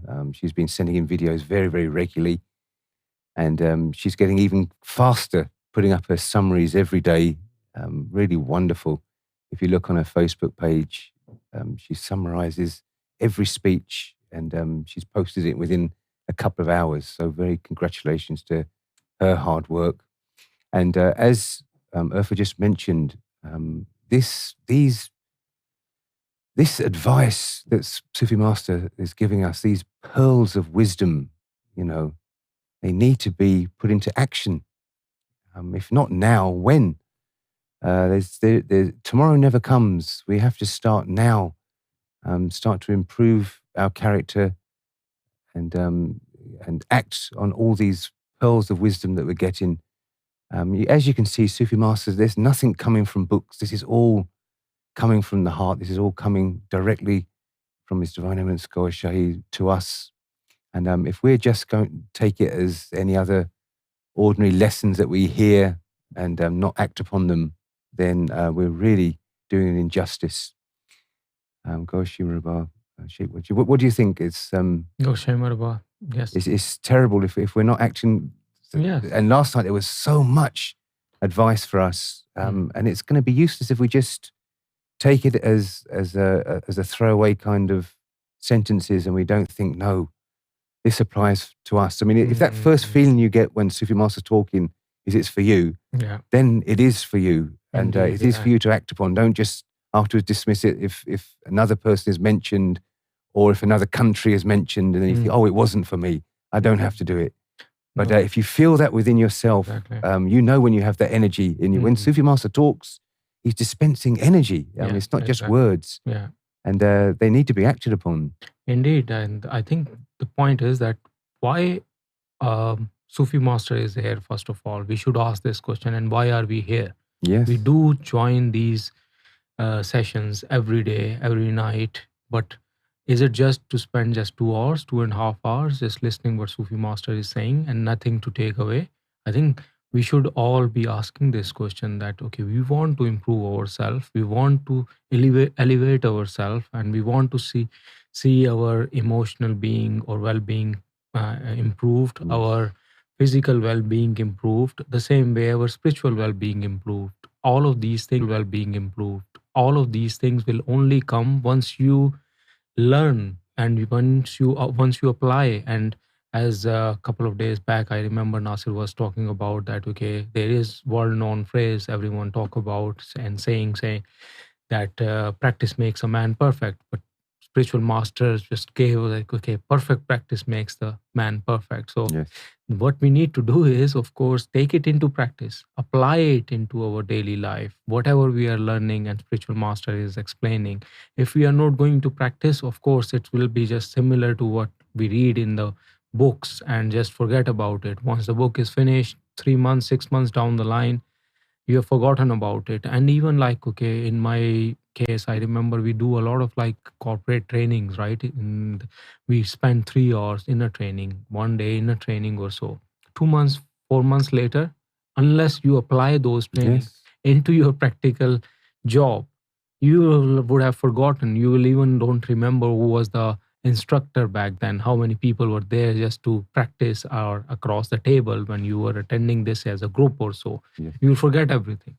So unless you take the key points out of this and apply those points, and one of the key thing is that, okay, we are always encouraged that you keep those points as a something to reflect on. So if you test it after every week, that have we applied those 3 things which I said I am going to apply.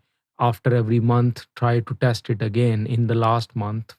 Basically, have I applied those things? And then you can even ask, of course, the people around you that, have you seen any improvements in my behavior, or is there anything that you used to also complain about something, or you observed something which was an observation from you, and I felt that, okay, this is something I also recognized, and I want to improve myself on that point. But have you experienced or noticed anything different in me, in my behavior, when I'm in my high and lows, or when I'm going through some emotional up and downs or so? Has my behavior basically changing? Unless you ask this question by yourself or to yourself, in fact, then you are not going to obviously get any benefit out of it. And it's all round knowledge. Spiritual master is explaining us that physical well-being is important. Majority of the people do have sense about it, or at least think they have sense about physical well-being. They try to be healthy, they try to spend time basically just to take some time off, go into nature, absorb some energy, boost up, charge up, come back. So if you have that type of sense, you should have sense for other things as well, which includes your emotional well-being, which includes your spiritual well-being. But the most important, which we have been discussing, is that your spiritual well-being, because once you are spiritually enlightened, then everything will come from inside out, right? And we have touched upon multiple times that the whole point of us coming here is to take that knowledge and we want, apply that knowledge. and the goal is to become Sufis, either male Sufis or female Sufis now. Who would have thought that so many females at one time are going to have that potential of becoming Sufis at one moment in time? It's unprecedented. And if we want to become Sufis, then a Sufi is different to a normal human being. Look at the wonderful examples we heard yesterday from Sufi Master. If we're just worrying about our bodies, what food goes into our bodies, what nutrients, what exercise we're doing for our bodies, and not taking care of our emotions, not taking care of our thoughts, and our emotional balance is not regularly checked, then we're no different to anybody else, because everybody else is either getting carried away with their emotions, or they're not showing their emotions, they're bottling it up. And as we learned yesterday, both of them are incredibly dangerous for a human being. And, we don't have Urfa with us tonight, but I know my wife is a pharmacist, and any pharmacist can tell you that it's almost going to be 50% of everybody that walks through that door is either looking for sleeping tablets, they're looking for antidepressant tablets. This is in the UK. This is going on right now, and as you know, it happened before in America. We're just a little bit behind America. Then the rest a little bit behind us in these kind of negative things. So it's going to catch up all over the world, where people are just, they're going to psychiatrists, they're taking tablets, but they hit a wall, don't they, psychiatrists? They can only take us so far because they don't have the knowledge of the interior. Yes, exactly. They don't get to the roots of the problem. It's just brushing over the facts, and Sufi Master beautifully just laid it on the line yesterday, that these disorders that we hear so regularly now, I mean, it used to be pretty rare. Yeah. A manic depressant was a pretty rare thing. And it's so popular now. I mean, they've rebranded it now, haven't they? Bipolar. It always used to be called a manic depressant. And I think bipolar sounded a little bit more softer and easier, and maybe people would be more, understanding of it and more want to come to terms that they have it if it has a softer name. But they think this bipolar is all to do with the brain, don't they? They think it's all to do with imbalances with the brain. And Sufi Master said, this is an emotional problem. This is a problem with the lower self. If it weren't, then why are people with bipolar? They would be good to others. Exactly. They only seem to be good to themselves. If they didn't have that imbalance in the lower self, we could quite easily identify it. So that was very, very important, because this is a very, very growing problem in the world, and people are not looking at their emotional side. And it's very, very important, as Sufi Master says, to express in the right way. And that was, I'm sure everybody can agree with what we do express. We always express negativity, don't we? How many times in a day would somebody say to you, I'm bored? Who would come up to you and say, oh, I'm really excited, I'm really happy today, I've got lots to do. It's just not something that comes naturally to... Everybody wants to say they're bored. Everybody wants to say, I'm really tired today. Nobody's going to say, I'm really lively today, I had a beautiful night's sleep, I'm ready to go. It's just not in the nature of humans, because it's very negative natures. But that's where I think Spiritual Master also highlighted the most important point, which is like, captain of your emotions is your lower self, right? Yes. So emotions are there, always there, in fact, actually. But what is bringing these out and taking control of it is your lower self. And that's where the negative part, of course, is highlighted, and it goes out of proportion most of the times. And we see it all around the world or so. A lot of people just simply react, and even 2 minutes, 5 minutes later, they're like, what did I do? Why did I do that, in fact?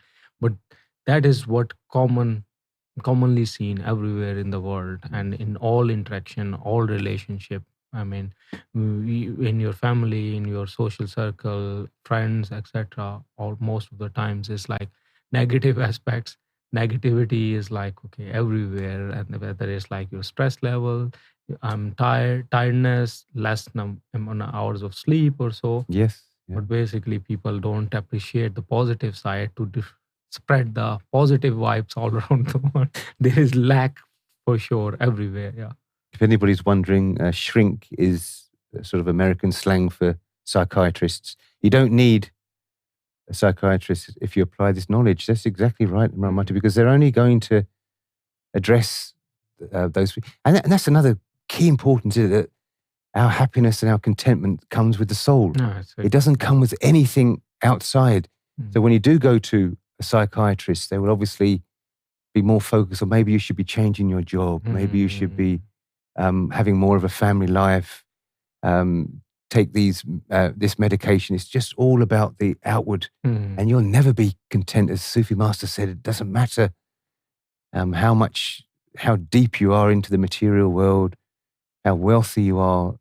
This is not going to bring the contentment and the happiness. Otherwise, they would have the monopoly, wouldn't they? All the rich people in the world would have the monopoly on happiness. You would never see a poor person happy. Indeed. But you see many, many people living a very hand-to-mouth kind of lifestyle. They're happy, they're contented. Why? Because their soul's happy and contented. So it doesn't matter how much you buy a new car, buy a new house, buy new clothes. It's not going to, it's going to give you fun. This is what Sufi Master said yesterday, isn't it? This is all fun, enjoyment. It's not contentment. It's not true happiness. And I think we're going to go over to our first guest now over in Bangladesh, Antara, if she's here. Yeah. Goshi Maraba. Goshi Maraba. Goshi Maraba. Thank you for inviting me. Yeah, you're more than welcome. So please let us know what you've learned yesterday. I mean, there was so much yesterday. Incredible amount of information, incredible amount of advice. We're not going to be able to get through it all in half an hour, but we're going to definitely highlight those points that really resonated with you, Antara. Yes, emotional intelligence and empathy was discussed yesterday. Yes. Both of these topics are really very important in our day-to-day life. Like you already discussed that everyone around us, they are actually facing a lot of emotional trouble and emotional trauma, and they are actually not recognizing it. They are going to pharmacy and looking for medicines like sleeping pills or antidepressants, but they actually don't understand that it's not a psychological problem. It's an emotional imbalance that they are going through. Bingo. Like Saidi mentioned yesterday, it's cognitive disorder when you are not able to create a balance between your positive and negative emotions. Yes. Now, positive emotions are those which are actually makes us feel better and makes us a better person. But negative energies are, negative emotions are the negative energies that are inside us, and it comes out in form of anger and hatred. So yeah, Saidi yesterday mentioned that emotions are more important in our life than food. Food is a basic need of human being, but controlling emotions and expressing it in a good way, in a good manner, in a balanced manner, it is more important than food. It actually really meant a lot to me, because we always think about the physical well-being. If we are having any pain in our body, we immediately go to visit a doctor and get pills or some medicines to create to ease the pain and ease the ache. But when we are emotionally imbalanced, or when we are emotionally ill, we actually don't understand that we are emotionally ill or emotionally imbalanced, and we need something to get improved. Yes. And Saidi mentioned another wonderful thing, which is like according to spirituality, when we are happy, we're supposed to express our happiness, and we and when we are when our negative emotions are bursting, we should supposed to suppress it. Uh, but what we do, we bottle up our happiness. When we hear any good news, we bottle up our happiness. And when we are angry about anything, we express it in a very vague manner. Like we start shouting, we start crying, and we do a lot of silly things which we should not do. So Saidi also quoted a ayat from Quran that be aware, the heart will only find contentment through remembrance of God. Yes. Now this itself says a lot. Like we actually go to psychiatrist and we do a lot of things to balance our emotions, but at the end of the day we actually are not able to properly do it because we don't have contentment in our heart. We Yes. don't have remembrance of God in our heart. Our soul is constantly searching for the beloved one, its creator. When it's connected to its creator, it's actually contented, and you will feel the fulfillment inside you. Yes. Like Saidi gave the example that if you have a rich father and you also do a job and you are well enough being, but still you know inside your mind that if something goes wrong or if something goes bad in your life, your father is always there to back you up. So when we remember God and when we have an enlightened heart, we have in our mind that if something goes wrong in our life, God is always there to help us out. Yes. So it's a really very wonderful thing that I learned yesterday, that enlightened heart is always contented and it feels and it is towards an emotional balance. We learn emotional balance with this thing. So it's really amazing. Yes. So we struggle with emotional management. We all struggle with emotional management. When your heart is engaged in God's remembrance, your foothold reliance, your fundamental reliance is in God. Like I used the example of the sorry I used the Saidi's example. So yeah, and another thing is when we are angry at someone, like Saidi mentioned yesterday, if we are angry at someone and at the same time we are fearful of that somebody, it is best for us to Oh, leave yes. that place immediately. Yes. Otherwise, there will be a fear which will block the expression of our negative emotions. Yes. And it will create a fuss, like we will do something extremely bad, or something extremely bad could happen to us. So, yeah. And another thing Saidi discussed yesterday about is there is an emotional bomb and a cyclone that Yes. runs through our bosom day and night. It is kept by our lower self. Our lower self will let us only enjoy the happiness which is related to the lower self's happiness. Yeah. Like we are going out, we are having fun, and we are eating, but end of the day we are not actually satisfied, fully satisfied, because our soul is not satisfied. Our lower self is trying to convince us that this is happiness, but still something is missing out there. Some of us can feel that something is missing out there. So unfortunately our efforts and endeavors go into vain for because of this lower self. So Yes. yeah, we have to control our lower self too, as we if we want to balance our emotional statement and emotional health. So And the I, happiness was And really explained to us a yes, lot more in depth, wasn't it? yes, About indeed, true indeed, happiness, is and, true and happiness. as Antra said, that's when you have a true relationship with the Creator. Exactly. When your soul is content, then you can have the happiness. But very much about not living for others. This then it came up. It's never off spirituality, but it's not what you would always tie up with spirituality. But not living for other people. Releasing yourself from the shackles of worrying what other people are thinking, what other people are doing, living life, doing the things that make you happy, as long as it's not interfering with others, and expressing your happiness. Exactly. I think one of the main point is that, as we touched upon this, the state of lower self is, first of all, it's very temporal because it has affiliation and association with this realm.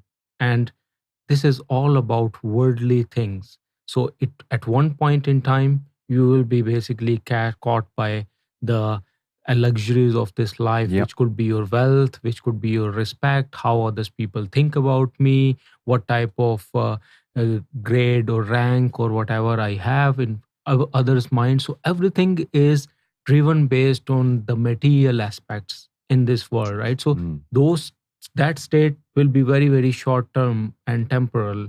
Whereas if something is coming from your soul, that is the real call or voice from of you, in fact. Yes. And that is not going to obviously be running around and just getting swiftly caught by something which is shiny, sparkly, or noisy somewhere, and then all of a sudden something different pop up and you jump at it, etc. Yes. So that's the main difference. Even in the case of like when you are covered and operating into shackles, what happens is you are dictated by others' lower selves emotions, could Yes. be, right? Yep. Because they will be though their emotions or whatever opinion or advices, etc., they are giving it must be driven, unless they are obviously emotionally intelligent, or secondly they are spiritually intelligent, that will be driven by their lower self or so. Yes. So you are either controlled by your own lower selves calls or there others around you, because you want to be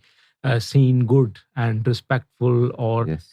to your relationship. And so you're driven in either two ways. One is driven by your lower self or others' lower self, Yes. in fact, unless they are And you're emotionally- confusing yourself, Andra, as well, when you're trying to please God and you're trying to please people at the same time. And this is something that people are always guilty of doing this. You know, they don't want, they want to have some respect, and they don't want to be embarrassed by doing something by other people.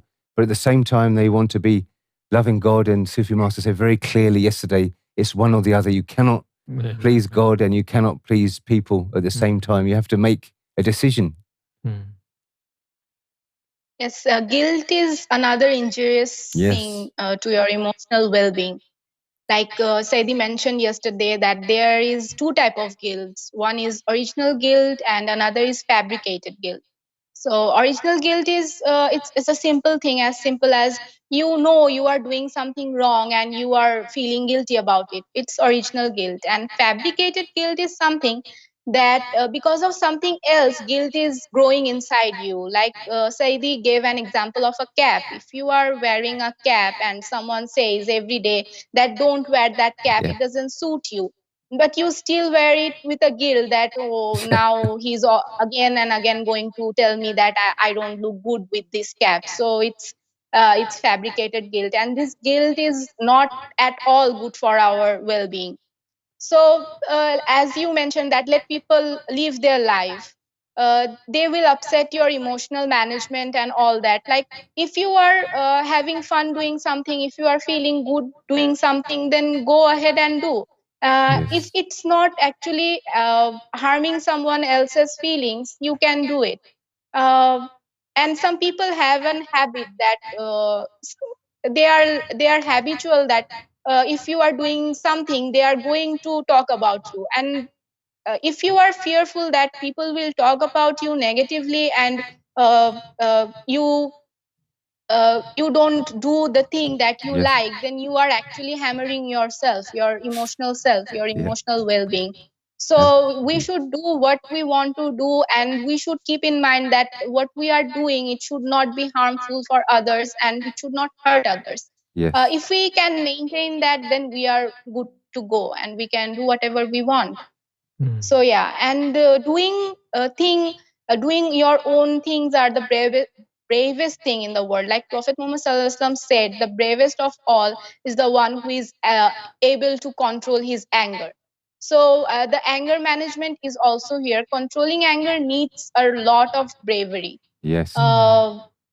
So yeah, I think I got into another topic. Sorry. No. There it's very were so relevant, many, and exactly. they all sort of linked into each other, and that was very, very important. Yeah, so- the anger, and Sufi Master gave us all that advice not to do, because anger is a really, really negative energy, and it should be if you start to Yeah, we develop should this anger, find use it positively. ways to express it and fill it up. Like we should store it and fill it up in a positive way, positive manner, and express in a positive way. Like Yes. we should find ways to express our anger.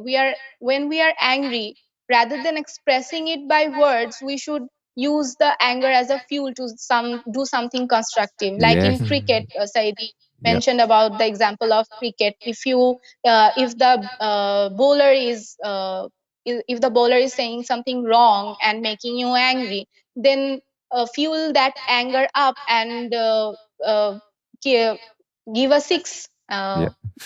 run a six. So yeah, I don't know what's the Yeah. quote. So Yeah. No, it's like the Incredible Hulk, isn't it? As well, they use that anger Exactly. chemical to Yeah. when he gets angry, he gets the more power, and you do, and you always think, I wish I could do this all the time, kind of thing. When you have that little bit of anger inside you, you really lift your Yeah, game, don't you? exactly. You know, in cricket, it used to be in football as well.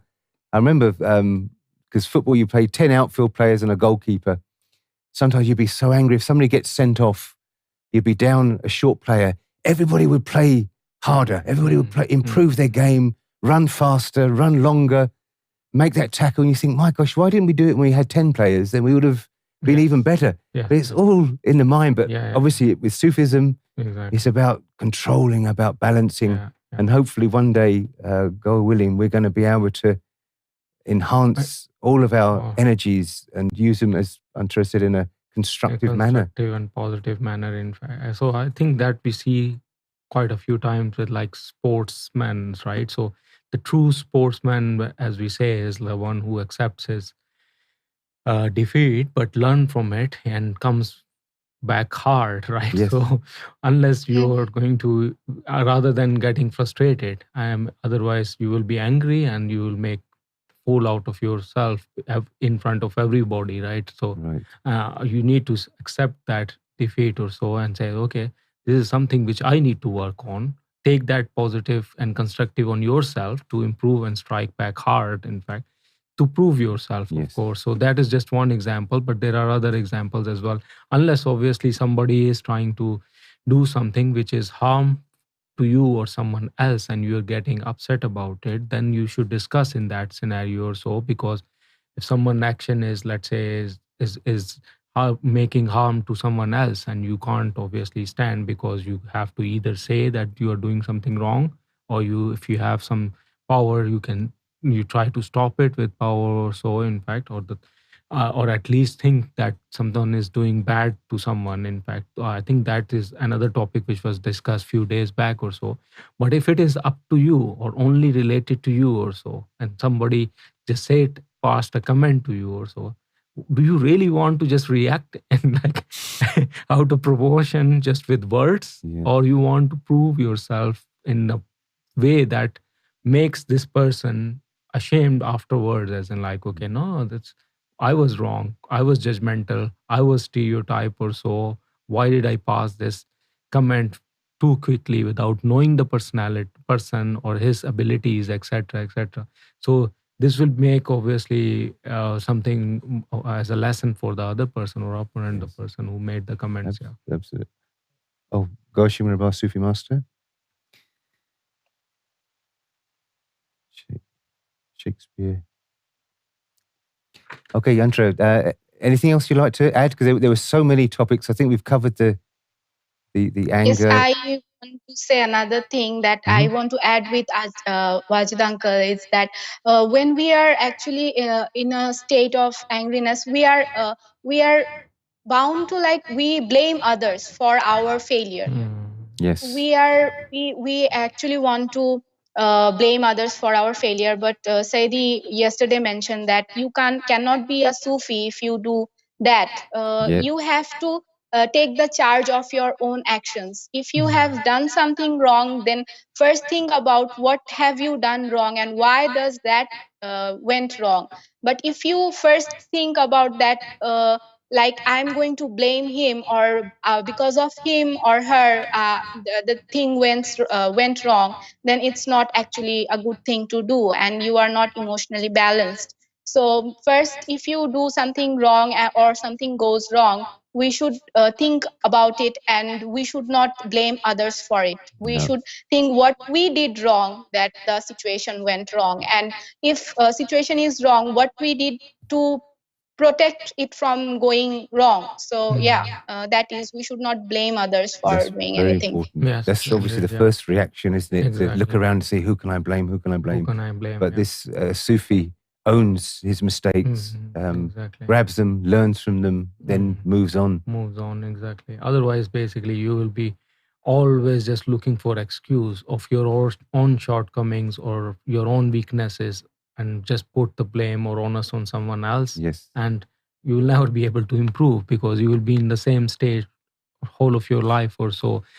And it will become your habit, of course, because everything, when it comes to like, okay, achieving something or making something as a success, you would like to take credit straight away. Yes. And you will keep it and hold it to yourself and don't want to share it. In fact, on the other side, when it comes to failure, you will straight away like throw it to someone else, as in like, okay, this is not me, this is because of him or the other person or so. Yeah, and we love to blame others for the actions that we did. So we love to blame others. And I know, I mean, I didn't realise for the last couple of days, I could imagine now Sufi Master, when he's playing cricket, how he's observing all of us. What you can learn by people's behaviour just playing cricket must be incredible if we could even see something. But we most certainly see that with people batting, as we said, when Sufi Master gets bowled out, he's as calm and collective and walks off the pitch in a dignified manner. But we see some of us, my goodness, they get out and they're looking at the umpire, then they're looking at the bowler, then they're looking at the stumps, maybe the bail didn't come off. Then still when they're walking off the pitch, they're looking at their bat, maybe the bat's wrong, you know. What can I blame? I'm not going to mention any names. He's looking, maybe there's a hole in the bat or something, you know. Why, how is it possible that I got out, you know?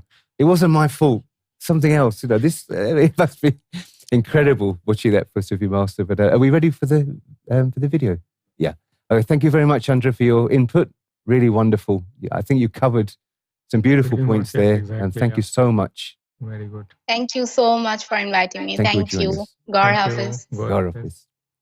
So we're ready for Younus AlGohar from Virginia, America, who's going to recap yesterday's speech for us. Take it away, Younus. My name is Younus AlGohar, and this is a recap of day number 19, lesson number 18 of the Woman Sufi course.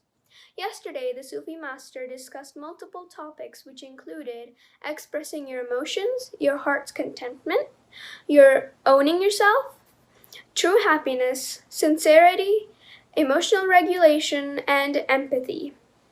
I'm going to start off with expressing yourself. Let's say you get some good news. You're probably happy and you want to express yourself. If you express yourself, that's good for you. But if you don't express yourself and bottle it up, it's very damaging to your emotional being. So it is not good to suppress your expressions. Don't bottle them up. Express yourself. It's always better to share. Next, I'd like to move on to heart's contentment. As we like happiness, and in pursuit of it, we go towards the worldly pleasures, we go towards material wealth. Well, even if we obtain those things, we don't get true happiness. Our heart is still not content. You know why? Because the Quran has said, beware, the hearts will only find contentment through the remembrance of God. This is a warning to us, telling us that no matter what we do, our hearts will only be content once they are in the remembrance of God. If they're in the remembrance of God, even if you get in trouble, there will be something inside you reassuring you, oh, I'm in trouble, but I'm still connected to God. This way, this helps you in your emotional problems. So, having your heart in the remembrance of God is really important. It can give you a lot of emotional support. Next, I'd like to move on about owning yourself. By owning yourself, I mean you should own, no matter what you've done, you should own it. You shouldn't blame it on others. You shouldn't look at others to throw dirt on them. No, you should own it. Let's say you do something bad. what would you do? Would you look at others around you to blame it on them, or would you own it yourself? Because the first step in having a high emotional intelligence is owning yourself. Whether it's good or bad, own it. Next, I'd like to move on to true happiness. True happiness only comes from the soul. When your soul is happy, you have obtained true happiness. The thing about true happiness is that many people think that happiness can come from having fun. But the thing is that happiness is only temporary because fun is only temporary. But if you want to get eternal happiness, you have to please your soul. And your soul's desire is to have a true relationship with God. Once you get a true relationship with God, you will obtain true happiness. Next, I'd like to move on to sincerity. Sincerity is very important to Sufis. By that, I mean that, let's say you respect someone out of their profession. Let's say someone's a chef, you really respect them because of that. But what if their profession was gone? Would you still respect them? If you did, even if all their achievements were gone, if you still respect them, that means you truly respected them. You respected them sincerely. You didn't respect them because of some achievement they did. And Sufis, they honestly don't appreciate when you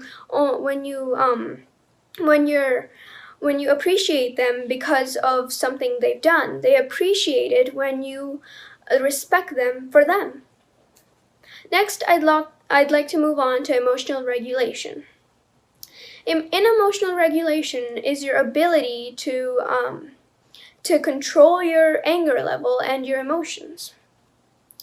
The Prophet has said, "Brave is one who is able to control their anger and stay calm." This is I'd like to give an example. Let's say someone's being really rude to you. What a normal person would probably do is retaliate and then prove themselves that no, they're not that bad, they're really good. But if you want to become brave, you need to control your anger level and stay calm and use that anger in self-construction. I mean, some people have different ways of expressing themselves. Some people like to go out into an open field and yell at the top of their lungs. That's their way of expressing themselves. But the best way is to use your anger to construct yourself. It's better to use your anger for something positive rather than something negative, like expressing it in words. Do not express your anger in words. Express it through something positive.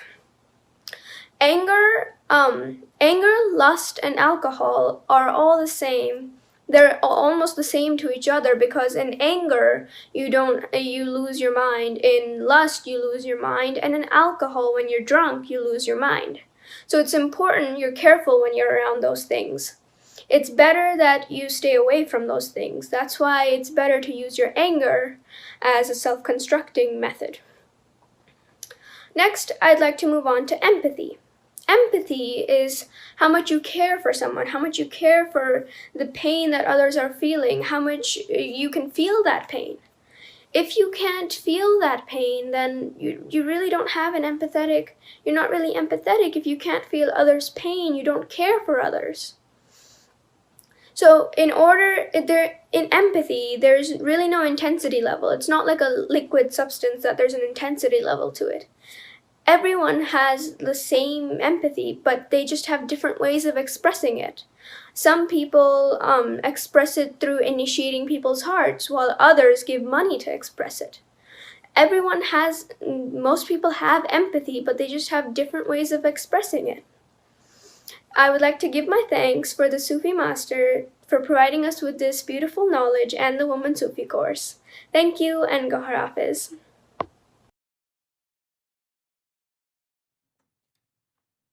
Gosh, Maraba, and welcome back. That was wonderful. Thank you so much for another wonderful video. And amazing. Absolutely amazing. And Abassa mentioned right towards the end about empathy. We didn't touch about empathy, but the importance of it. And Sufi Master did pose that question Yes. about empathy. Does it need care? Can you be empathetic? Can you show empathy without care? And that's dangerous because you obviously can, but then that's a show off, isn't it? It's more of It's a just like show off. artificial, and it's just for your own, I guess, lower self for player, just to show off that, oh, look how caring I am itself. But it's literally a checkbox rather than feeling something for someone and relating someone's pain and being recognizable recognizing someone's pain and then feeling that if I am in that person's shoe or so, what will I feel about? So the main thing is that, okay, unless it is coming as a caring factor, it's not going to help you to make your relationship stronger and to enhance your relationship. So the more basically expression wise you have this caring, a feeling, internal feeling from yourself, in fact, to relate with someone, and you are not going to basically be able to really show the natural aspect. So the empathy, I mean, it's ultra sympathy, isn't it? Really, it's the ultimate of sympathy that you actually, you've either experienced it. You obviously cannot have experienced every single emotional disease or whatever everybody's got, but you have that empathy with them, that you've true understanding and true support for that person. It's very, very important. But the bottom line for empathy, isn't it, is do unto others as you would do unto yourself. Yes. And this springs up in every single faith in some kind of form, every tradition, every faith. That's how important empathy is. But obviously, without the spirituality, without the awakening of the heart, without your negative lower self being tamed, then the true empathy is very, very, very, very difficult and probably almost impossible to achieve. And a few years ago, we visited, I'll share the picture with you, we visited the Arizona Interfaith Center. Sufi Master Younus AlGohar was invited to join there. And it's in Phoenix, just outside Phoenix, actually, but it was the head of the interfaith movement in Arizona, the whole state of Arizona. And Dr. Paul Leffinger, that's us just outside the building, wonderful building it was. And Dr. Paul Leffinger invited us in, and he was so taken aback. He's a big player in the Parliament of World Religions. And he invited Sufi Master to come and be a keynote speaker in there. Unfortunately, he's passed away now, and may he rest in peace, but a beautiful gentleman. And they were very, very into they called it the golden rule. And we noticed that big poster as you walked into the building of how important that do unto others as you do unto yourself. And if we look through the other traditions, obviously Christianity, it's expressed there, all things whatsoever ye would that men should do to you, do ye even so to them. For this is the law and the prophets. That's in the Bible according to St. Matthew. In Hebraism, what is hurtful to yourself, do not do to your fellow man. That is the whole of the Torah. And the remainder is but commentary. Go learn it, the Talmud. I mean, that is, they're saying that it's that important that this is the Torah. The rest is just commentary. Incredible. And that's according to Hebraism. What is hurtful to yourself, do not do to your fellow man. That is the whole of the Torah. In Hinduism, this is the sum of duty. Do nought to others which is done to thee, would cause thee pain. This is in Hinduism. In Islam, no one of you is a believer until he loves for his brother what he loves for himself. This is a tradition in Islam. Sikhism, as thou deemest thyself, so deem others. Then shalt thou become a partner in heaven. And the list goes on and on. Taoism, regard your neighbor's gain as your own gain. Every single faith, every single tradition has this core message of empathy, isn't it? And this is what we have to do, isn't it? And this comes with Sufism, self-awareness, love of creation. If you love creation, then you're going to have empathy. You're going to be empathetic to all of creation. You won't ignore anybody's hurt. You'll have the full emotional well-being and emotional awareness to know exactly what's going on to our fellow women and our fellow men. So that's all for us. Thank you very much, Sheikh Wajid, and Gaur Hafiz to everybody. Stay tuned for Nasir Younus with his Daily Pulse, and of course, the wonderful Women's Sufi course. We'll see you again tomorrow, 8:45. Stay safe, stay tuned, and Gaur Hafiz.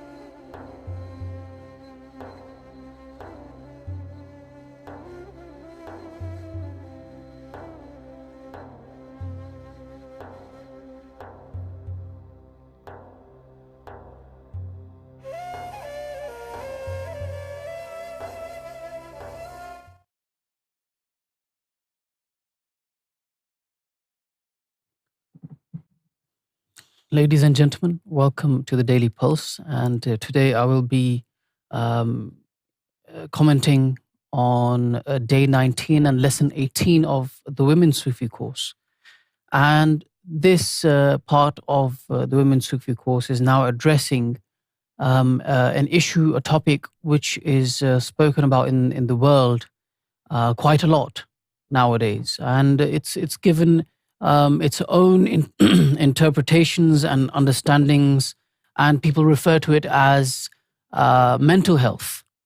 We're talking about mental health quite a lot here in the UK, in the United States of America, and ever since the Bollywood actor Sushant Singh Rajput committed suicide around 2 or 3 weeks ago. It's been a topic that has been doing the rounds, mental health.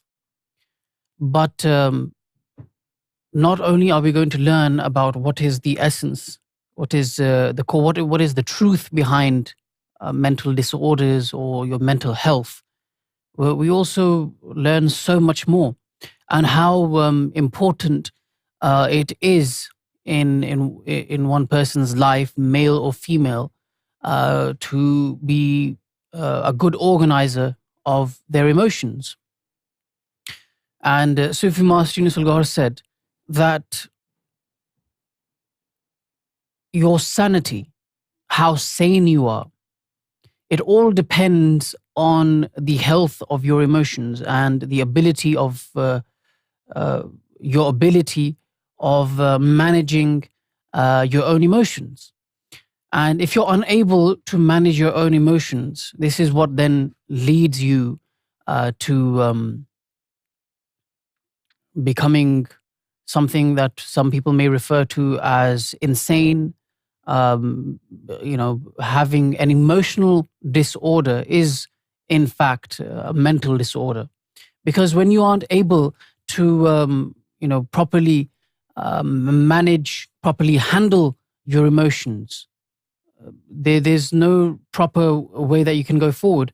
And, unfortunately, we see in our society, in ourselves, commonly amongst ourselves, that we always tend to suppress our happiness.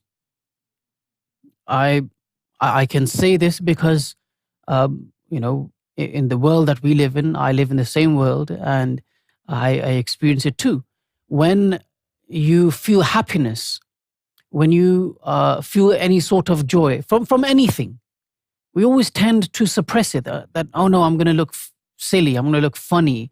Or an example was given that you may have turned 40 or 50, and when you're happy about something, then you tend to suppress the emotions of happiness, because you don't want to to show that exuberance to people, because you assume that, oh, I'm 40 or 50, people are going to think I'm acting childish or silly or immature. But this is your own perspective. This is not in the Bible, it's not in the Quran. It hasn't been said by any prophet or saint of God, but this is just our own concoction. So we tend to suppress our happiness, our moments of glee and joy. But the moment we feel frustrated, the moment we feel annoyed, the moment we're angry, the moment we feel any negative emotion, we want to express it instantly. We want to put it on display. This is something we don't want to suppress. Whereas in spirituality, in Sufism, it's quite the opposite of what is required. When you are feeling negative emotions, you're feeling frustration and all these various negative emotions, you're supposed to suppress them. And you're supposed to express happiness, positivity. You're supposed to express that. So this was this is what the entire topic was based on yesterday. What would you? Today I have Ali Naeem with me. So, Ali, what did you understand from yesterday's topic? Well, yesterday's topic, it was quite an important one for everyone, really, about knowing your emotions and, well, the point of expressing yourself. They explained that it's very easy to express your negative emotions, and as soon as everyone has any negative emotions, it only takes an instant to express it. They start cursing, they start being foul-mouthed, and that's one thing that no one has an issue with. They can easily do that. But the main issue that we have in our society is expression of happiness, expression of any happiness that we have, and that is very detrimental to our health. Yep. And the reason we do it is because we have a fear of being judged, of people saying, oh, look at this guy, and just it's a fear of what others will say about you, about yourself. And that's, and they explained that if you're angry at someone, but you also have fear of that person, then these are two very strong emotions that will clash inside you. Yep. That fear and that anger, which, I mean, at that point you're suppressing your anger and fear of that person. So in that case, you should leave that area, and otherwise that clash of emotions is very bad for you. There were quite a lot of points in yesterday's speech, but it's basically about our emotional management. We also have Aisha Rubab Baji from Australia, and really happy to see that you want to take part as well, and would like to know what are you gaining out of the Women's Sufi course, and more specifically yesterday's wonderful explanation on emotions. Aisha. Gohar Shai, marhaba, Gohar Shai, marhaba, Saidi. This is my first time I came on ALRA TV. Yes. Online. Yes. Good to see new faces. And yeah. And I'm so excited. My heartbeat is like, my heart is, just running out of the way. And बहुत ज़्यादा excited हूँ मैं. Actually, this is the long way. I started almost 2-3 days or 4 days ago. I just saw Sarkar Gohar Shahi in my dream. Wow. And Saidi was also with me. Like, I will not say the boss is also with me, and Sarkar is also with me. And Sarkar, he just looked into my eyes, and that was the first time in my dream I just looked into his eyes. Most of the time I saw him in my dream, but I didn't look into eyes. But he like, कहते हैं ना, आंखों में जैसे उन्होंने मुझे बहुत गौर से देखा और मैंने भी उनकी आईज में देखा. तो he said something like that कि ड्यूटी पे जाओ, like ड्यूटी. मतलब उसके बाद से मुझे थोड़ा हुआ कि मैं, मतलब सईदी जी ड्यूटी पे हैं, बहुत बड़ी जात है, तो मतलब मैं क्या किधर जाऊं ना, मतलब मुझे कुछ समझ नहीं आया. तो मैं थोड़ा, मतलब मैंने उसको थोड़ा प्रेस किया कि मैंने सोचा कि क्या सईदी जी से पूछूंगी, बात करूंगी. इस तरह की फीलिंग्स थी पिछले 2-3 दिनों से. और फिर उसके बाद से आहिस्ता आहिस्ता, परसों मैंने सोचा कि मैं आऊं, ऑनलाइन आऊं. फिर उसी तरह जैसे कि नेगेटिविटी थोड़ी, लोअर सेल्फ आपका सरप्रेस करता है आपकी फीलिंग्स को. जैसे कि सईदी ने बताया कि आप, मतलब आप अगर आपकी किसी लोअर सेल्फ की कोई फीलिंग्स है तो आप उसको फौरन से, वो कहता है कि बता दो इसको. तो अगर आपकी कोई हार्ट की फीलिंग्स हैं, या कोई आपकी, मतलब हार्ट के अंदर कोई हैप्पीनेस है, लाइक स्पिरिचुअली योर मुर्शिद, योर लाइक शेख, वो आ रहे हैं, या वो आपको कुछ बताना चाह रहे हैं, सिग्नल्स दे रहे हैं, तो आप उसको, मतलब थोड़ा होल्ड कर लिया, सप्रेस कर लिया मैंने उसको. और इस मतलब बहुत पहले से बहुत से ड्रीम्स, बहुत कुछ इस तरह हो रहा था. तो मेरा ये ख्याल था कि सईदी जी आएंगे सिडनी में, तो मैं उनको आमने सामने होके उनसे, मतलब उनको बताऊंगी. बताने की भी क्या जरूरत, कि वो तो वैसे ही जानते हैं. उन्होंने ही तो वो सब कुछ भेजा मेरी तरफ, जो मैंने देखा या जो मेरी फीलिंग्स थी. He knows everything. तो बस फिर यस्टरडे की जो स्पीच थी उसमें, लाइक ही जस्ट सेड कि I wait for those people to whom I sent my spiritual things to come, to come and tell me right here that Saidi, I saw you in my dream. So the things like that, like the fight between my, like you say, inside me, lower self, heart, was like on the way, just going on, कि जाऊं कैसे. और फिर कल से, but I went to a park. Actually, I go every day. So I feel everywhere Sarkar is with me, Saidi, like واہ they are, both are around me every time. تو وہاں پہ مجھے پھر وہ کلک ہو گیا کہ مجھے لگا کہ وہ he is waiting for me, I should go. واہ تو اس لیے پھر مجھے مطلب میں نے کل ہی, آج ہی بلکہ وہاں پہ آج ہی ہے, تو میں نے کہا کہ مجھے آنا ہے, مجھے آج ہی آنا ہے, اور اگر اویلیبلٹی ہے تو میں آنا چاہوں گی شیورٹی کے ساتھ. تو جی جی میں کہوں گی یہ کنیکشن ہے, یہ دل سے دل کا کنیکشن ہے, جو محبت ہے وہ سرکار دلوں میں ڈال دیتے ہیں. جیسے انہوں نے دل موڑ دیا, کہاں سے کہاں پہ پہنچا دیا, جیسے گناہوں سے لے آتے ہیں کیسے نکال لیتے ہیں, ایک لمحے میں نکال لیتے ہیں. اپنی نظر کا ایسا کوئی کرم کر دیتے ہیں, ایسا کوئی جادو چل جاتا ہے کہ کچھ مطلب ان کے سوا پھر کچھ دکھائی نہیں دیتا ہے. تو I am feeling very blessed کہ ان کی نظر کرم ہے میرے اوپر. اور میرے اندر مجھے ایسے لگا جو وومن صوفی کورس ہے, that's just for me, like it's like جیسے میرے لیے You're not لکھا alone, گیا ہے. Aisha Baji. مجھے We feel the same. سب ایسے ہی, مجھے پتہ ہے سب ایسے فیل کر رہے ہوں گے, لیکن یہ ہے کہ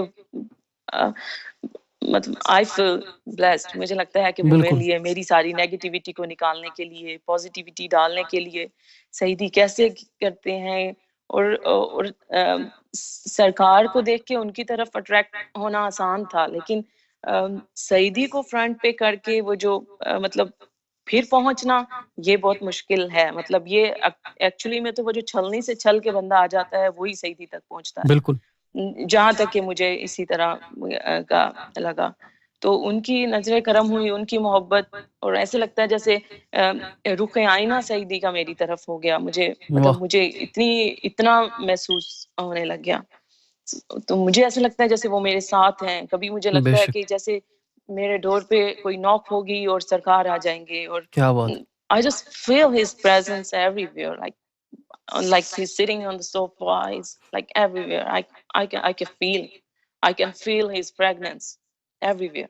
واہ I'm so happy. کیا بات ہے.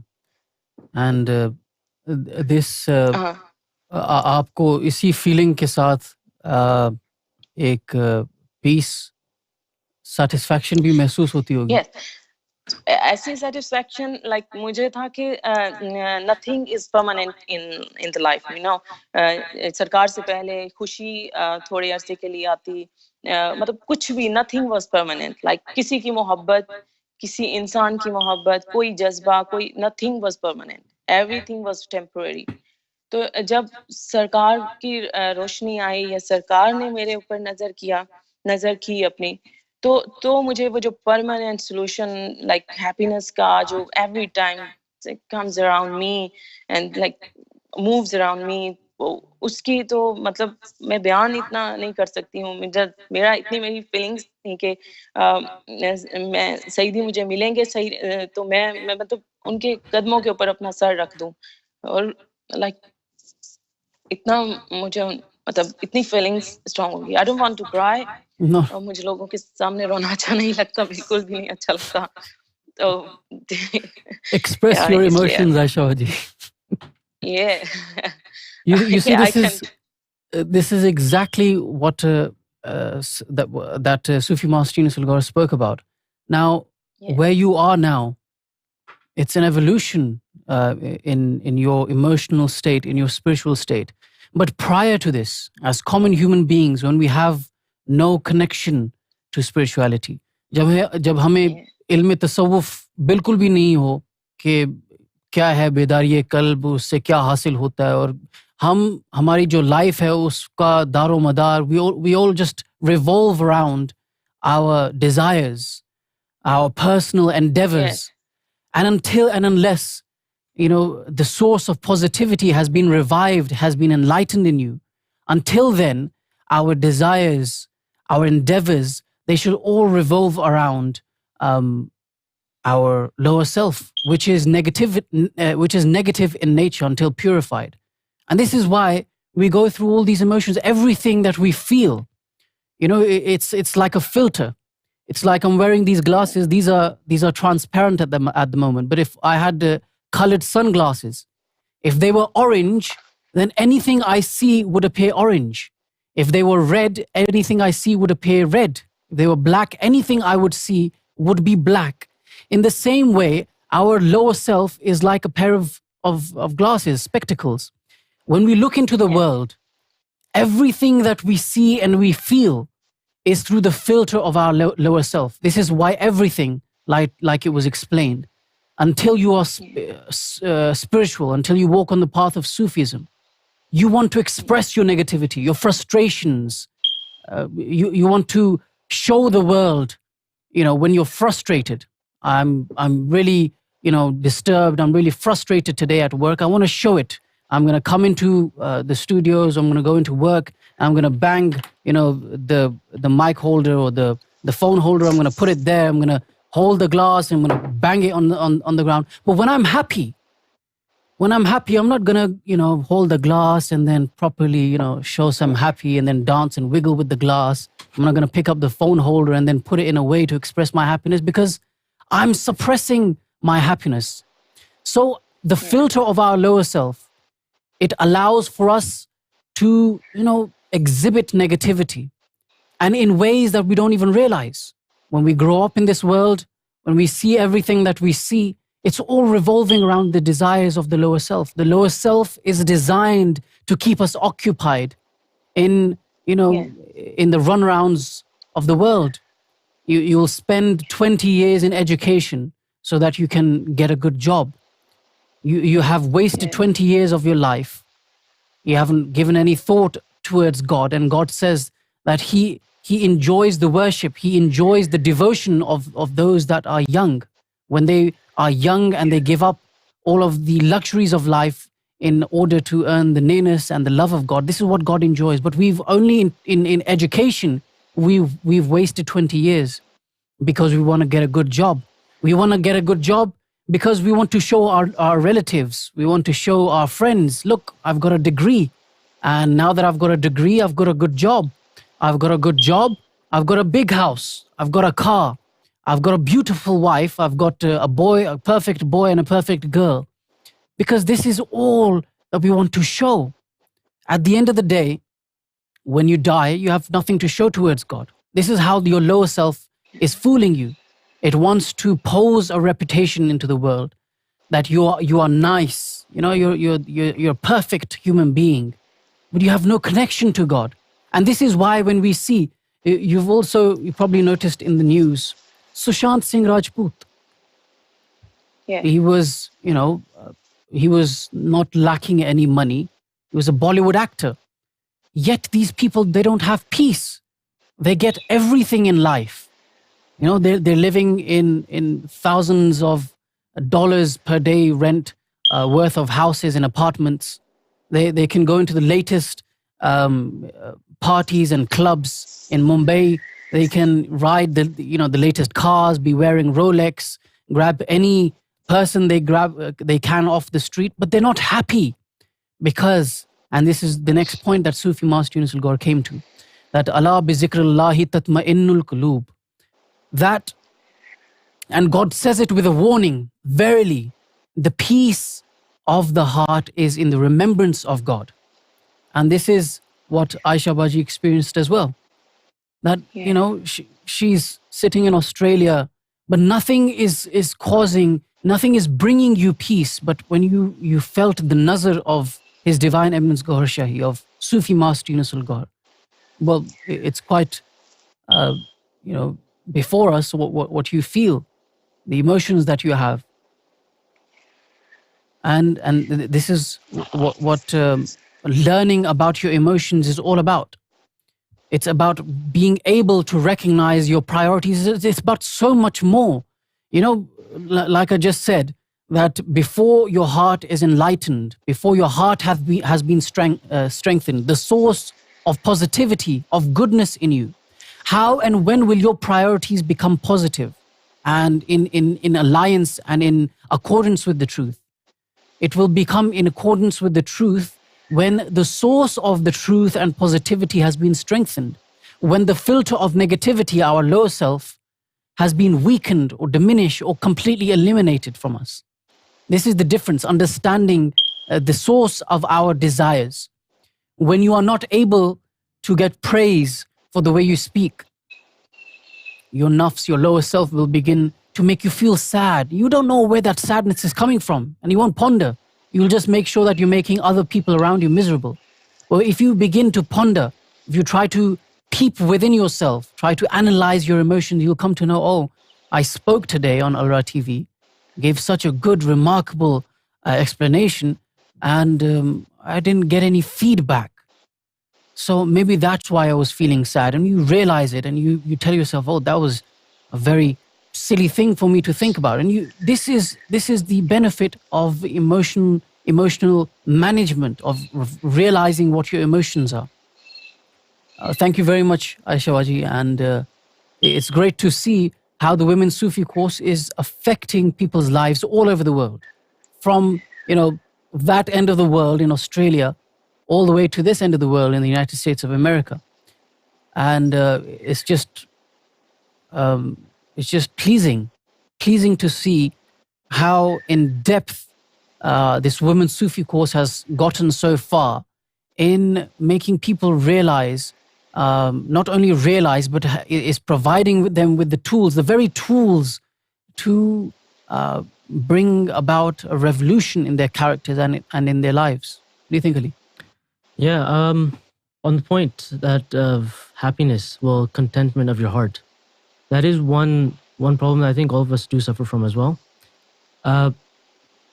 Because our having fun, as they explained, having fun and living your life in the worldly, going to clubs, partying, watching movies, this and that, we find that fun, and our lower self, it's always steering us away from our internal happiness, which would be the contentment of our heart. And we all suffer from this, to be honest. I mean, on a personal note, we all we can easily sit down, talk about movies. Oh, what did you watch on Netflix today? Oh, what are you doing? And oh, have you seen that car? Have you seen this new car? And we have no problem talking about that. It's very simple, very easy, there's no hindrance or no problem talking about that. But as soon as someone starts talking about some sort of oh, did you listen to the speech? Do you remember what was said on ALRA TV yesterday? Everyone becomes a bit disinterested, or they feel, you can see that people are becoming uncomfortable because their lower self, it's not letting them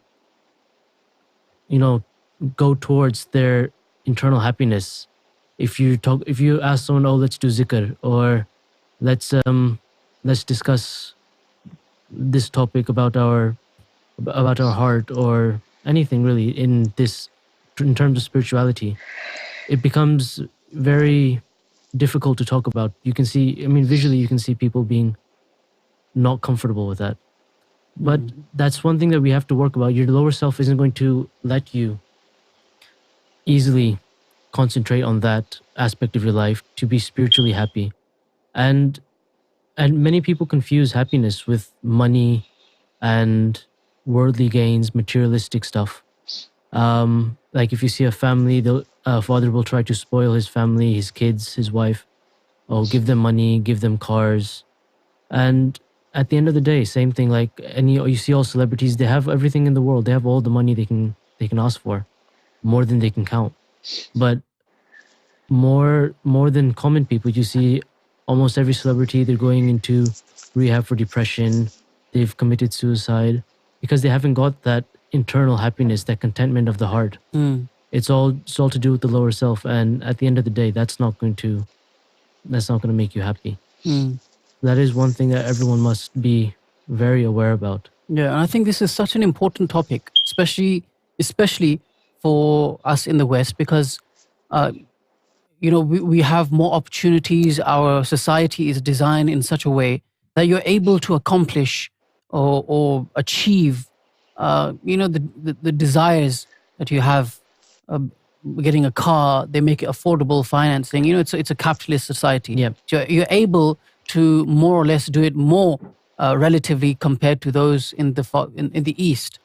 You're able to get a watch, a phone on finance. You may be on a meager job, but you're still able to accomplish those things.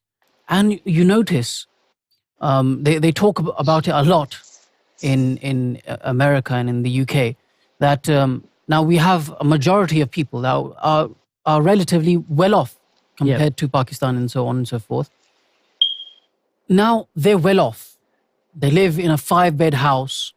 They drive a BMW or a Mercedes, or whatever. They have a 4-figure, 5-figure job, but they still don't find happiness. They think that they will achieve these things, they'll be able to pay off the mortgage, then they'll feel contentment. That doesn't happen. They've paid off the mortgage, they've bought off a car, they've got the latest Lamborghini. It doesn't change. So now, what people came up with here in the West? They thought, okay, we've accomplished those things. So what is the next thing? So, and this is actually a term. It's called cheap thrills. Now, this is where the concept of YOLO came from. You only live once. People thought, okay, we've accomplished it. We've got the latest tech. We've got the latest phone. Still not happy. Their happiness wears off after a while. We got a good house. We got a doggy. We got a child. Blah blah blah. All the things, the material things that you would think that would make you happy. You've achieved them now. It was temporal. But now you don't feel that happiness. So they think that now happiness is that living every single day to its fullest. You only live once. So go out and, race off the cliff, jump off a cliff, do bungee jumping, do, wacky sort of things. And this is where the concept comes from. And this is exactly why they call them cheap thrills. But what we must understand is that these cheap thrills, these material gains and goals, they will only give you temporal happiness. This is as far as your lower self's desires will lead you. The lower self is in a pursuit to lead you into obliviousness of God. Once you provide it with one thing, it's going to keep you desiring for other things, so that you're in an ever-ending loop to attain that happiness. But this is exactly why God said in the Quran, "Ala bi zikrillahi tatma'innul qulub," that you will not find contentment until your heart has found peace, until your heart has found satisfaction, contentment. And we don't turn that way because our lower self, it controls the way we think. When we start beginning to walk on that path, and we start thinking, oh, but I haven't been able to pay my credit bills. But, say that all of a sudden your credit fees are paid off, you suddenly paid off your mortgage, you've suddenly paid off your car. Now what? Now what sort of peace will you have? You'll be sitting around thinking, okay, what next? Peace will not be eternal until you are going to give your spiritual self the peace, the contentment it requires. And this is why at the end of the day, no matter what you do and achieve materially, you will still feel a sense of deprivation, a sense of unsatisfaction, a sense of restlessness. And this is again why God warns you in the Quran that you will not find peace until your heart is in the remembrance of God, because the peace, the contentment is in the remembrance of God, of your heart, of your qalb. Thank you again, Aisha Waji, for coming on and being with us. Thank you so much. And do comment again whenever you want to explain what you have understood from these lectures, from these topics of the Women's Sufi course. You're most welcome. So just let us know. Thank and you so much. you can Thank be you on, so much. on again. You're very welcome. God Hafiz. Now, the next thing that was explained was, and this was a wonderful example, that you have a good job, you have friends, you're a young guy, you have a good job, you get your money in, you spend your money, you don't have to worry about much. But then, at times you may be broke. You've spent that money, you're still waiting for the monthly wage to come in, but right now you're broke. So in such a time, you still rely on your father. Your father, he's a rich man, and in a time of dependency, in a time of reliance and desperation, you can lean on your father. Although I have a job, I have money, I have friends that could help me out, but in such a time, I can always ask my father. Oh, yeah. He will always help me out and take me out of this temporal misery, desperation, or lack of funds. Yeah. In the same way, in the exact same way, when your heart is engaged in God's remembrance, and Sufi Master said that when your heart is engaged in zikrullah, in the remembrance of God, this is your foothold reliance, your fundamental reliance in God. And this is why you feel a sense of security. Yeah. You feel a sense of contentment, of peace, that no matter what happens, I'll be all right. My father's rich. I won't be left in mire. I've got a cushion to fall upon. In the same way, this is what it means, Ala bi zikrillahi tatma'innul qulub, that your heart is in the constant remembrance of God. It's in the constant, commemoration of God's name. So this is your foothold reliance, your security, your fallback, your connection with God. So this is a very beautiful point. Very well explained. And a lack of all these things. Now, like the example that you've just given of what was the example? Could you repeat that?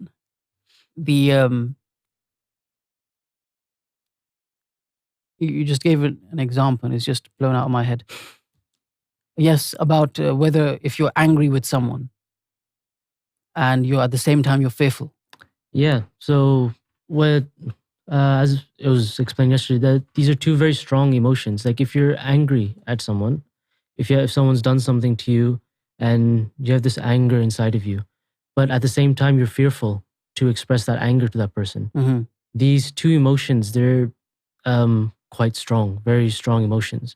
And then you bottle up that anger, you suppress it, and that creates an emotional imbalance inside of you.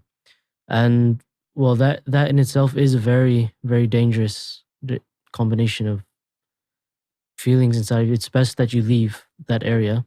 Otherwise, it's going to be very detrimental to yourself. Yeah.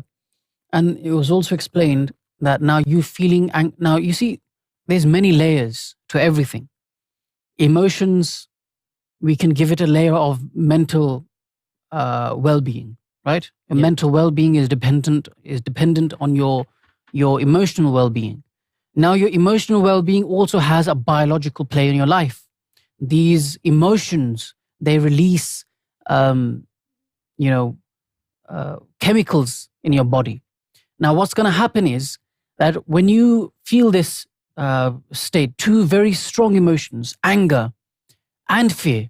Now these are two very strong emotions, and you're feeling them at the same time. This person is, in the room, and they're constantly accusing you, they're constantly badgering you and yelling at the top of their voice. But you also have a fear that if I speak up, if I say something, if I retaliate, if I explain myself, then it might cause more problems. Now you have two emotions, conflicting on a very large scale within you, anger and fear.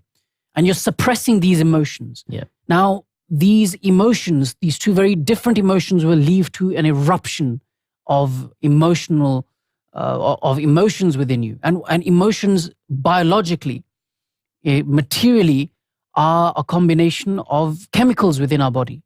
And when there's going to be an eruption of two different chemicals in our body, this is when your body starts to suffer from a chemical imbalance.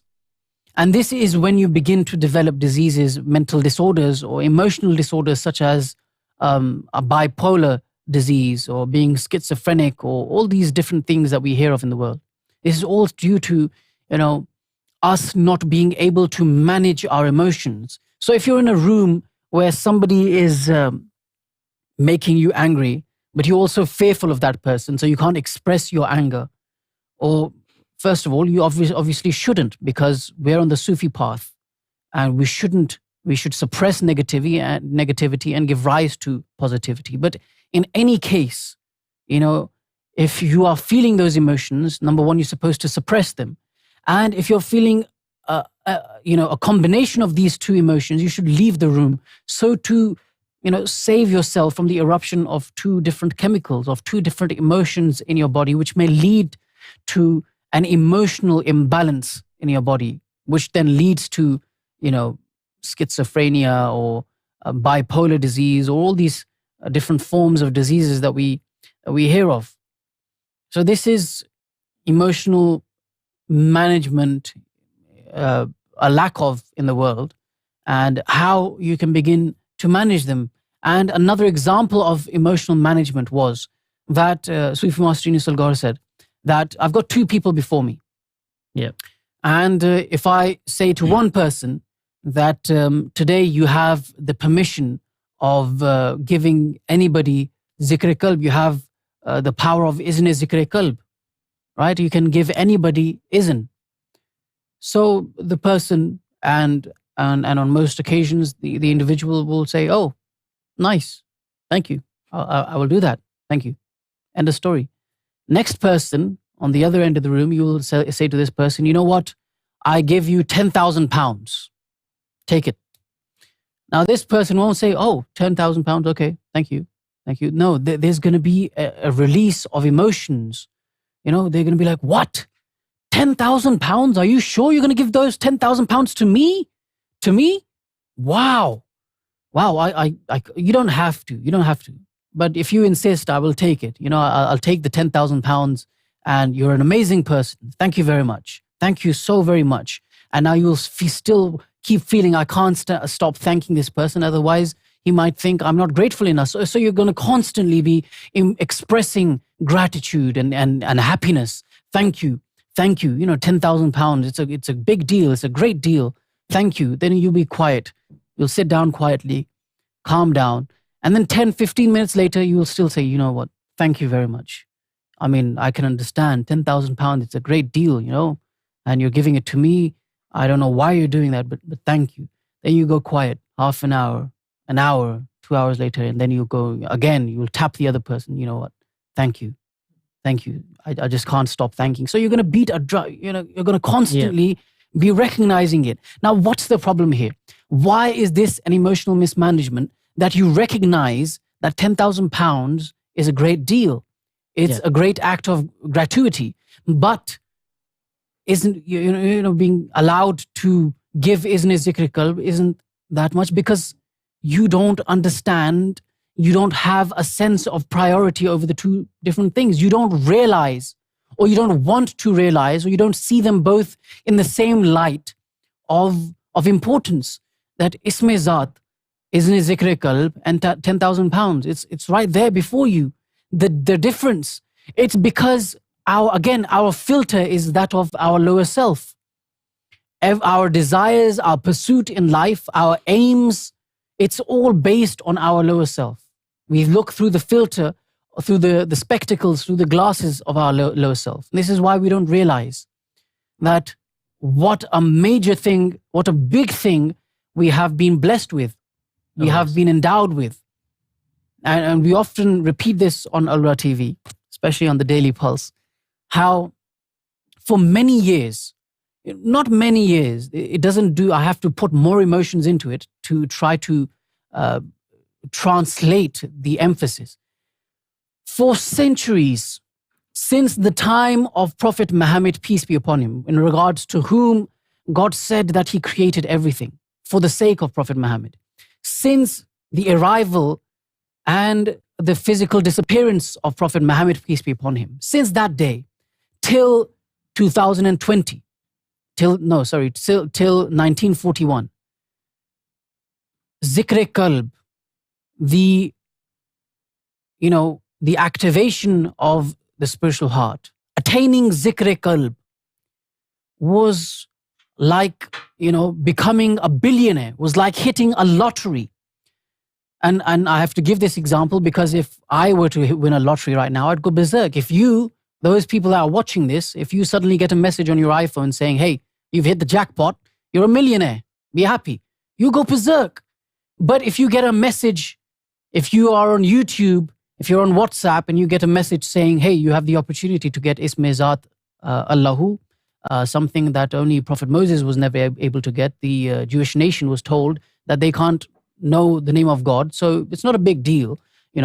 Prophet Muhammad, peace be upon him, they only gave it to Maula Ali and a select few individuals. And then after that, saints would come and they would make people go to the jungles for, 24, 30, 36 years. But, you have an opportunity to get Izn-e Zikr Qalb, Isme Zat Allah, which nobody before this time has ever been able to get. So if you want it, would you like it? And you say, oh, no, thanks. This is a bunch of hocus pocus. This is bid'ah. This is, against the sunnah of the Prophet. Why? You don't even have a beard. How can you talk about Isme Zat? There's no such thing as Qalb ka jari hona. What do you want about? This is the difference between £10,000 and Izn-e Zikr Qalb. This is down to a lack of knowledge, a lack of priority. And this is where our emotional mismanagement comes in. We don't know the value of either things, and emotionally we react like a bunch of retards. So it's a varied box. It's a varied amount of things. Those that were blessed with the princely orders, the kingship in their lives, the example of which is Prince Siddhartha. Have you heard of Prince Siddhartha? I haven't, no. Now, he was a prince somewhere in the region of China, the Himalayas and India, somewhere over there. All right. Really big prince. His father was the king, obviously. He had the riches of, the entire world at the time. But he didn't find peace. So one day he was walking past a tree and he used to think that, what a beautiful tree. What a beautiful creation of God. And now I'm going to go back and sit in my castle. I don't find peace there, but this tree is providing me with peace. And I want to know who created this tree. So just out of nowhere, he took off his crown. He took off his princely attire, his princely outfit, because of lack of contentment. And he sat underneath that tree. And all he did was meditate. And also do know, this guy did not get Izn-e Zikr Qalb. He didn't have Isme Zat Allah. And then if you were to just imagine where he would have gone, what he would have achieved if he did. But he didn't. He didn't have a Murshid-e-Kamil. This individual later became known in the world as Buddha, Prince Siddhartha. This is exactly what all of this is about. It's about realizing what is truly of true, eternal happiness and value to you. This is what leads to an emotional imbalance, when you don't know what your priorities are, when you don't know how to react, how to feel in the right manner about those things that are in your life. And we will hear more in more detail, because obviously it shocks me every single day in the new layer that is revealed every single day on ALRA TV, in the Women's Sufi course. Today is going to be the 20th day and the 19th lesson in the Women's Sufi course. And thank you everyone for bearing with me and Ali. And that's all from us today on the Daily Pulse. Thank you very much. Sallallahu alayka ya Rasool Allah, wa sallam alayka ya Habib Allah. Allahu, Allahu, Allahu, Allah, Allahu, Allahu,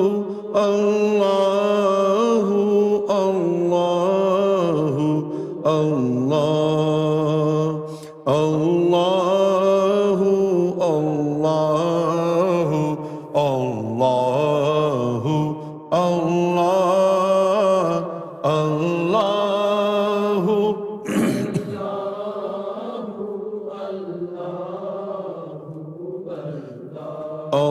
Allahu, Allahu, Allahu, Allah, Allahu, Allahu, Allahu, Allah.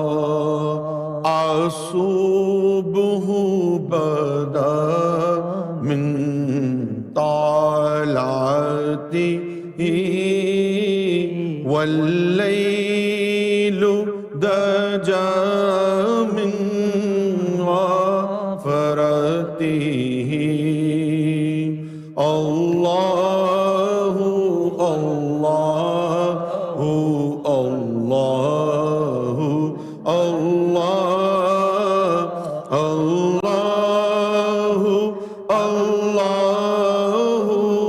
الله الله فعقى رسلا فزلا وأولى أهدى سبلا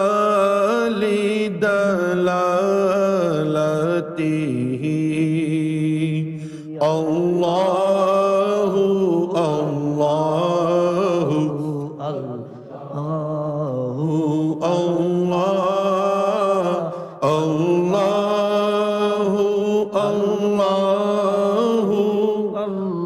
الله الله كنز الكرم مولى النعم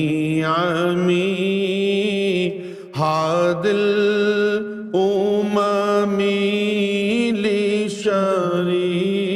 لشريعته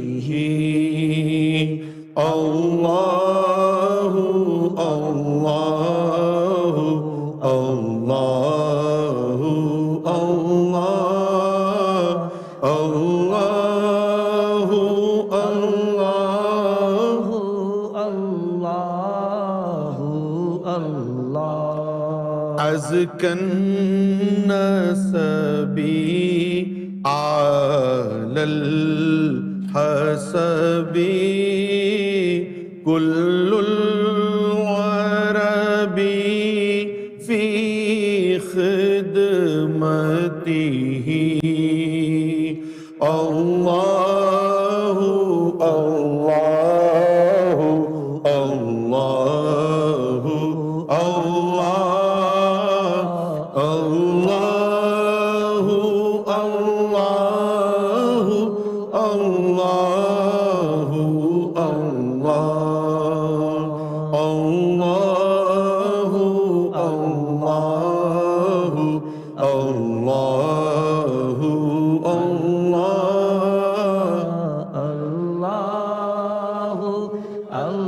الله الله الله الله سعتي شجر نطق الحجر شق القمر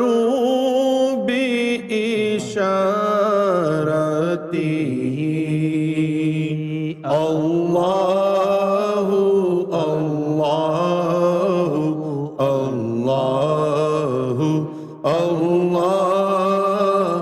الله الله الله جبريل أتى لي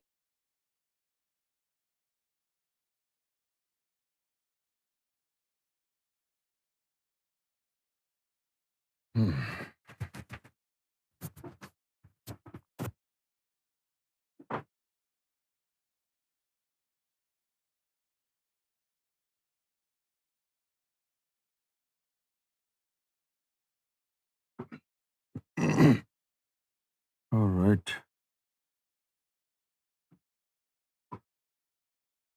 Goshay marhaba to everybody and good evening.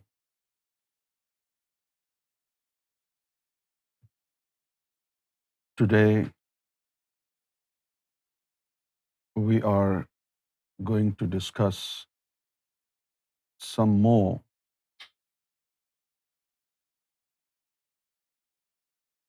points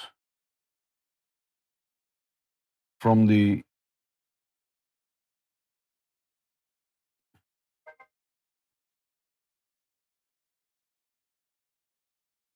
emotional regime of humankind. Those who are coughing should leave. And it's not because I am bad-tempered, but it's because you're going to disturb everybody. So if you're coughing, you should leave, please.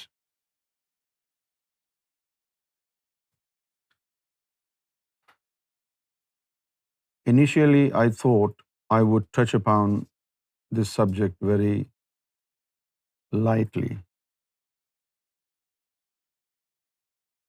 And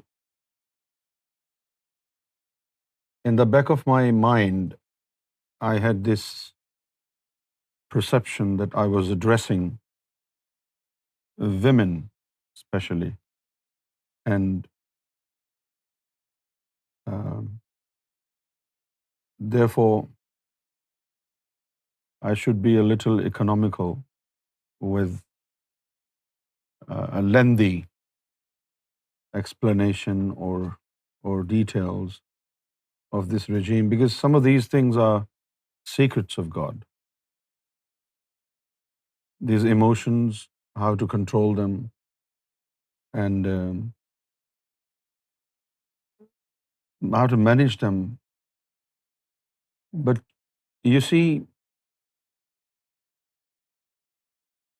you will hear these words like controlling your anger and managing your emotions, but you will never hear anybody tell you how to fix the problem, how to heal the emotions. Managing is one thing, and healing is entirely a different ball game. Now, what we are going to discuss is how do we heal our emotional deficit?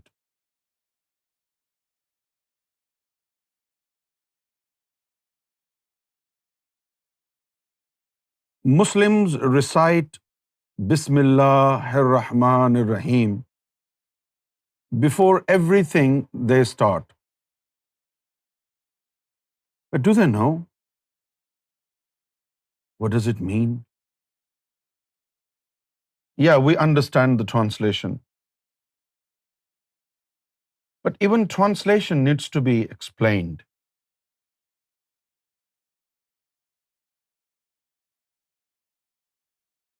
I have a lot of books. I think I left it there. I have a lot of books that detail emotions, emotional intelligence.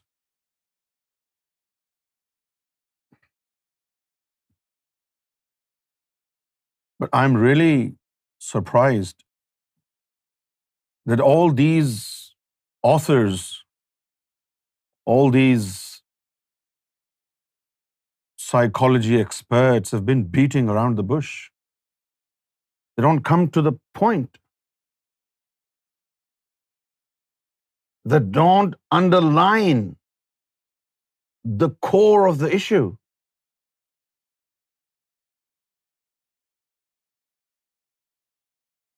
For example, empathy.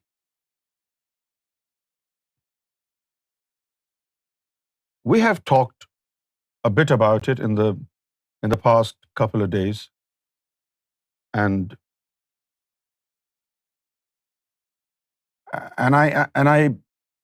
I feel need to further enhance the explanation that I have already done previously.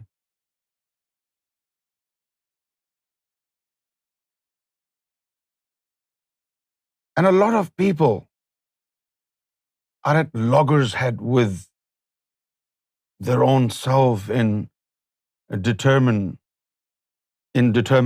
of the difference between empathy and sympathy.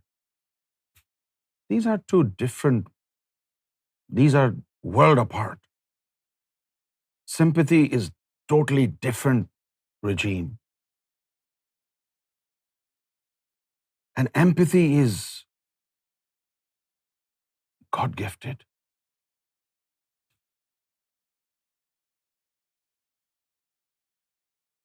It's part of you.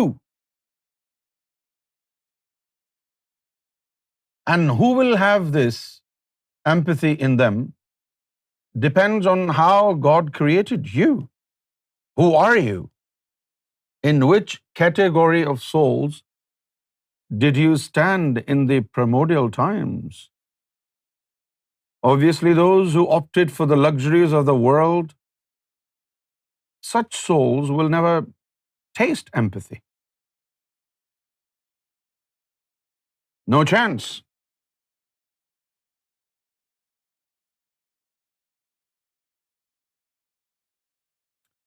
And those who opted for the luxuries of paradise, they will have a flavor of empathy.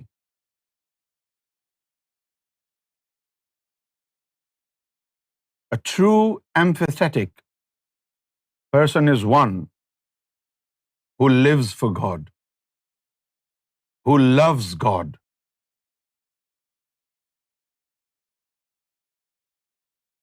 who is true embodiment of God on earth, who is God on two legs.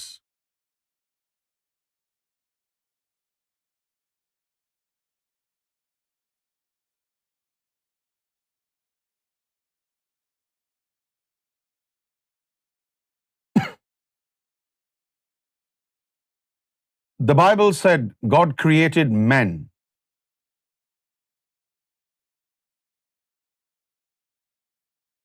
in His own image.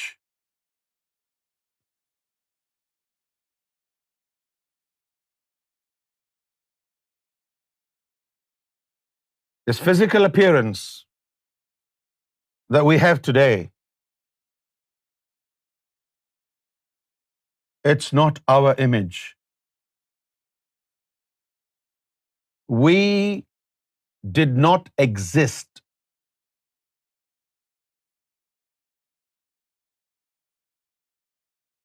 We were lost in the black hole of nothingness.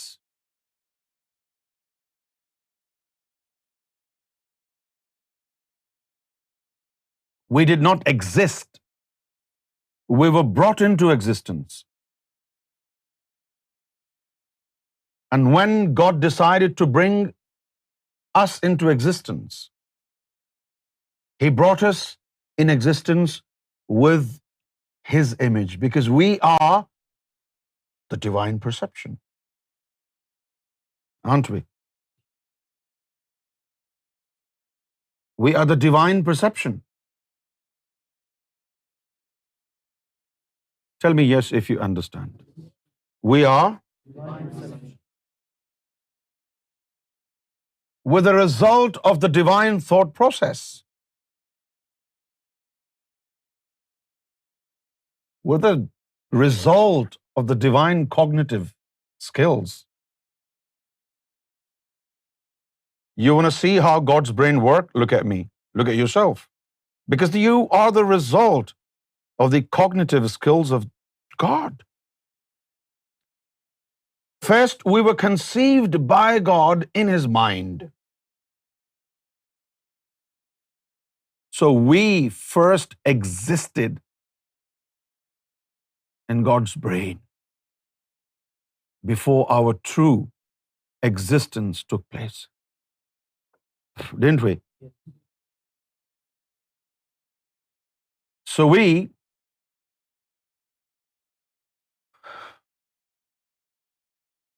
have been given God's image, or God's image.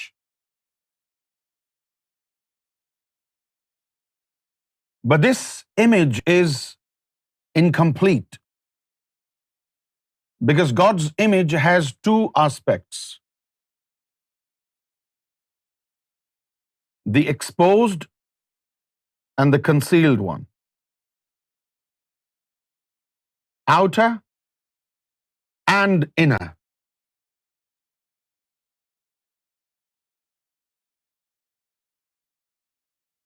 right? Outer and inner. And when God said, I was a hidden treasure, and I loved to be known, therefore I created Jabarut, I created Malakut, I created Nasut, I created human beings. So, manifestation of God's different attributes is actually God's exposure. So that once the creation comes into existence, these attributes of God through manifestations are exposed to them. And to recognize those attributes of God, to recognize those attributes of God is actually to embrace those attributes of God. To know is not to know about something. To know is to recognize and embrace. And we call it irfan. There is a great deal of difference between ilm and irfan. Ilm is knowledge. Irfan is Gnosticism.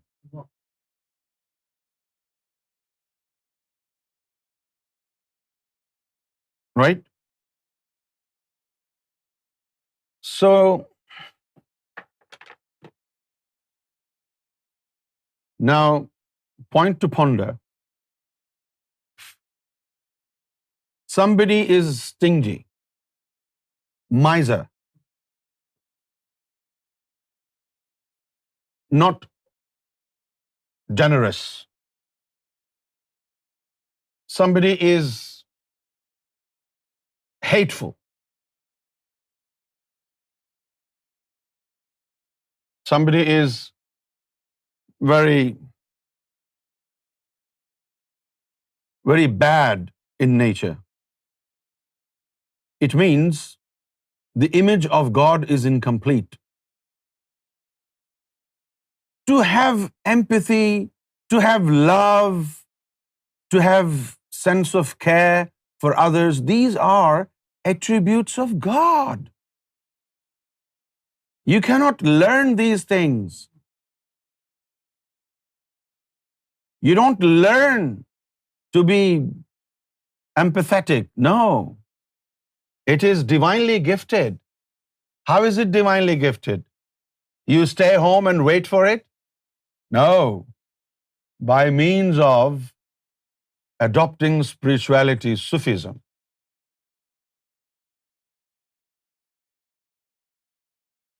His Holiness Gohar Shahi said, bring somebody who is really miser, stingy, very stingy, doesn't want to spend a single penny on anything, right? He may be a millionaire, but by the looks of him, it looked like a beggar. Somebody really stingy. And Sarkar Gohar Shahi said, we'll give him initiation of the heart. And as soon as God's name enters his heart, the divine attributes will sprout out from the seed of God's name. God is generous. In no time, through amalgamation of God's attributes within him in his bloodstream, he will become generous. So you don't learn to be generous. You don't learn to be generous. It is a gift of God. It is very easy to understand that it's a gift of God. Every single person in this world will say, yes, it's a gift of God. But the problem is, not many people in this world will understand how to receive gifts of God. How to make ourselves worthy of being a true recipient of God's gift. And where do we actually go in order to claim this gift of God? What do we do? It all starts with opening of the heart.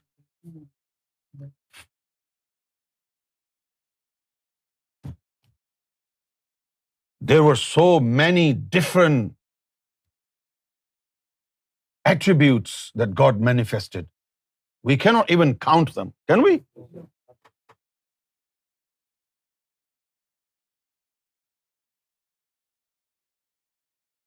Like God is very kind, and you want to be kind, what do? Where should you go to learn kindness? Is there any school, collegiate, university, or any institution which caters for the spiritual needs of human internal system? No. Where do you learn to be empathetic? Where do you learn to be kind? Where do you learn to be loving?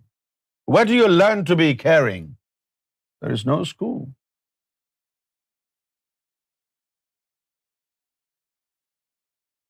So we need to focus on different attributes of God, and we need to trace their manifestation.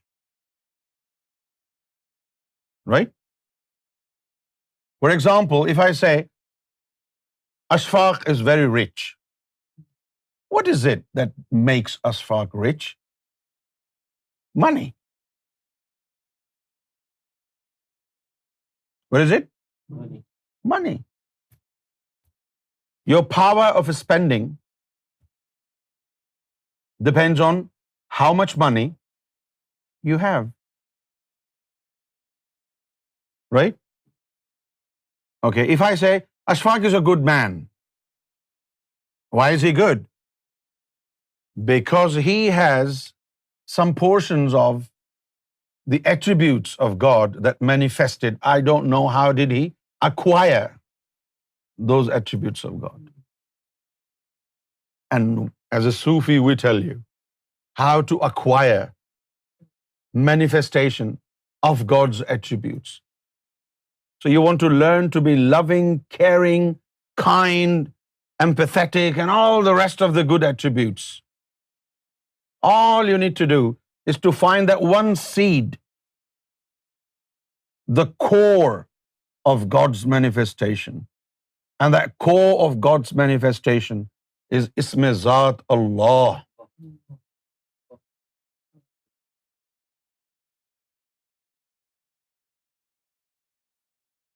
Like His Holiness Sarkar Gohar Shahi said, every single fruit has some health-related properties, right? But Sarkar Gohar Shahi said, in the eyes of God, pineapple is the only one fruit that has all the attributes of all the fruits.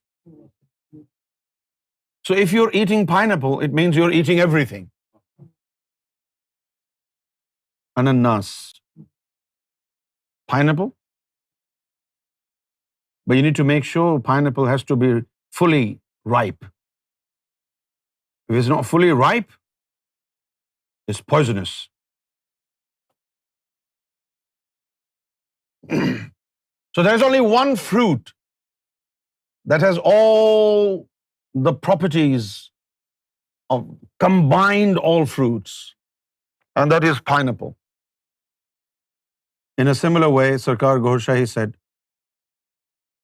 the personal name of God, Isme Allah, has all the attributes of God embedded within this mystical formula of these 4-letter word Allah.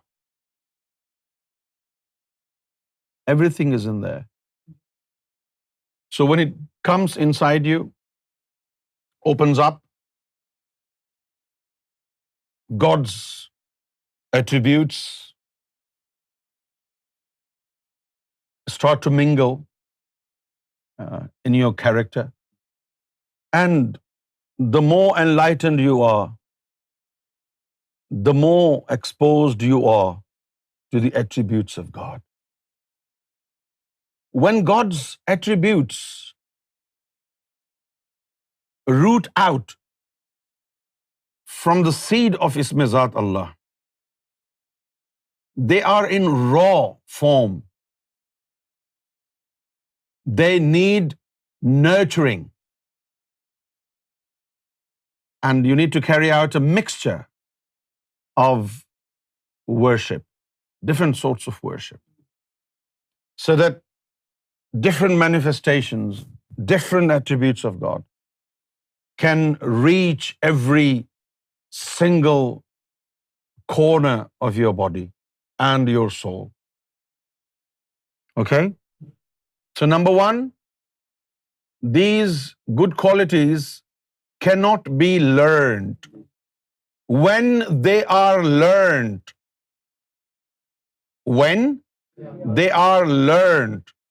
you are actually mocking them.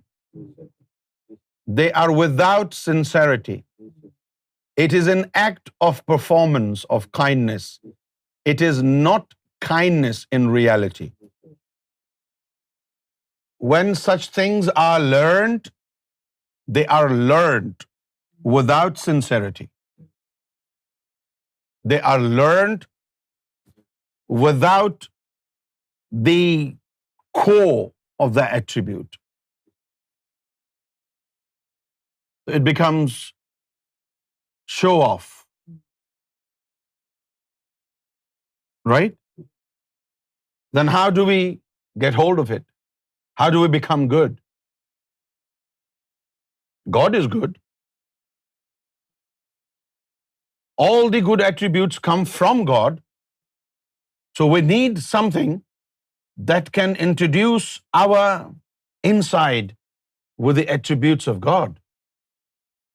And that happens when, like I previously said, when the seed of God's name is implanted in the heart.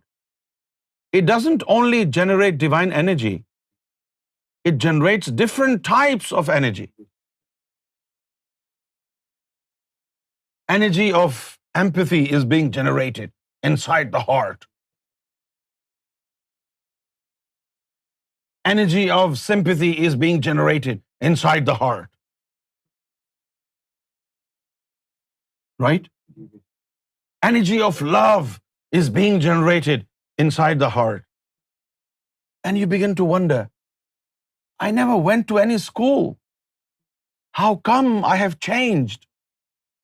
Even today, every single human being, including all these learned Muslims and all these learned Muslim clerics, they think somebody who is learned is better than the one who haven't been to a school. Like they take the Mickey out of Prophet Muhammad. When they say Muhammad sallallahu alaihi wasallam was unlettered, he was unschooled. What would he learn in your schools? If you're a Muslim and you still use this word that Muhammad sallallahu alaihi wasallam was unlettered, you are kafir. Why? Because Quran said, Ar-Rahman allama al-Quran. When God has already said, I am the teacher of this messenger of God. I taught him everything. Is there a better teacher than God? Why do you still say Muhammad was unlettered, unschooled, ummi the, unpad the? ایسا لفظ بولنے سے پہلے مر کیوں نہیں جاتے تم حضور کی بارگاہ میں؟ ایسا لفظ بولنے سے پہلے انسان کو مر جانا چاہیے.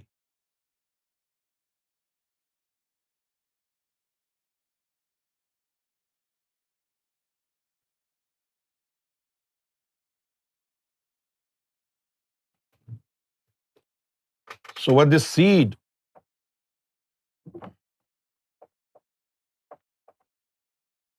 This is seed.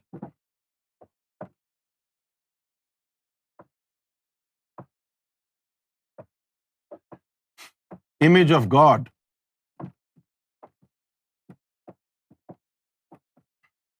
But only the outer image. God created man in his own image. The outer image.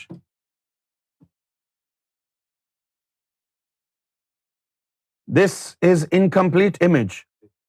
You will become a full bloom image of God when you have the inside image also.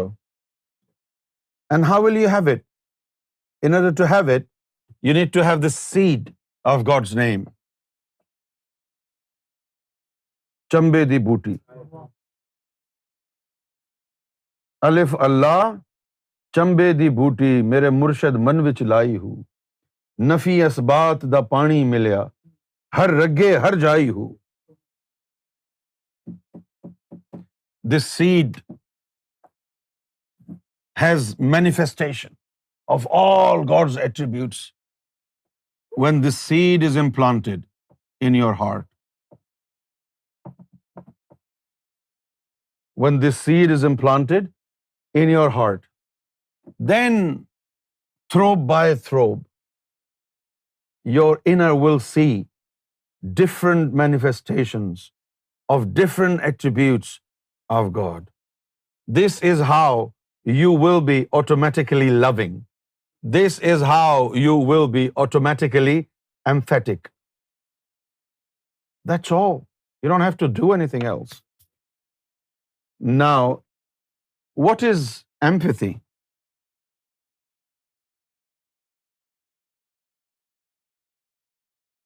Somebody who is empathetic.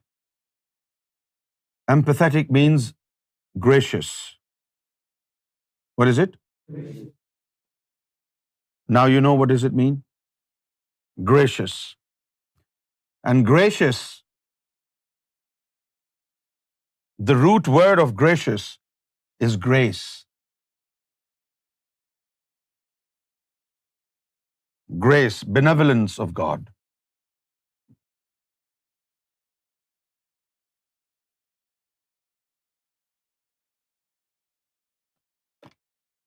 So when will you have empathy? Only those will have empathy who are enlightened. Without enlightenment of the heart, it is impossible to have empathy in you.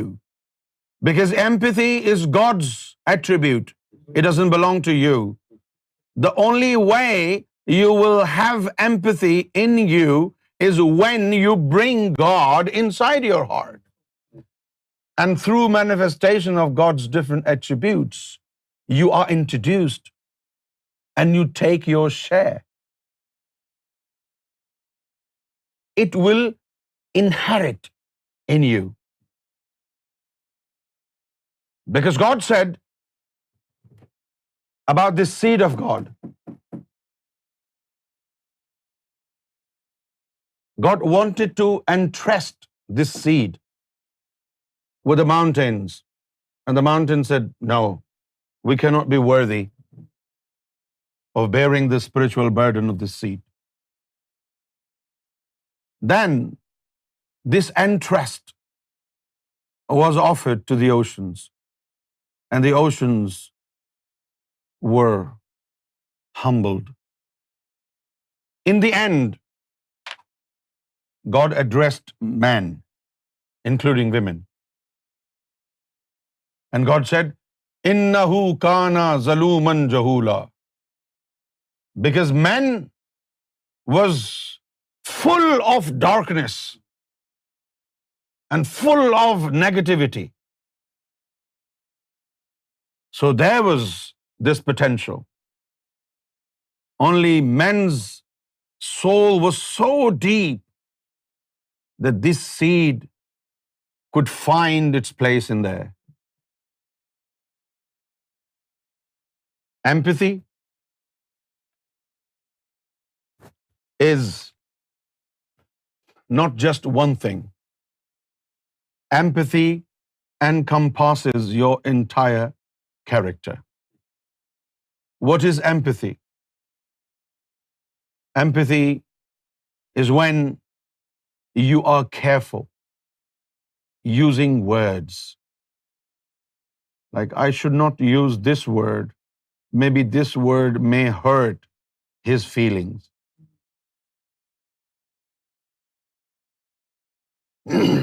When you help the needy one, you help the needy one in a way that his self-respect is not affected. And when you take care, when you want to help somebody and you take care in helping him in a way that his self-respect and self-esteem is not affected, that is when you have empathy.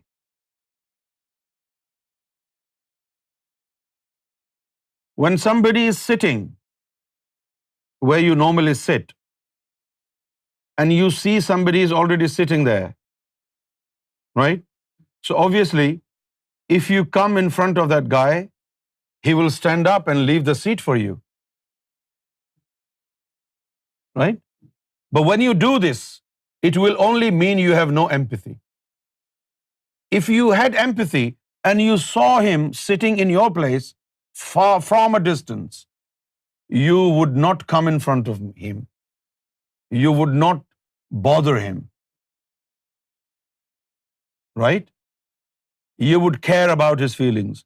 Like, if I went there, he would stand up and he would be embarrassed. To save people from embarrassment, you stop doing things that can embarrass them. This is empathy. Empathy is not just restricted to words, phraseology, or verbal diarrhea. It's about your character.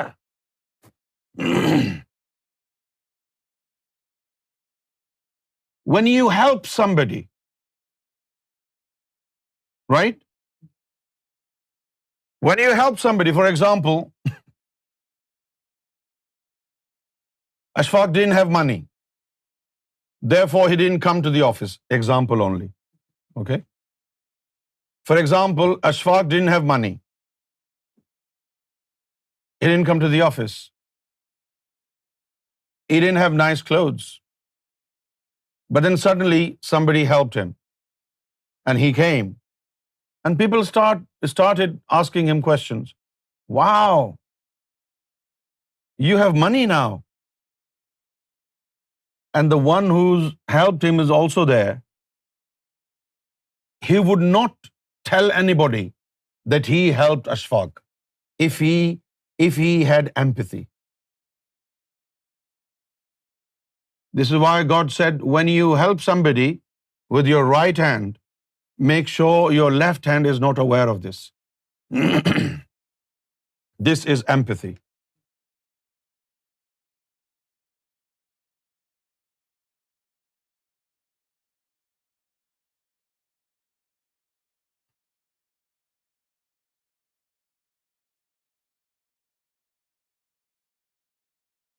What else is empathy?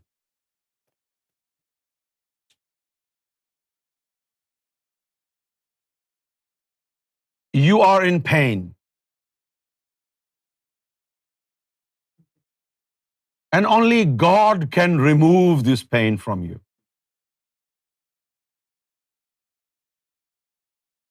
And you don't pray to God. And you think, why should I bother God? He is all-knowing. He is all-knowing. Why should I pray to Him and bother Him? If He wants me to have this pain, I should be patient with it. So in pain, in adversity, in calamity, not turning even to God is empathy.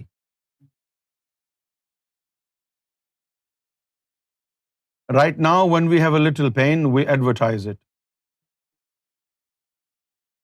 We publicize it.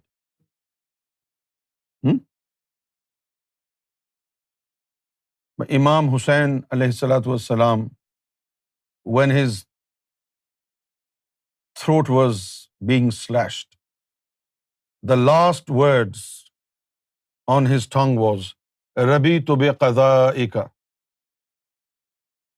Oh God, I am happy in the calamity that you bestow upon me. Rabitu bi rada'ika wa rabitu bi qada'ika. I am happy with the calamity that you fall upon me. This is empathy. The best word for empathy in English, in Arabic and in Urdu is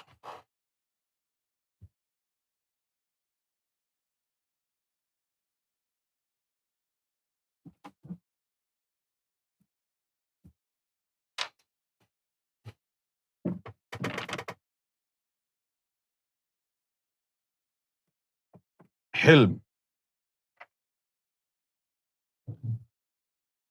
And the one who has empathy is called Halim. Chicken, lamb Halim.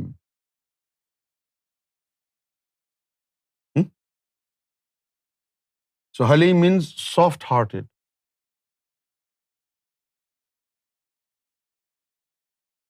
If empathy had neighbors, then kindness would be the closest one. If empathy had neighbors, next door neighbors, kindness.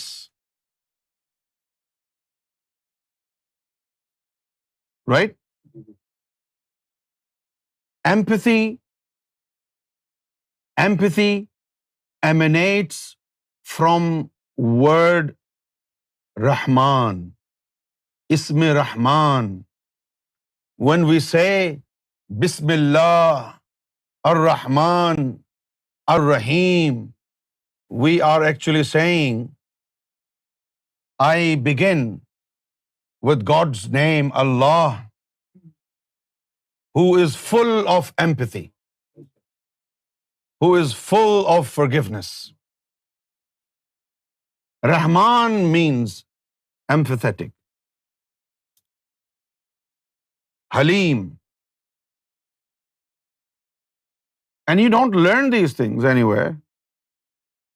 These things cannot be learned. How to be a loving soul. Can you learn this?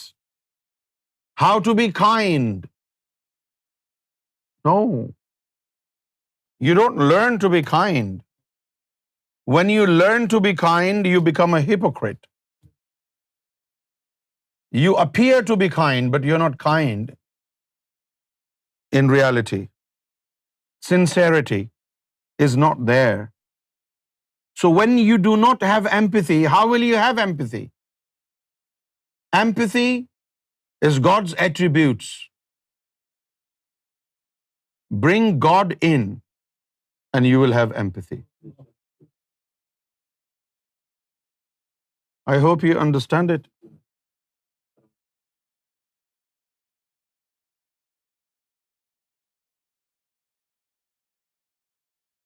आपको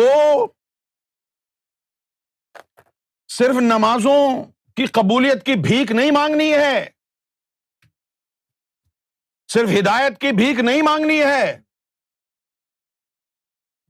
एक अच्छा इंसान बनने की भीख मांगनी है। खुदा, ऐ मेरे मौला, ये सिफात मुझ में नहीं है जो तूने मोमिनों की बताई हैं।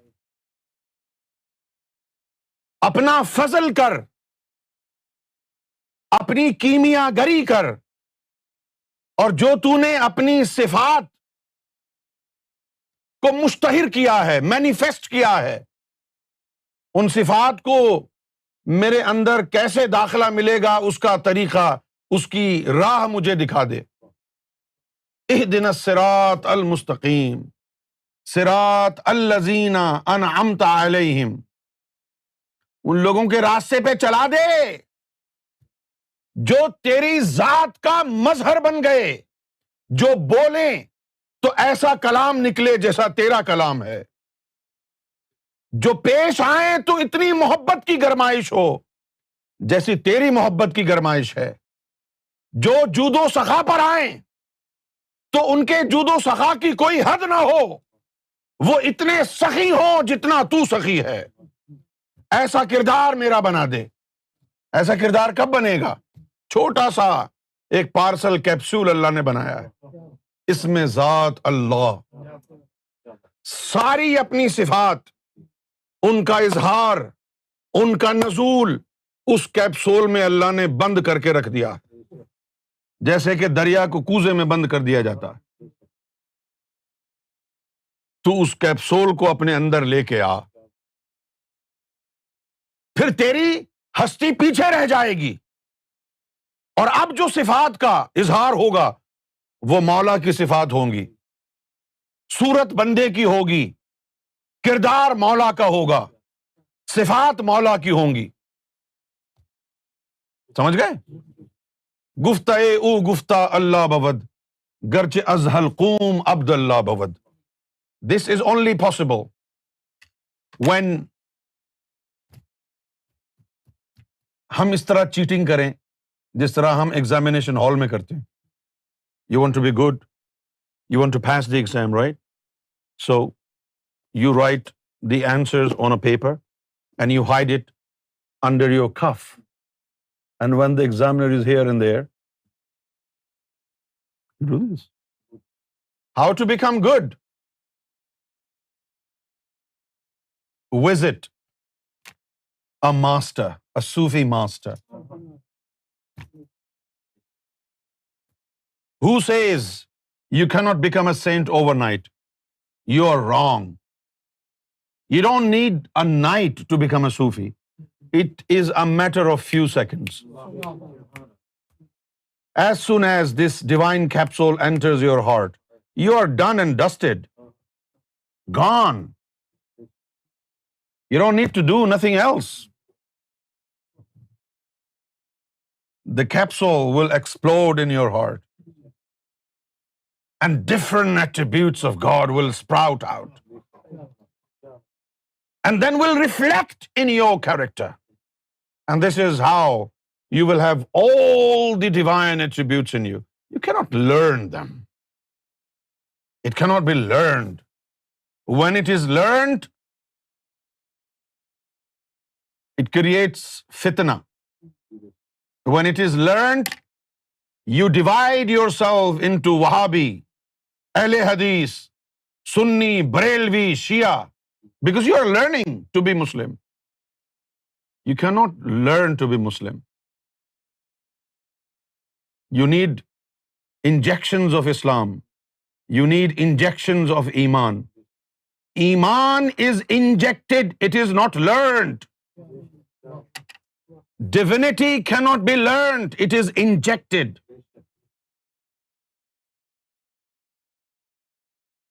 So when you have the methodology available, why do you feel dejected?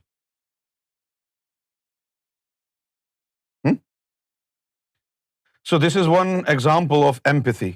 I hope I did justice with the subject. Empathy.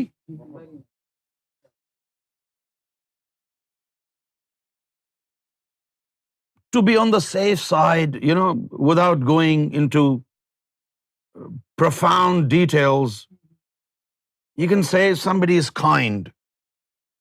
Empathetic means remotely kind. To be kind. Kindness. Kindness is a shadow of empathy. Only a shadow. It is really something greater than just kindness. But this one aspect of empathy, which is kindness, will cover a lot of ground. So in order to understand what empathy is, just focus on being kind. Now, how to be kind when you are not kind?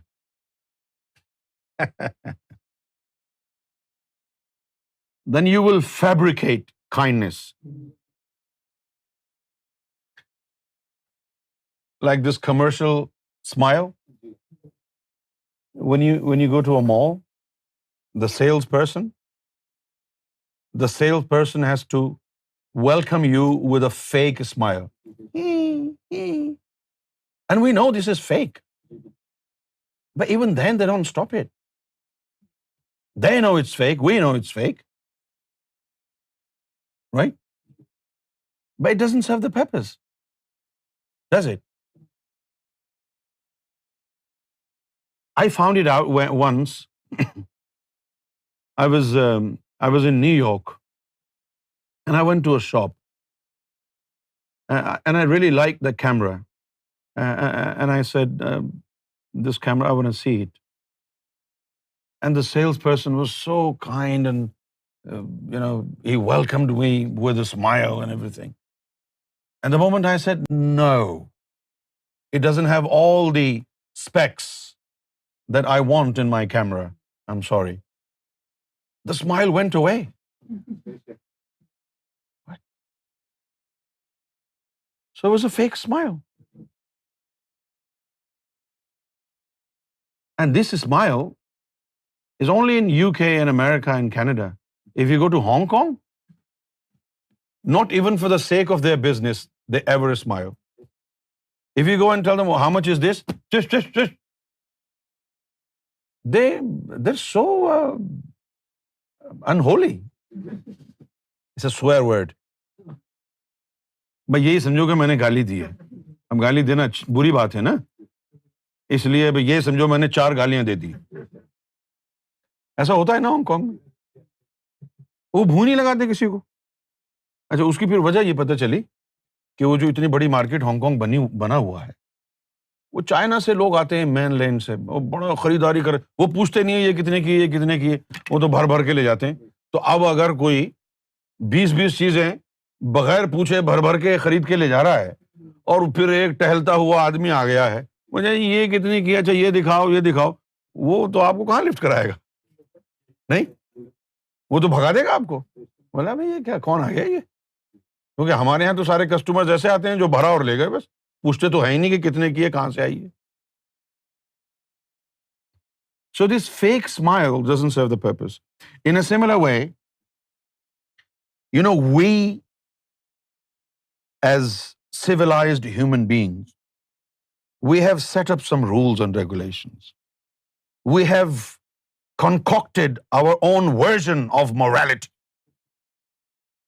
Like, say thank you even if you don't want to say it. Say please even if you don't want to say it. I'm just trying to open your guts up, right? This is fake morality.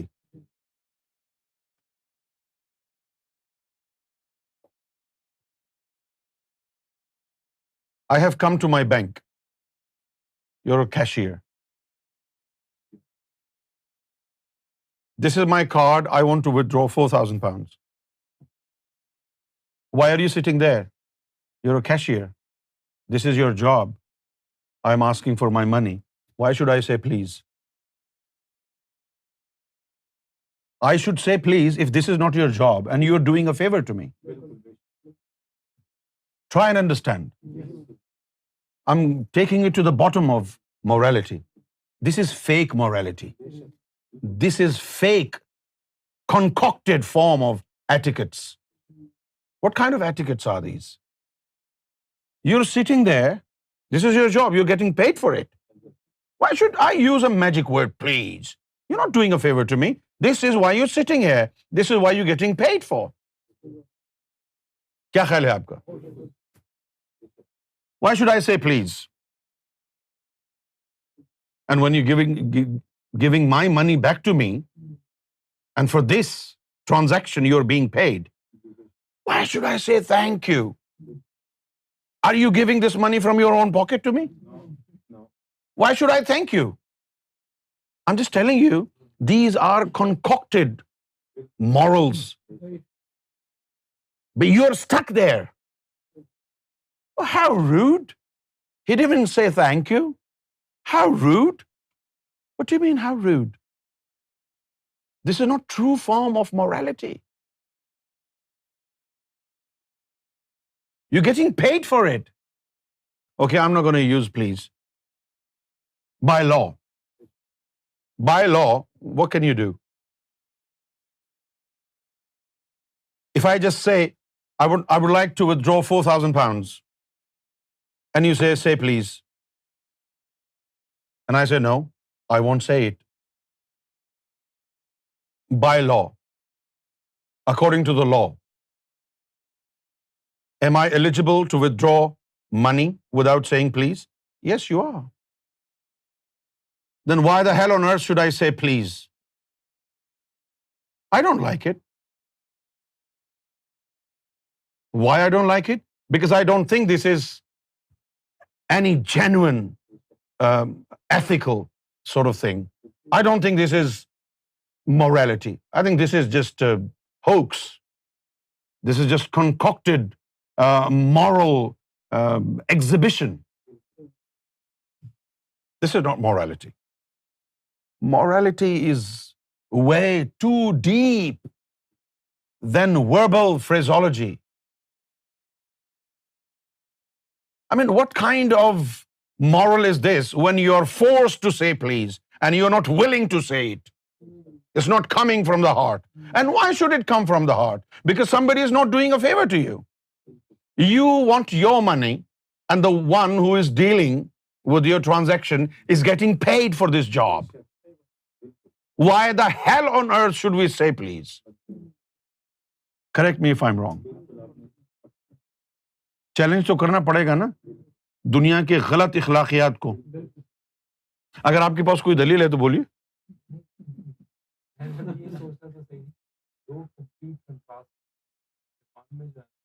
They say that the word for customer is okyaksama, and then God is called kamisama. So both has sama in between, in fact. So they say that customer is like Sama God. तो उसामा में भी है. उनकी language कह रहा हूँ. तो मैं कह रहा हूँ वो ये कहते हैं कि जो है ना customer should be treated like a god. So it's a complete contrast. Here the salesperson or whoever is doing the job is looking for, you need to be grateful to me and say please and बिल्कुल thankful. उलट हो गया ना. Complete opposite है exactly वहाँ से इधर.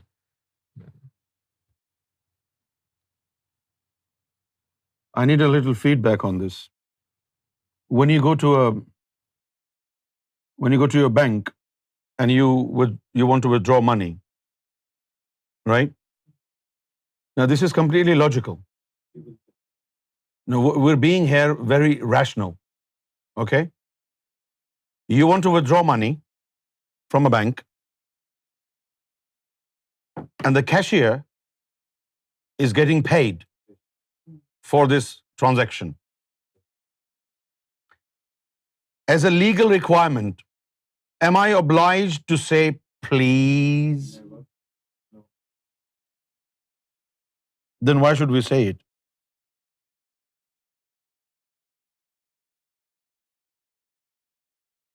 The point I'm trying to make here is that this is false morality. This is false morality. This is not, no way it's any moral. Okay?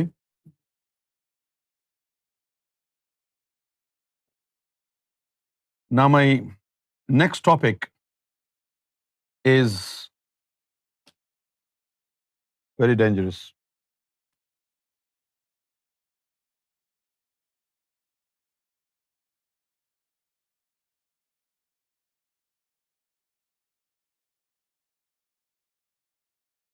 Like yesterday, I just quickly touched upon just very superficially on the negative side and mismanagement of our emotions. And then I mentioned that there are certain cognitive stages where people are literally suffering from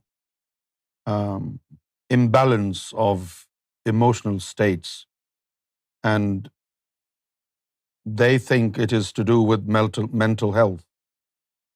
For example, bipolar or personality disorder. And in personality disorder, we have different um, characters. A narcissist. And all these different ailments are actually alarmingly uh, depicting true face of our lower self. A narcissist will have all the negative traits,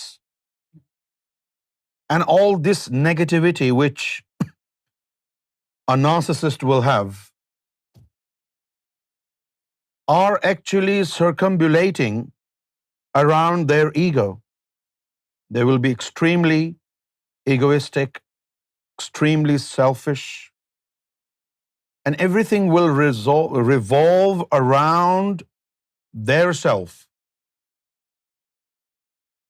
right? And they are great manipulators. They learn this art of manipulating things, manipulating minds, right? Whenever they wish to um, humiliate anybody, they will humiliate them to the extreme. And these people, those who suffer from acute personality disorder, and they are narcissists, they are those who also have this art to grab opportunity. They're great opportunist, mauqa parast. All these negative attributes are connected with the lowest form of lower self, right? It has nothing to do with mental disorder, right? So according to my understanding, according to my research, all these defects where you become bipolar, where you become a narcissist, right? When you become an aggressive person, this happens when you are not enlightened. Nobody can become a narcissist if that person is enlightened. No enlightened men or women can become bipolar or narcissist. It only happens when inside you there is only one source that is, attracting all negativity around you. And it happens when your lower self is in command. And bipolar are those who are in the middle of negativity and positivity, right? Sometimes they are under the effect of positivity. They behave really well. And when they are influenced by their inner negativity, they change suddenly. 1 minute ago, you're having a cup of tea with them, and you're having a good laugh. And the other minute, they don't want to know you. Why are you sitting here? Go F off. They don't want to know your face. And how suddenly they change. So there is a cycle of negative emotions and positive emotions. And they keep moving, keep moving, keep moving, keep moving. And that has nothing to do with your cognitive skills. That is related to your lower self. That is related to your emotional well-being. It has nothing to do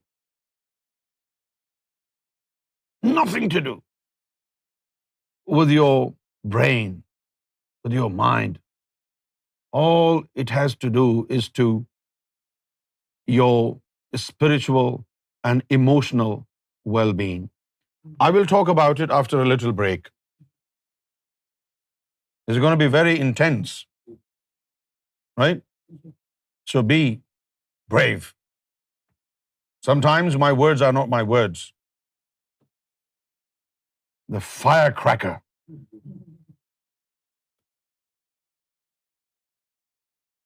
کہاں گئے ندیم بھائی؟ صلی اللہ علیہ یا رسول اللہ وسلم علیک یا حبیب اللہ صلی اللہ علیک یا رسول اللہ وسلم علیک یا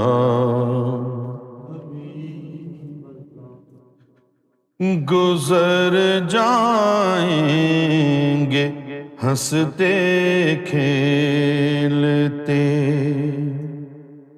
گزر جائیں گے ہنستے کھیلتے سارے مراحل سے غلامان محمد ہیں غلامان محمد ہیں نہیں بھٹکیں گے منزل سے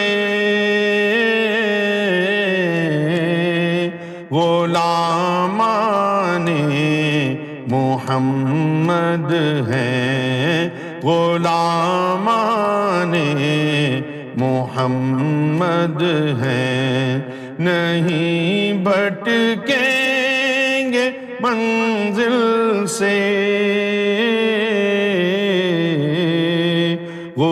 غلامان محمد ہیں بہار آئے میرے دل کے چمن میں یا رسول اللہ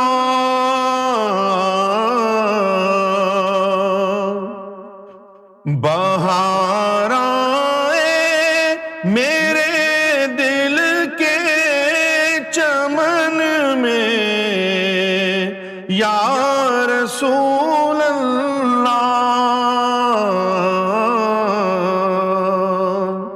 ادھر بھی آ لگے چھینٹا ادھر بھی آ لگے چھینٹا کوئی رحمت کے بادل سے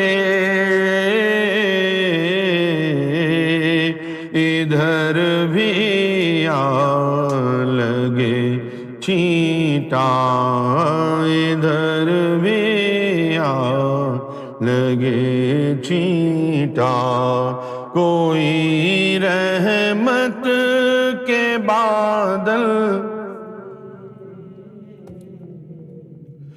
اور محمد کی محبت جان جا ہے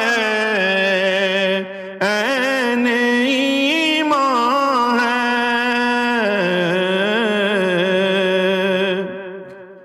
محمد کی محبت جان جا ہے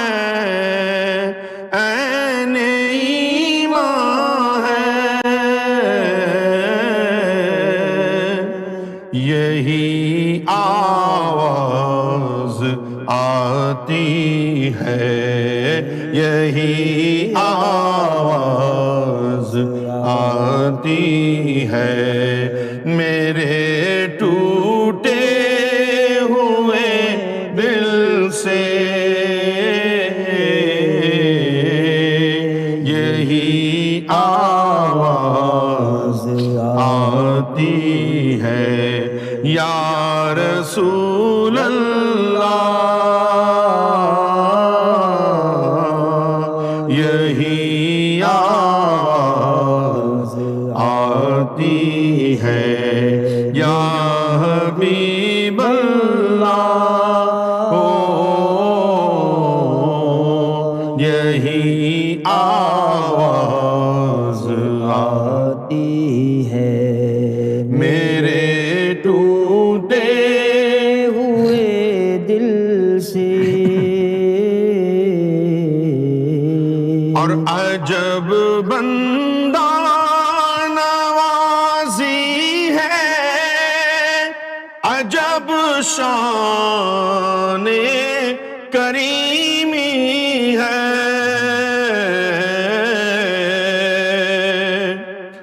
عجب بندہ نوازی ہے عجب شان کریمی ہے جو اٹھا با مراد اٹھا جو اٹھا با مراد اٹھا میرے گوہر کی محفل سے جو اٹھا مراد اٹھا جو اٹھا مراد اٹھا میرے گوہر کی محفل سے گزر جائیں گے ہنستے کھیلتے سارے مراحل سے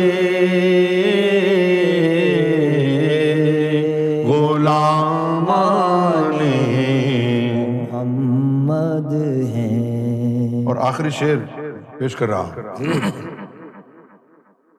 توجہ طلب ہے توجہ رہے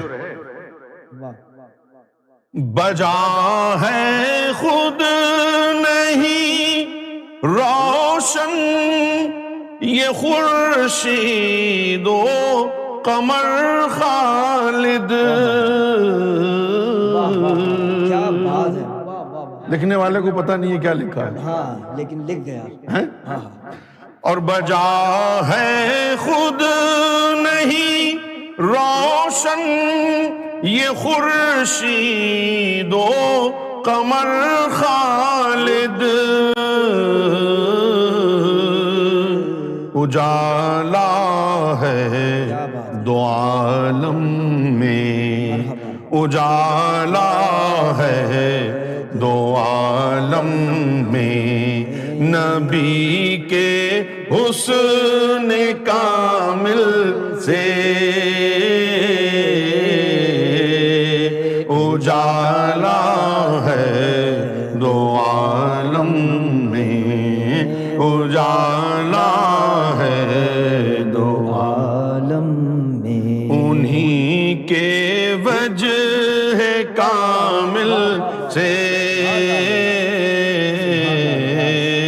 اجالا ہے دو عالم میں اجالا ہے دو عالم میں انہی کے حسن کامل سے گزر جائیں گے ہنستے کھیلتے سارے مراحل سے غلامان محمد ہیں غلامان محمد ہیں، نہیں بھٹکیں گے منزل سے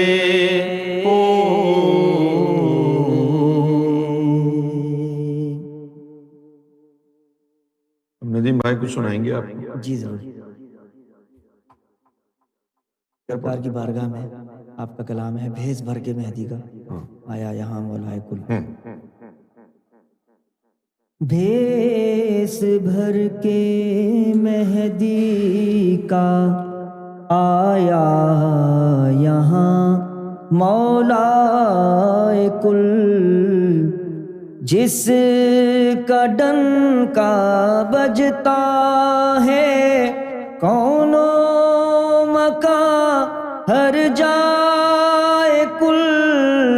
بھیس بھر کے مہدی کا آیا یہاں مولائے کل، مقصد گوہر ہوا کہ ہر جوہر نایاب کو، مقصد گوہر ہوا کہ ہر جوہر نایاب کو، اپنے من کے دیس میں کر دے اسے سرمائے کل، اپنے من کے دیس میں کر دے اسے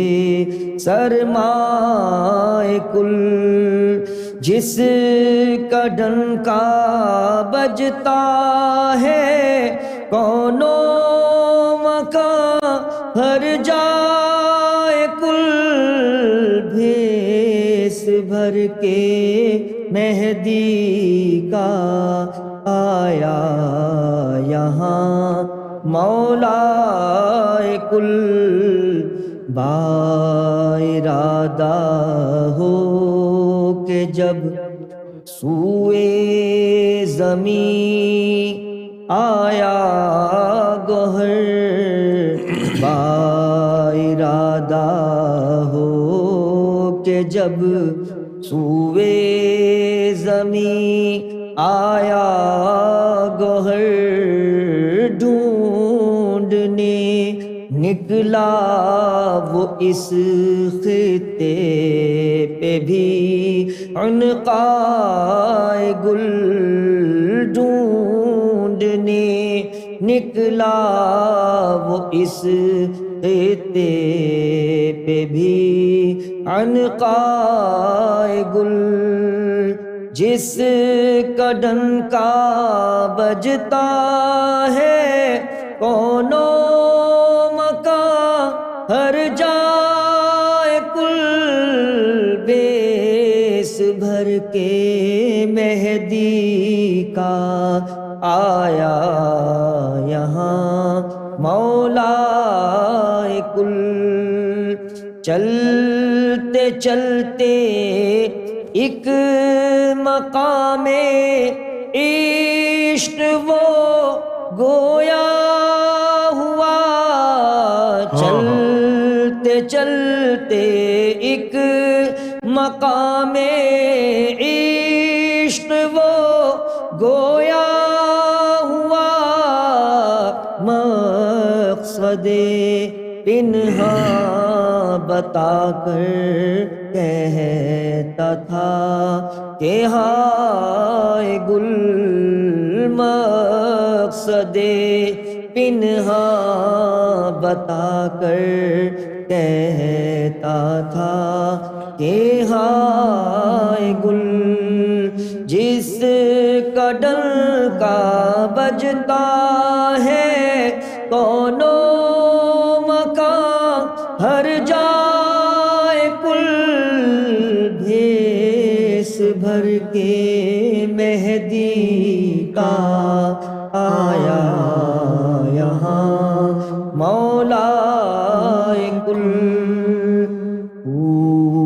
شاہی ڈھونڈتا تھا ہوئے انسانی میں وہ ہوئے شاہی ڈھونڈتا تھا ہوئے انسانی میں وہ جس کو دیکھا عجز کا پیکر کیا عنقائے گل جس کو دیکھا عجز کا پیکر کیا عنقائے گل جس کا ڈنکا بجتا ہے کونو مکان ہر جائے کل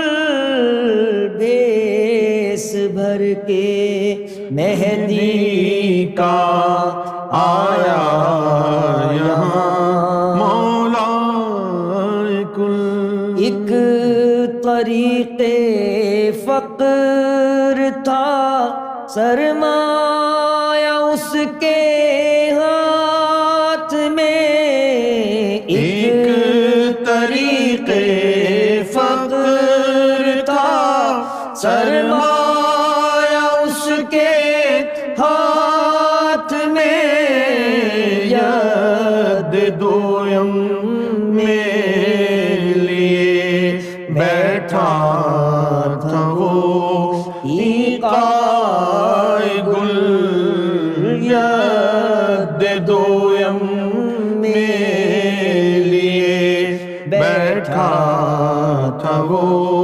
ایقائے گل سہ رہا تھا خاموشی سے سب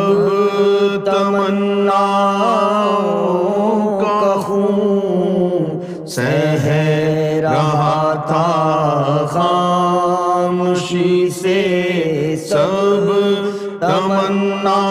تمناؤں کا خون پھر اچانک ایک دن لوٹا وہ پس اثنائے کل پھر اچانک ایک دن لوٹا وہ پس اثنائے کل اور آقائے بے مثل نے فہرست جاری کر ہی دی آقائے بے مثل نے فہرست جاری کر ہی دی پس غلامی ثبت ہے آقا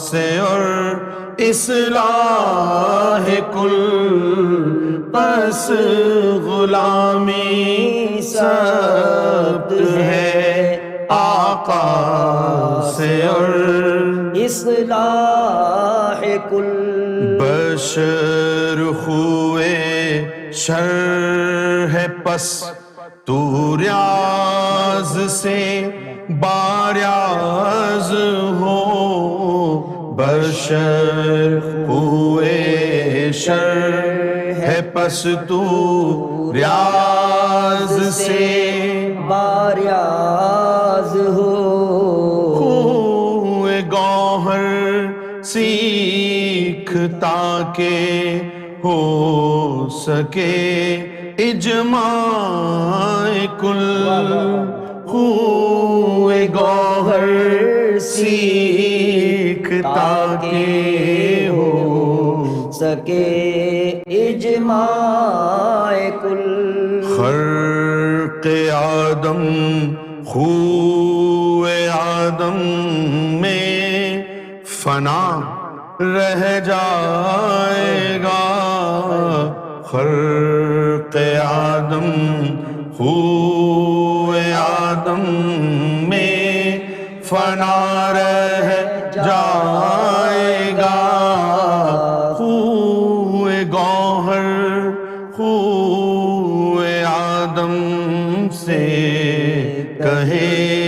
القائے کل جس کا ڈنکا بجتا ہے کون و مکان ہر جائے کل بھیس بھر کے مہدی کا آیا یہاں مولا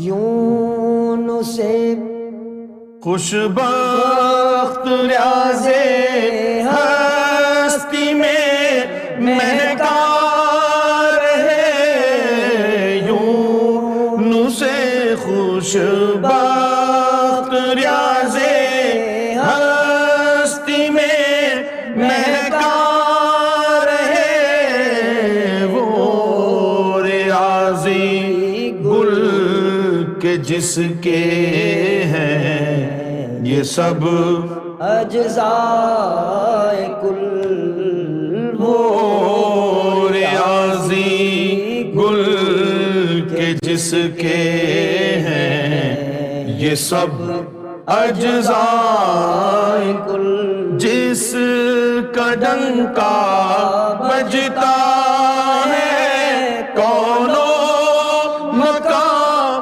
ہر جائے کل جس کا ڈنکا بجتا ہے کون و مکان ہر جائے کل بھیس بھر کے مہدی کا آیا یہاں مولا با ارادہ ہو کہ جب سوئے زمین آیا گوہر با ارادہ ہو کہ جب سوئے زمین آیا گوہر ڈھونڈنے نکلا وہ اس خطے پہ بھی عنقائے گل جس کا ڈنکا بجتا ہے کون و مکان ہر جائے کل اور چلتے چلتے ایک مقام عشق وہ گویا ہوا چلتے چلتے ذکر قلب دیا ذکر روح دیا سارے لطائف کو جاری کرنے کا اذن دے دیا حضور کے دربار تک پہنچا دیا دیدار الہی تک بھی پہنچا دیا رکا نہیں دیتا گیا چلتا گیا کسی مقام پہ رکا نہیں جب مقام عشق آیا تو پھر وہ رک گیا جب مقام عشق آیا تو وہ رک گیا عشق وہ گویا ہوا چلتے چلتے ایک مقام عشق وہ گویا ہوا چلتے چلتے ایک مقام عشق وہ گویا ہوا چلتا رہا ذکر فکر طریقت معرفت کی تعلیم بانٹتا رکا نہیں چلتا رہا پھر جب مقام عشق آیا تو وہ کھڑا ہو گیا اب اس کا خطاب شروع ہوا ایک مقام عشق وہ گویا ہوا مقصد پنہاں بتا کر کہتا تھا کہ ہائے گل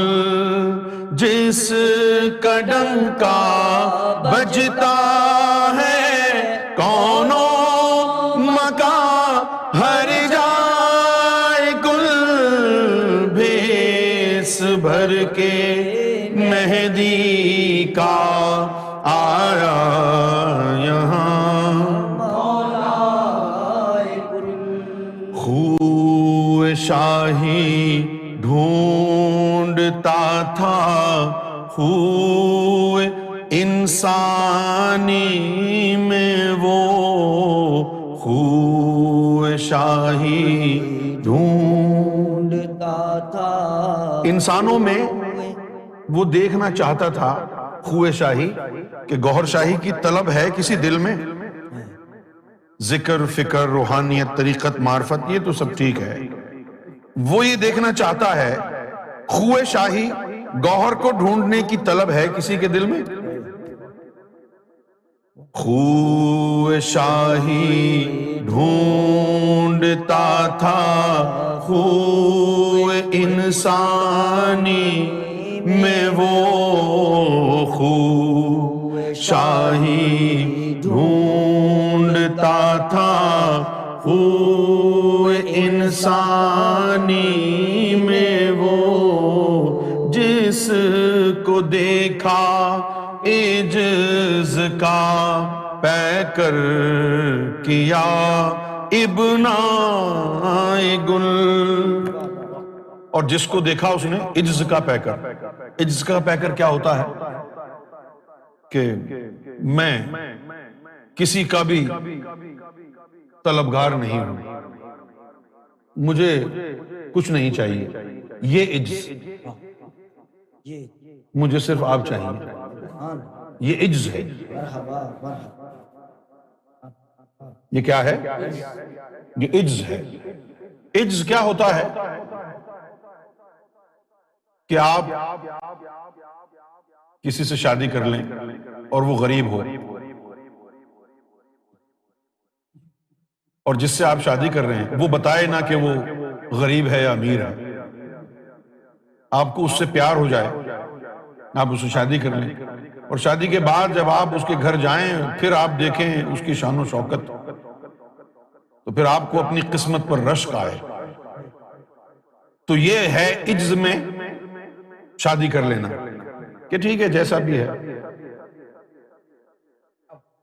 تو جس کو دیکھا عجز کا پیکر، یعنی ایسا بندہ جو گوہر شاہی کو مرتبوں میں نہیں تولتا،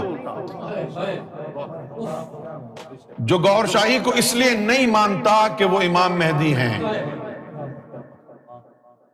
بس اسے گوہر شاہی سے پیار ہو جاتا ہے. کاش تم ان سے پیار کر لیتے. جو گوہر شاہی سے پیار کر لیتا ہے اور کہتا ہے مجھے بس اب یہی منظور ہے، مجھے کسی روحانی منزل پر نہیں جانا، مجھے بیت المعمور سے کیا غرض، مجھے مقام محمود سے کیا لینا، احدیت میں جا کے کیا کروں گا،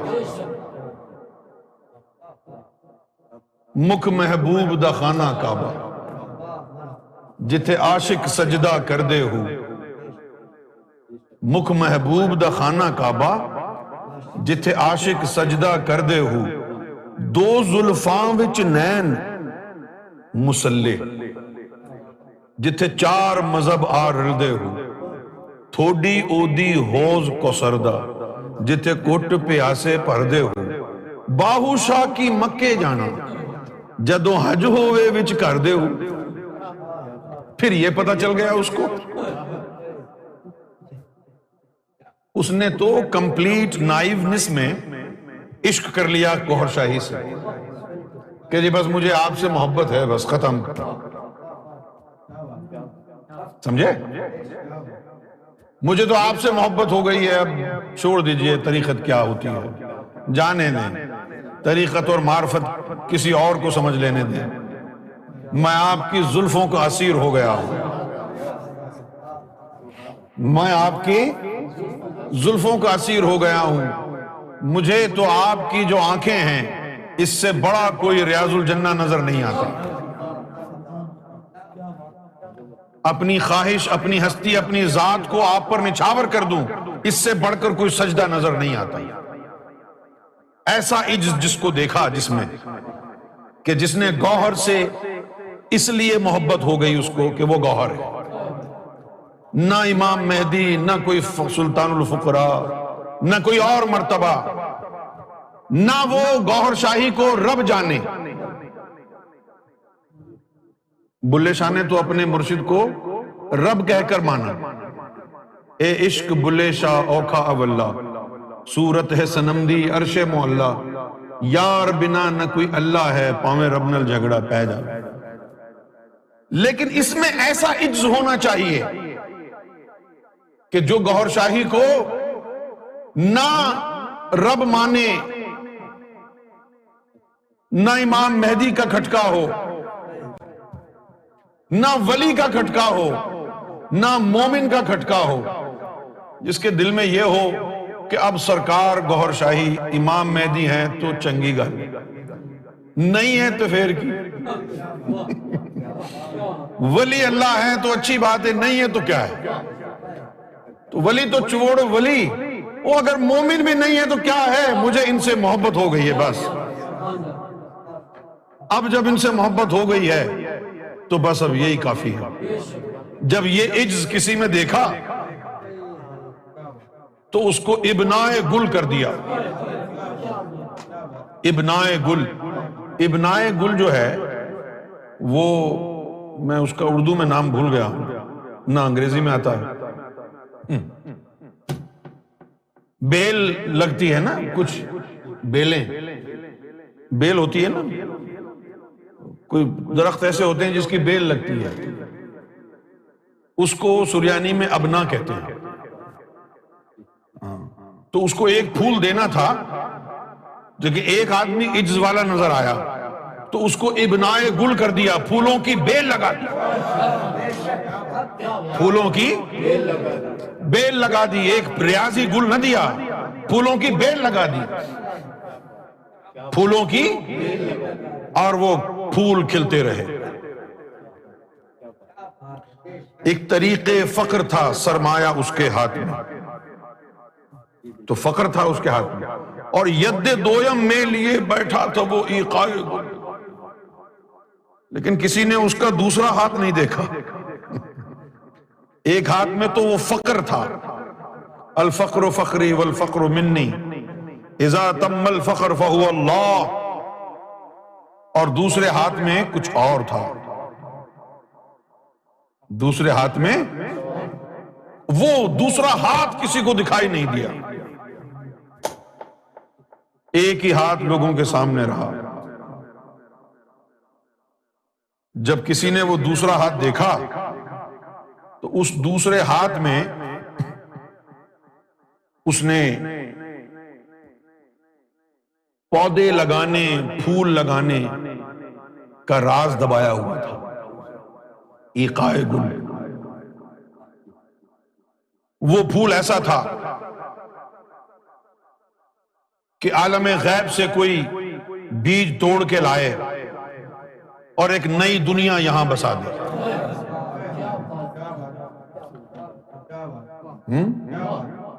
ہوم اوے فرام ہوم، پھر کیا جب قصد دنیا، آئے ہمراہ ریاض، پھر کیا جب قصد دنیا، آئے ہمراہ ریاض، ید دویم میں لیے بیٹھا تھا وہ ایقائے گل۔ ہمارا موضوع کچھ اور ہے۔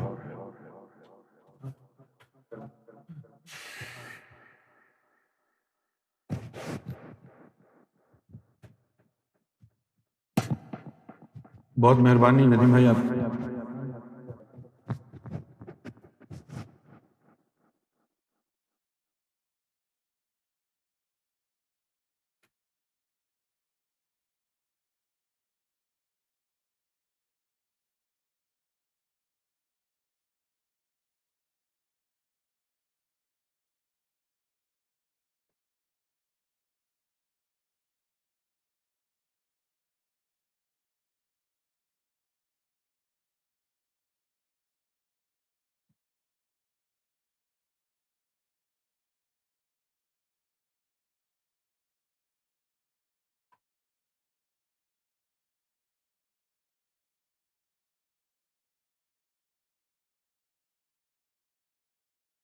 Okay, I would like you to trouble your fingers and type here if you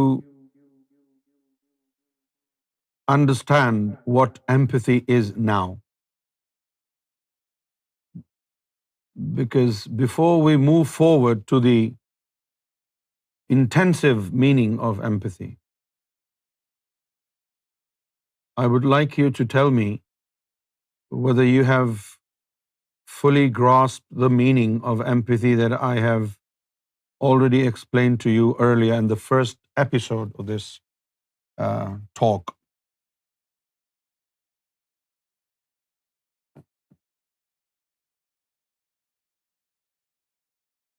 Can you now elaborate what empathy is? Okay. Hassaniya said, I do. And Amira Rahman said, I understood. Okay. There is no space between under and stood.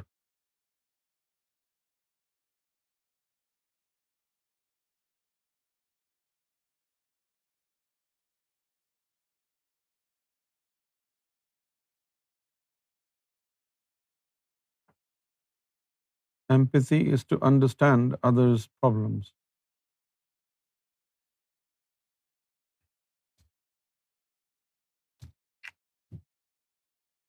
Is that right, Brother Steve? Is this what we discussed?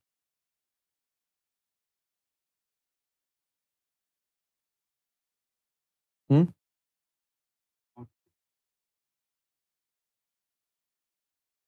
Yeah,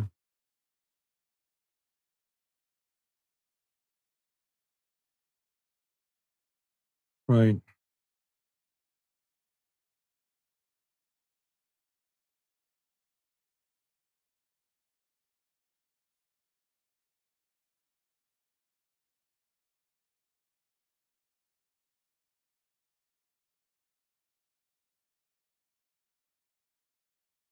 I said a lot about it. I took at least 40 minutes as explaining this word. I said many things. It's a composition of many different emotions. It's not a singular emotion, right? It's a product of many different schemes of emotions. It's not just one thing, right? It's a whole spectrum of divinity, isn't it? Empathy. It's such a big thing, isn't it?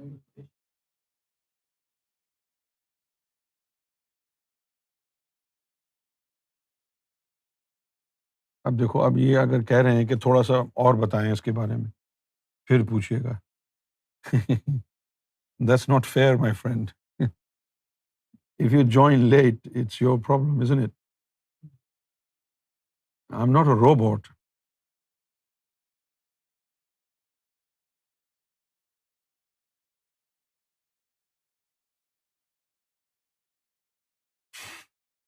Ability to share the feelings of another. Hmm. Manifestation of attributes of God when God's name is implanted. No, that's just one sentence.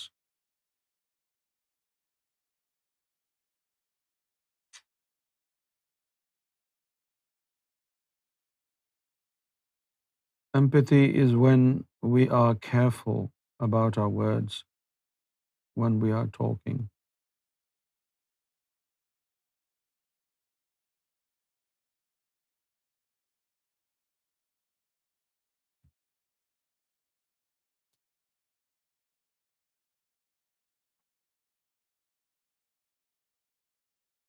What particular name of God is source to empathy?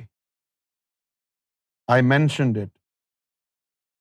What particular name or what particular attribute of God is source to empathy?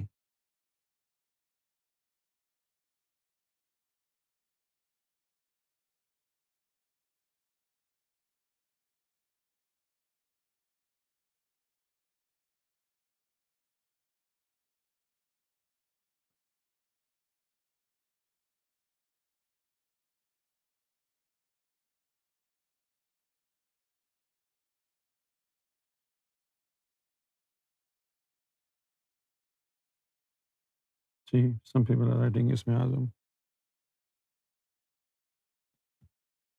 So a lot of people are not attentive when they're listening.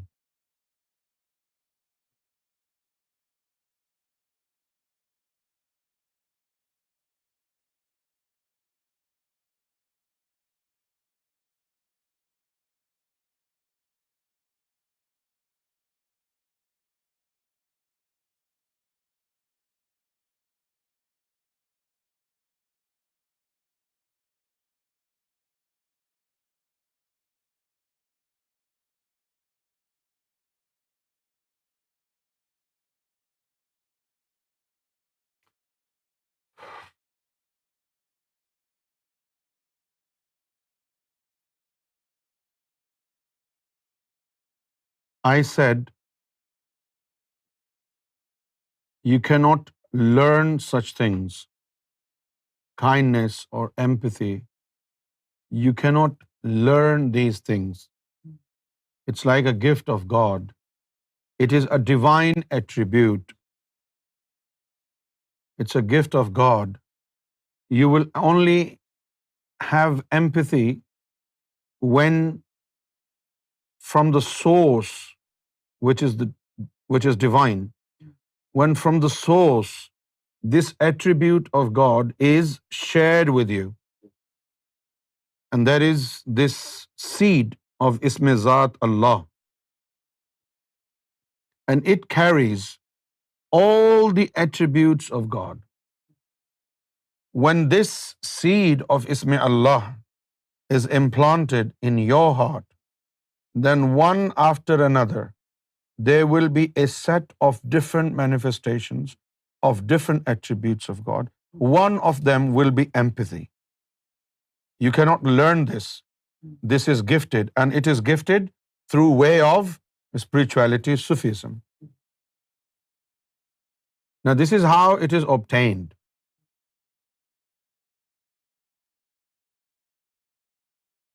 And I literally said the closest word of empathy, very close. It's like a neighbor, is kindness. It's not just feeling pain. It's also making sure that you don't give pain.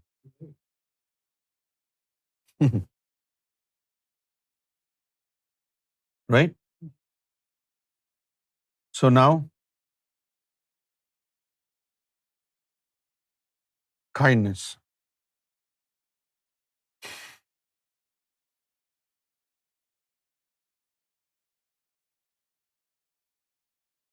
Yeah.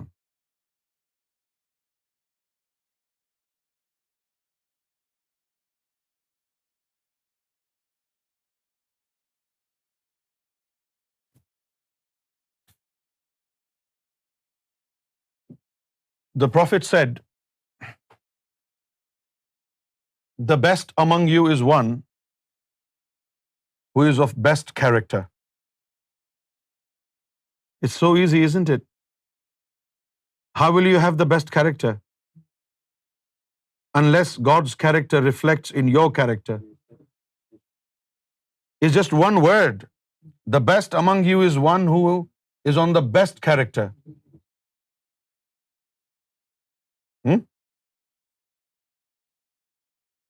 But how will you have the best character? How will you learn the best character? You can't.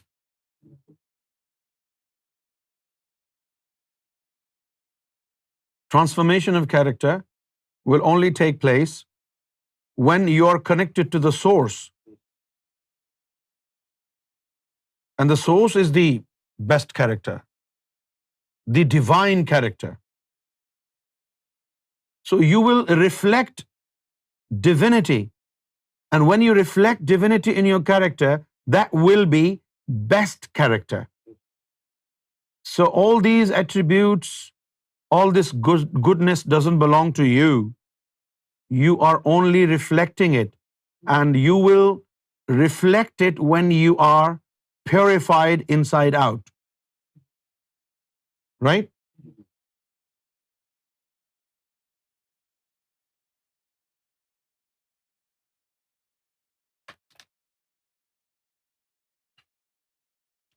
Now, some people, for any reason, are those who are not designed to reflect God in their personality. And they are those in whose hearts the seed of Ism Allah does not settle.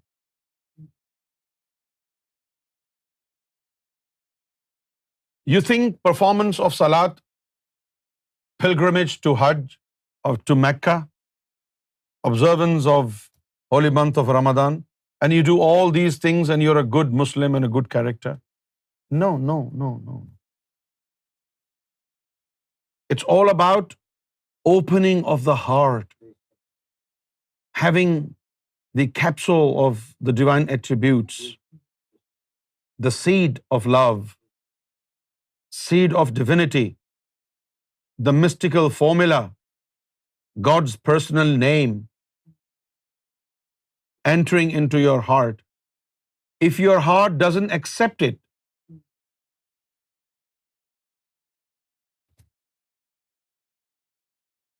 you are alien to God. You cannot have a good character. Why not?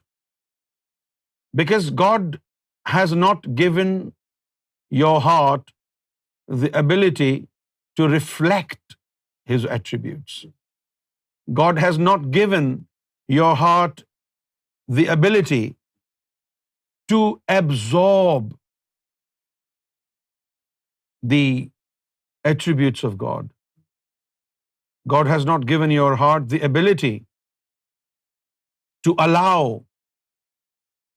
the seed of Ism Zat to cultivate in the soil of your heart. You cannot learn these things. Like if you want to be kind, what should you do?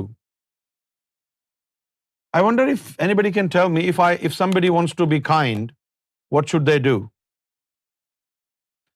Because, you go to these religious scholars and they will tell you, be kind, but they don't tell you how. Nahin? Have you ever heard any religious scholar telling you, this is how you can be kind? They just tell you, be kind. But if somebody doesn't know how to be kind, how will they be kind? Where should they go to learn to be kind?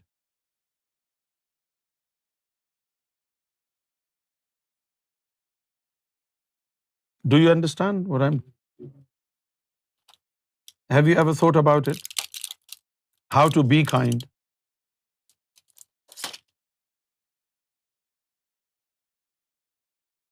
How to get rid of jealousy?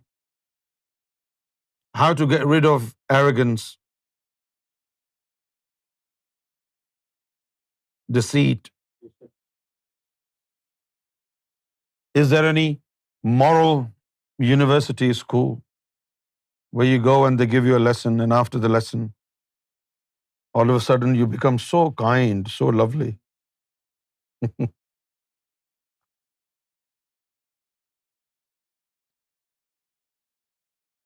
You never thought about it? How to be kind? They just say, be kind. But how?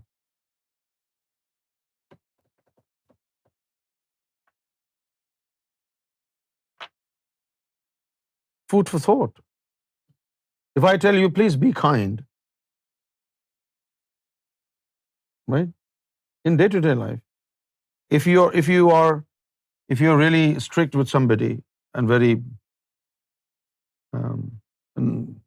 very harsh with somebody, and somebody tells you, please be kind, how?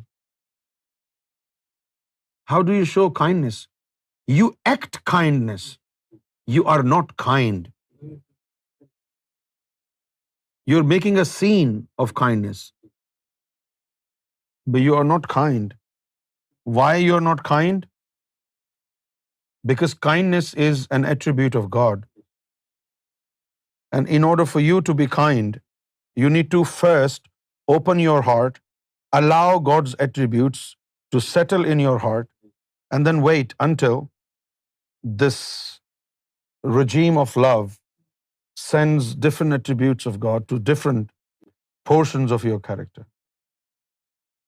You cannot be, if I ask you to be kind, you cannot be simply kind. Oh yes, I'm kind now.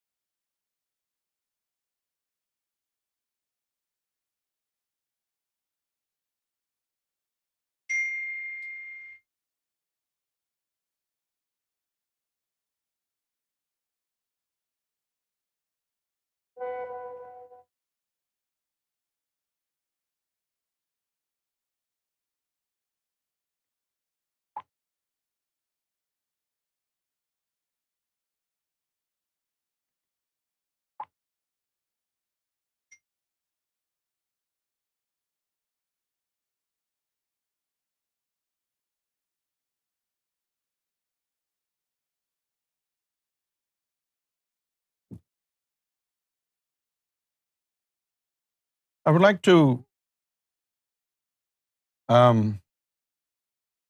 tell you a piece of advice given to the first caliph of Islam, and this advice was given to him by the Prophet. The Prophet of Islam said to Abu Bakr, if you promise me that you can take care of these two things, I will promise you paradise. And Abu Bakr asked the Prophet, what are those two things? And the Prophet said, control of your eyes control of your tongue and control of your private parts. So the way we use our tongue is very important. It must be a lot of things, a lot of dangerous things um, associated with the tongue. Not just one or two, a sets of bad things. Don't you think this is really remarkable? If you promise me that you can take care of your tongue, the wording of the hadith is, if you can take care of what is between your jaws and what is between your legs. These are the words of hadith. I can promise you paradise. So the use of our tongue and we do all sort of bad things with our tongue, like backbiting. Like if we are jealous of somebody, we want to humiliate them. So many things are attributed.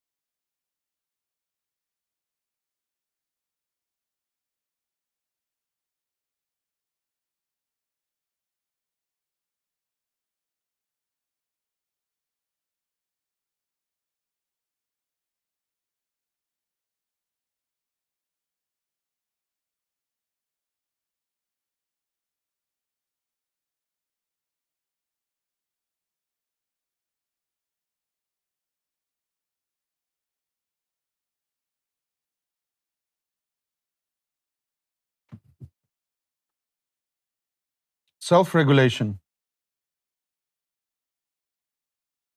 You often have little control over when you experience emotions.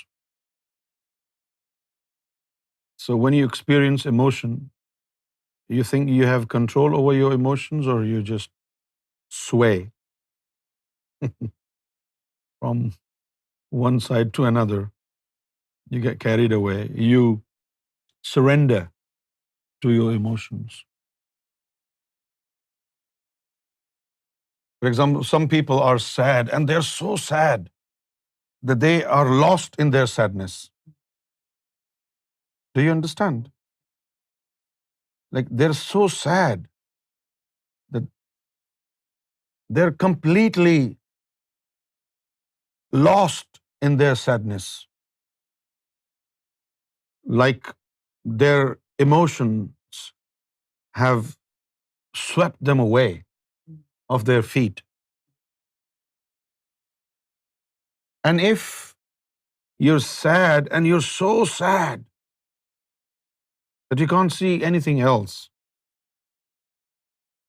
right? There is a problem.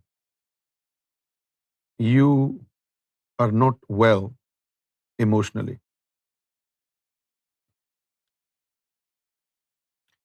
So let me say it again. You often have little control, meaning no control, over when you experience emotions. You can, however, have some say in how long an emotion will last by using a number of techniques to reduce negative emotions such as anger, anxiety, or depression.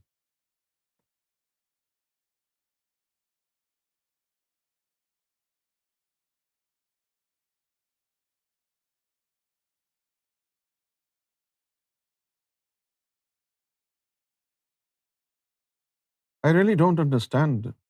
Some people take tablets for depression. But depression has nothing to do with tablets. It's your inner state, isn't it?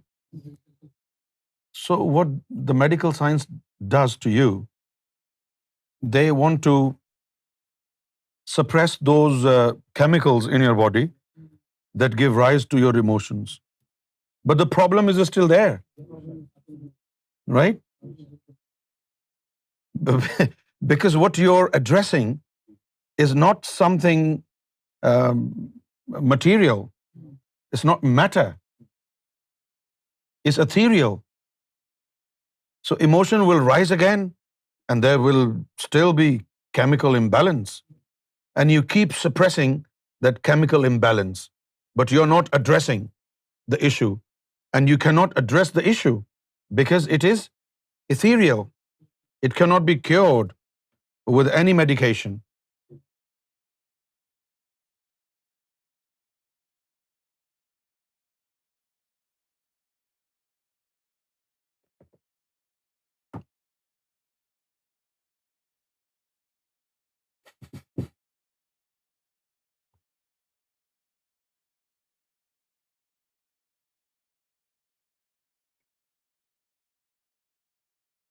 Okay. Now, in order to self-regulate, you need to have self-control, managing disruptive impulses.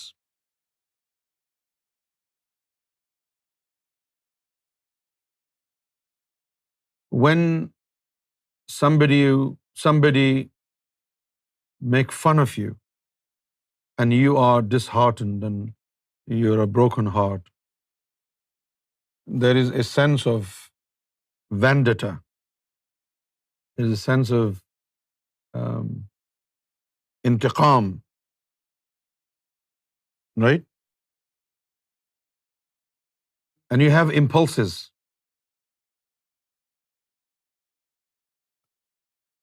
Now you need to, if you want to self-regulate yourself, meaning you want to take care these emotions.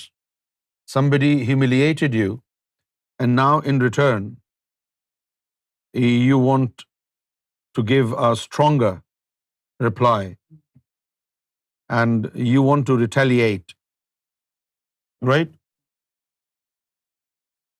But if you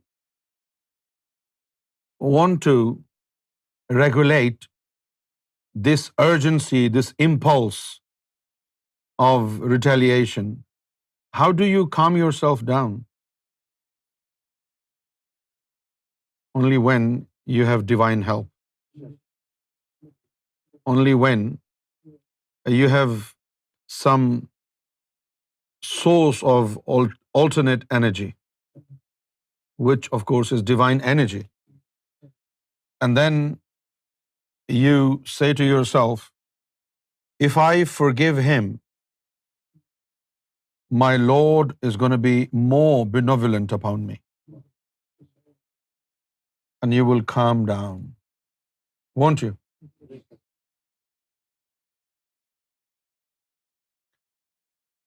You need to be trustworthy to yourself.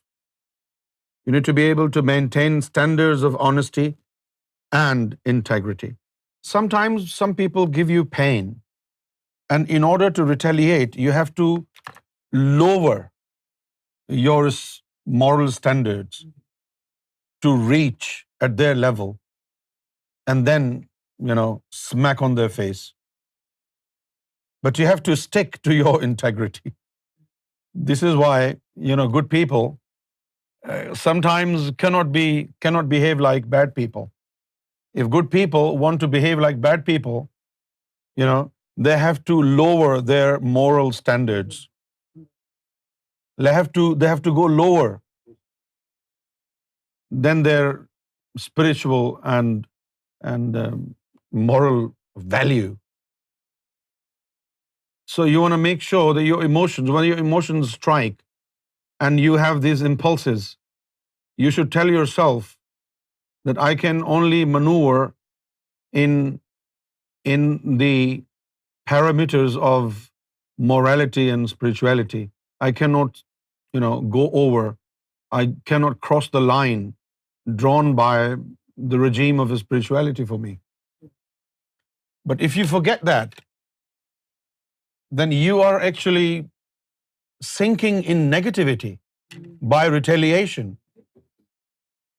So it's not a good option to retaliate, right? Perhaps this is what Jesus meant when he said, if somebody smack you on the right cheek, show them your left cheek as well. Meaning, you do not retaliate. What do you think?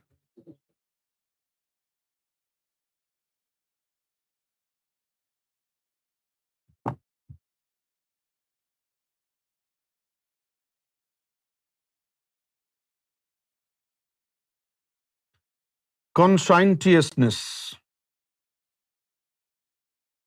Conscientiousness.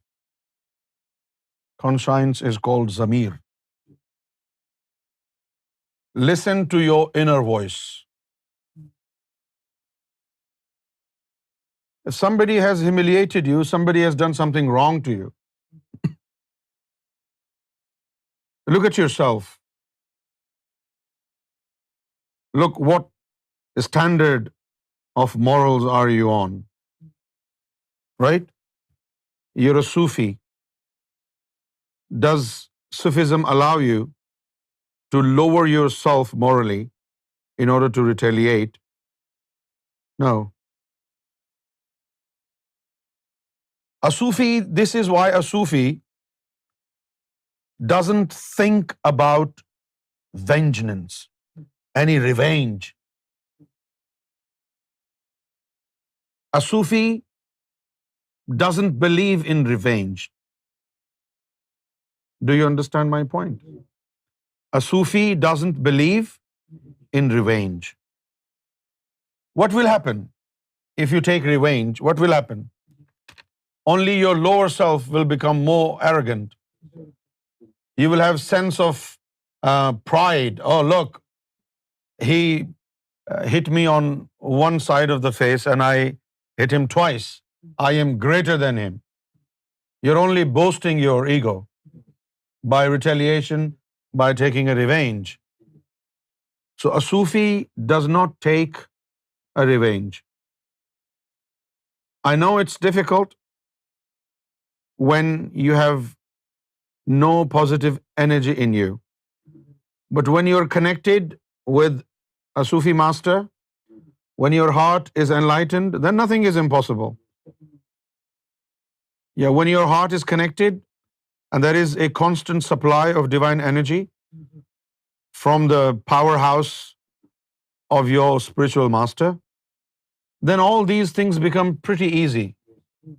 You can easily forgive people because you are advised against taking a revenge. So you already feel restrained.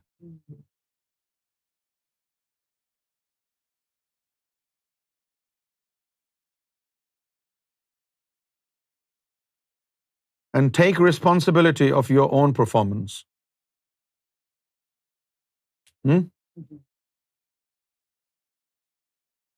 If you have made a mistake, own it. You know, we have this culture. If something goes wrong, we want a safe exit, right?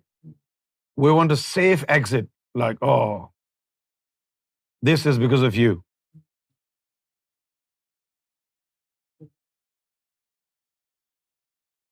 Own it. It's not easy.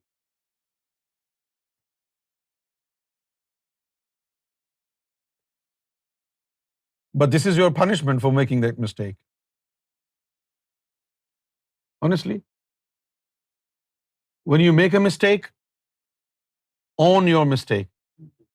Say to yourself, yes, I have made a blunder. I have made a mistake. Because you don't make mistakes. You only make blunders. You need to own your mistake.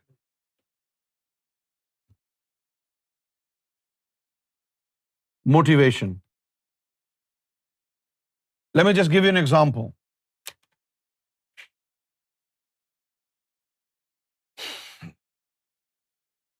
What should be the source of motivation?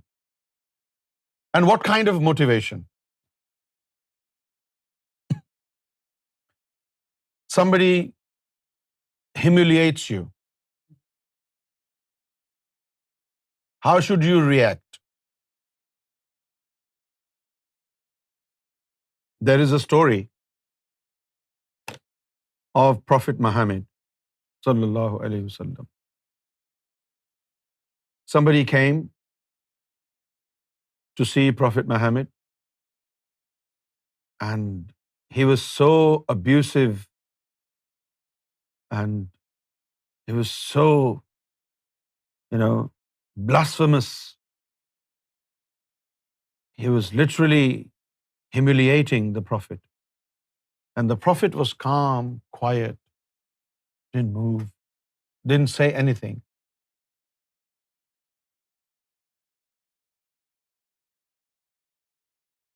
And some of the companions of the Prophet stood up, and they wanted to beat the hell out of this guy. But the Prophet of Islam said, no, don't worry. Just sit down. Let him say what he wants to say. So they sat down, and he continued. And then when he was done, he had said enough bullshit. He left. Then one of the companions stood up, and he started praising the Prophet. You are great. You are this. You are that. And the Prophet of Islam was quiet. And the Prophet said, he was right and you are right too.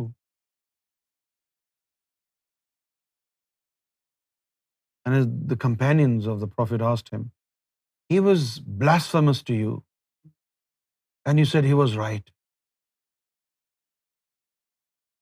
And one of our friend was praising you, and you said to him, you are right. How can both be right? And the Prophet said, I am a mirror.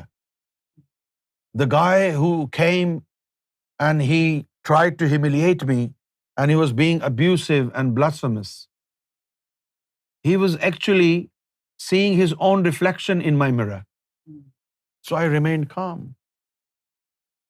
And then one of you stood and you started praising me, and I said, you're right. Because I know I'm a mirror. what you said about me was not actually about me. It was about you. You were seeing your reflection in my mirror. So we can have this motivation. For example, somebody humiliated you. You should think about the Prophet or your spiritual master, right? And put them in your place. What if my spiritual master was in my shoes and this had happened to him? How would he react? So I should react in the same way my Sufi master would have reacted. Or I should react in the same way like my beloved Prophet reacted in such a situation. So you should always find motivation from stories of the Sufi master, from stories of different prophets, right? For example, there was a guy at the time of Moses, and he was a shepherd.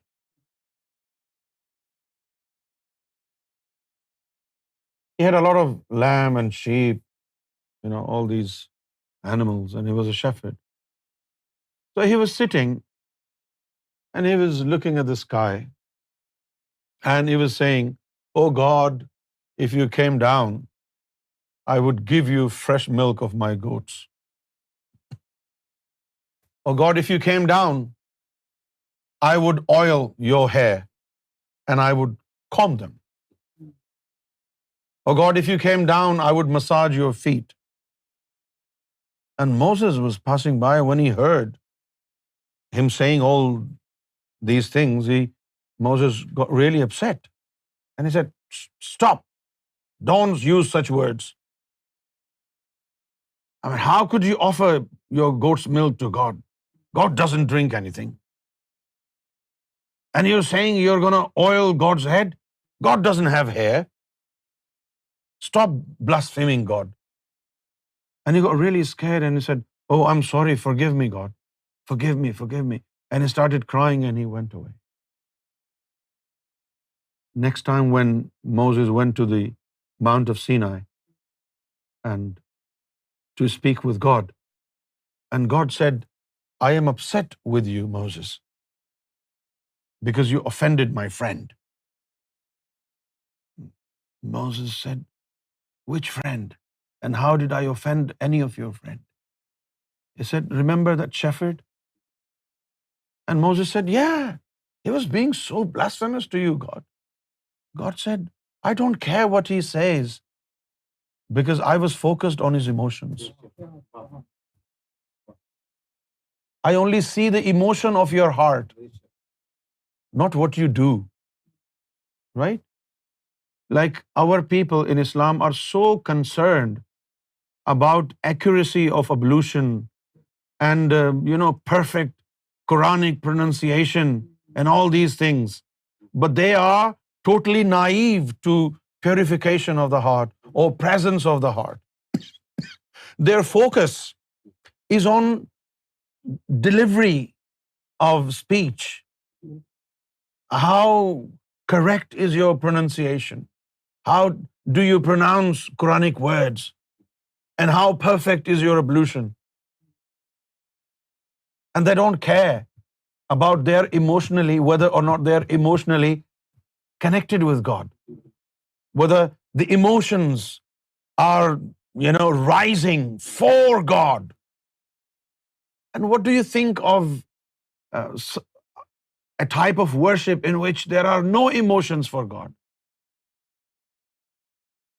A type of worship which is emotionless. Nothing is reaching God. Love is about emotions. You will see the difference when somebody is singing a devotional song for Prophet Muhammad. Yeah? You will see the difference when somebody is just singing without emotions and the one who is singing with emotions. And it's very strange that all these people who offer their worship to God, or those who offer their devotional singing to the Prophet of Islam, their pronunciation is always bad. Because the emotions make them so overwhelmed that they are not really concerned about pronunciation of the words that they are saying.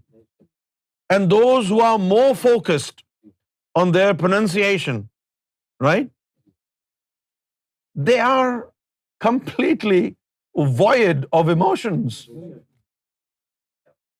Their worship is like a dry sack. It's nothing there. So love is all about emotions, my friend. And the funny thing is, you will have an abundance of negative emotions without making an effort. But in order to have positive emotions, you need to work on it. You will only have mismanagement of emotions when you will have negative and positive, both emotions, trying to make their foothold inside you. And that will happen when you're enlightened.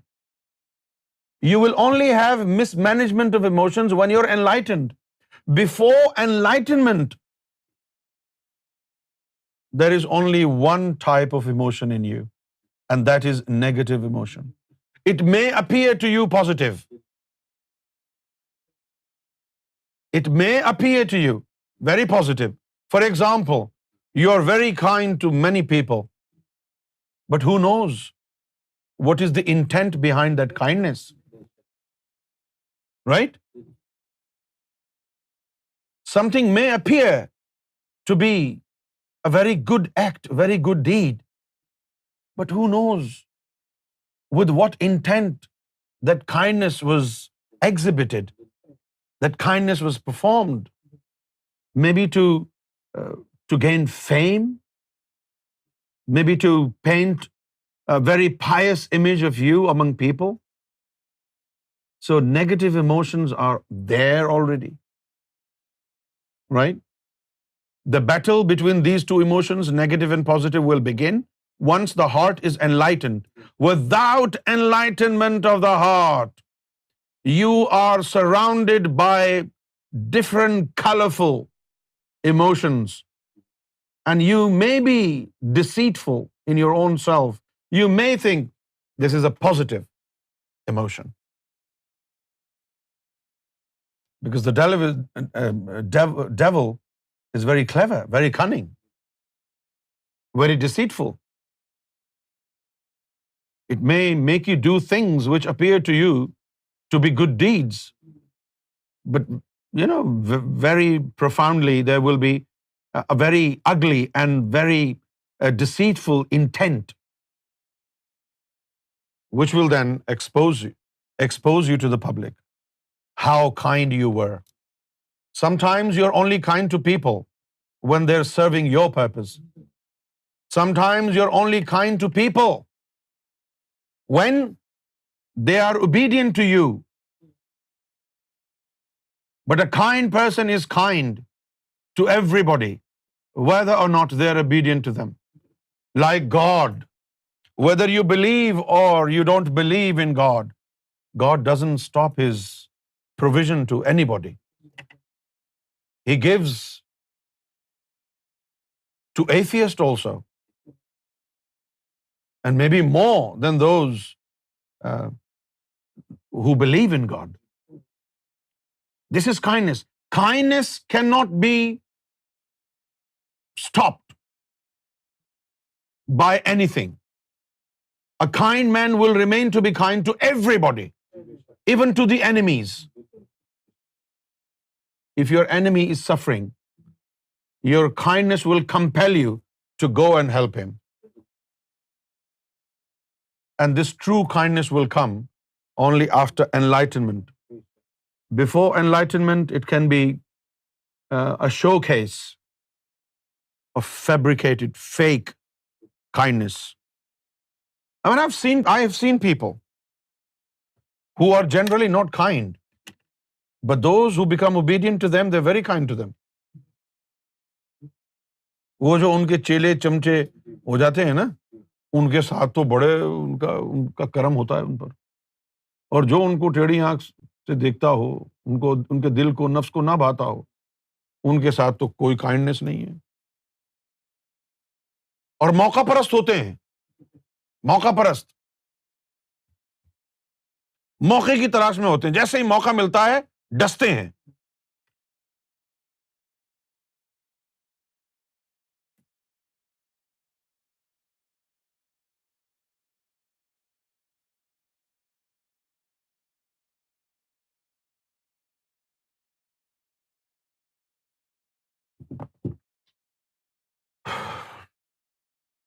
Optimism.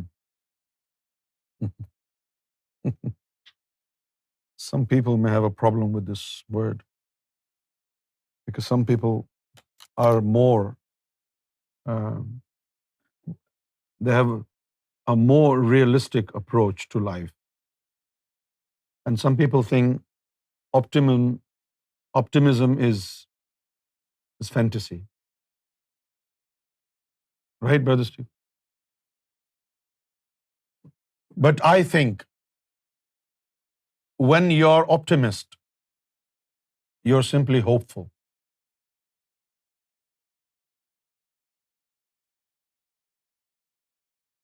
What is being optimist? An optimist is one who is focused on his target, and the hope in him motivates him to remove the obstacles and hindrance from the path. As long as you are focused on your target, right? And this hope is able to remove obstacles. You are removing. If somebody says this is impossible, and you say, no, I will do it. And then what do you do? With this determination, azm, you are focused on your target.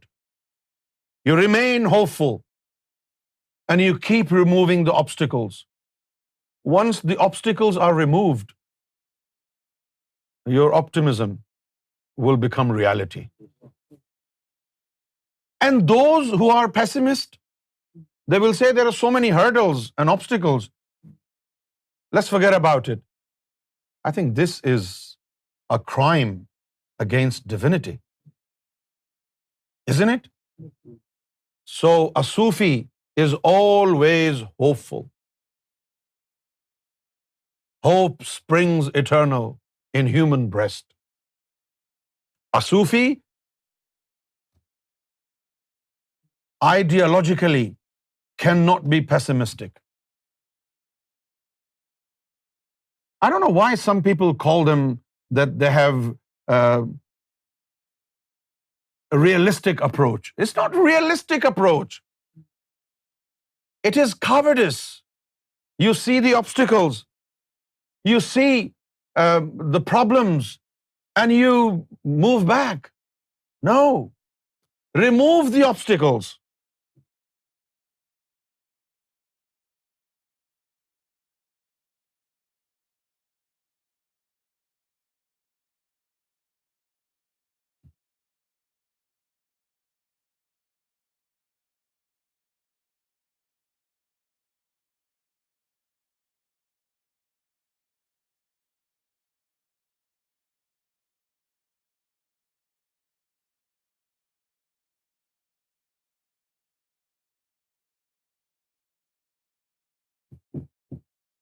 Okay, there is a question from Hassaniya.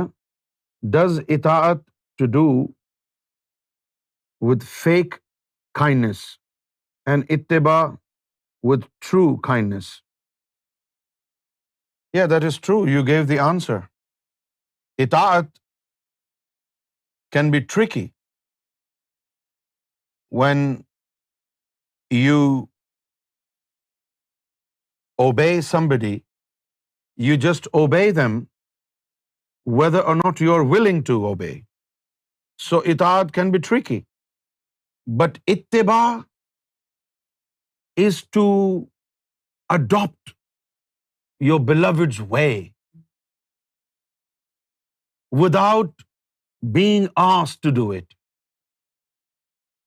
So ittiba is always safe. Ittiba is pure. Ittiba has all purity. And itaat is by force. Right? Itaat is by force. But ittiba is pure. This is why the Quran mentions itaat.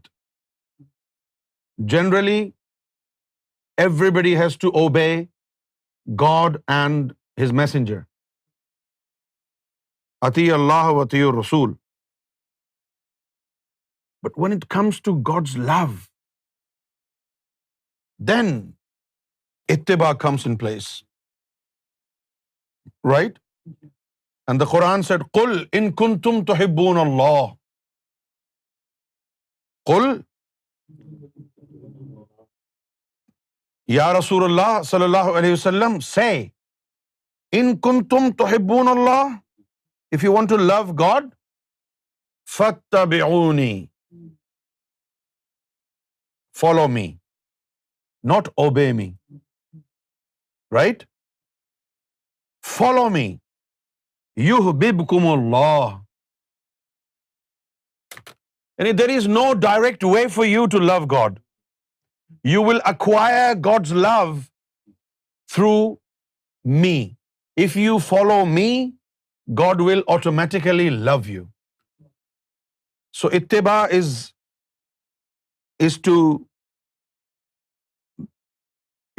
is spiritual attachment to either the Sufi master or the messenger of God. It's very spiritual. And ittiba is obedience.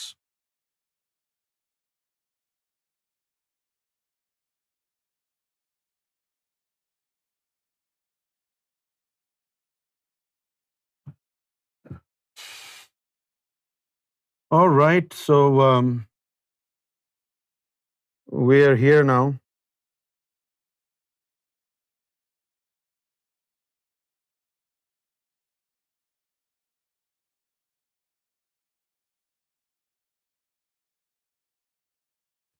Don't forget that point of motivation. Whenever you are in a problem, right? Whenever you are in a problem or in a situation where you do not know what to do, then you should find motivation from the character of your spiritual master or the messenger of God. What if my spiritual master was in my place? How would he react? What would he do? Let yourself be motivated by the character of your spiritual master and, of course, the messenger of God. So that's all for today. We will see you tomorrow. I wanted to touch upon this subject that I said was very dangerous, but we didn't do it today. So I will do it tomorrow.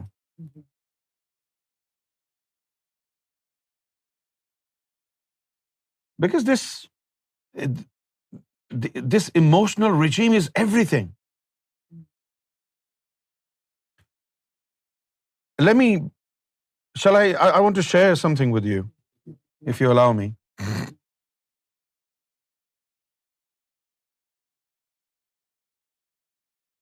It's way back, like very old story. And what happened was that I went to a mosque in Bolton, I think, Makkah Mosque in Bolton, and Nadeem Bhai was also with me. And we were discussing with uh, um, the imam of the mosque. We were asking him to allow us to organize Sarkar Gohar Shahi's speech in that mosque. And in that time, we used to have a newspaper, Sadai Sarfarosh. And this imam of the mosque was asking us about one of the statements of Sarkar.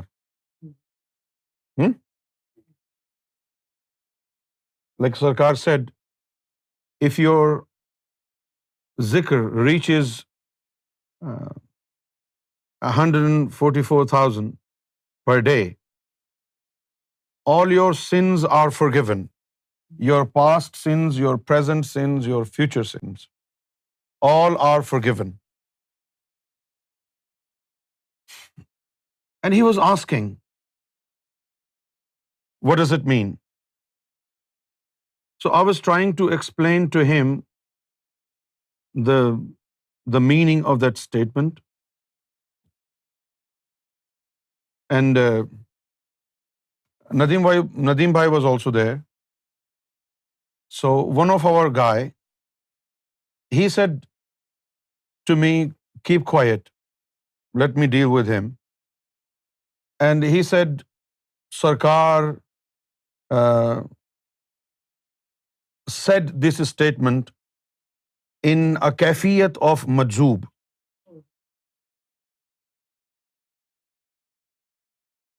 And I started swearing at him in front of Imam Sahib.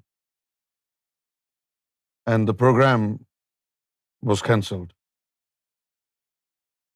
So we came back home, and that guy then said to Sarkar, because of him, the program was cancelled.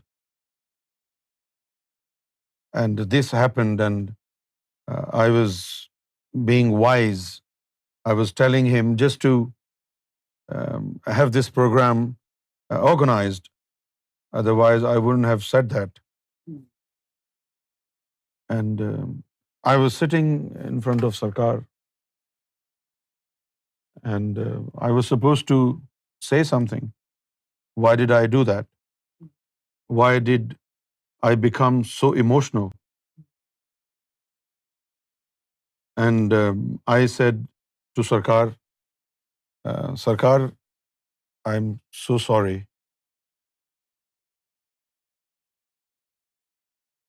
If this is not good for the policy of our mission, then I should not participate in this mission anymore. Because I cannot use wisdom, hikmat. If something is a policy matter to some people, it is not a policy matter to me. It is a matter of your gracefulness. To me, more important is your respect.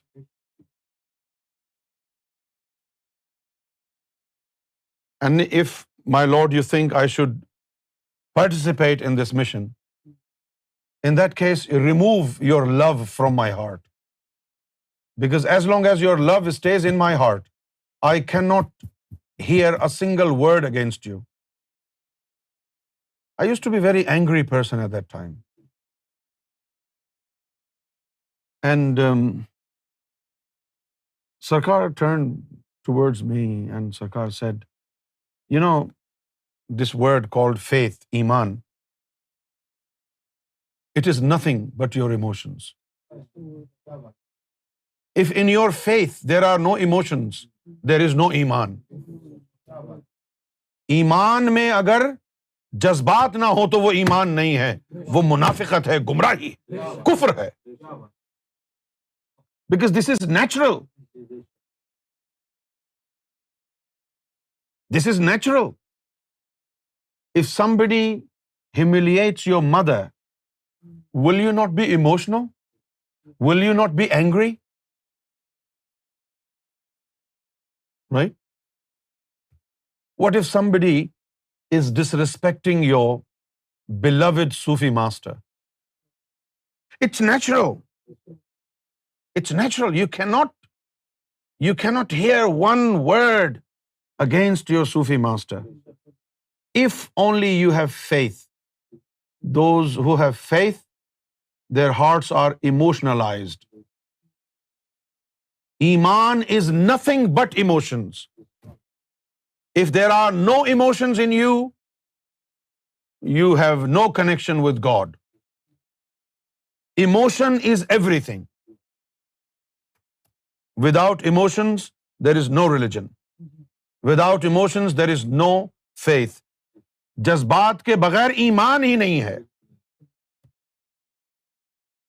اگر تو اپنی ماں بہن بیٹیوں کی بے عزتی خاموشی سے برداشت کر لیتا ہے تو بغیرت ہے نا.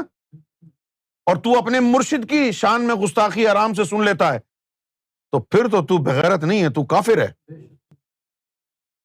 مرشد کے بارے میں کوئی غلط لفظ کیسے سن سکتا ہے بندہ؟ اگر سن لے تو مومن نہیں ہے، بغیرت ہے. ایک طرف تو ہم یہ کہتے ہیں کہ لا یؤمن احدکم حتی اکون احب الیہ من والدہ وولدہ والناس اجمعین. سب سے زیادہ ماں باپ بہن بھائی ساری انسانیت سے زیادہ محبت ہمیں اپنے آقا مصطفیٰ صلی اللہ علیہ وسلم سے ہے. دوسری طرف ہماری ماں بہن کو کوئی چھیڑے تو ہمیں غصہ آئے، ہمارے نبی کو کوئی برا کہے تو آرام سے بیٹھے رہیں. کیسے ہم مومن ہیں؟ ہم تو بغیرت ہیں. کہاں ہے ہمارا ایمان؟ کہاں ہے ہمارے جذبات؟ جس ایمان میں جذبات نہ ہوں وہ ایمان نہیں ہے، وہ منافقت ہے، وہ کفر ہے.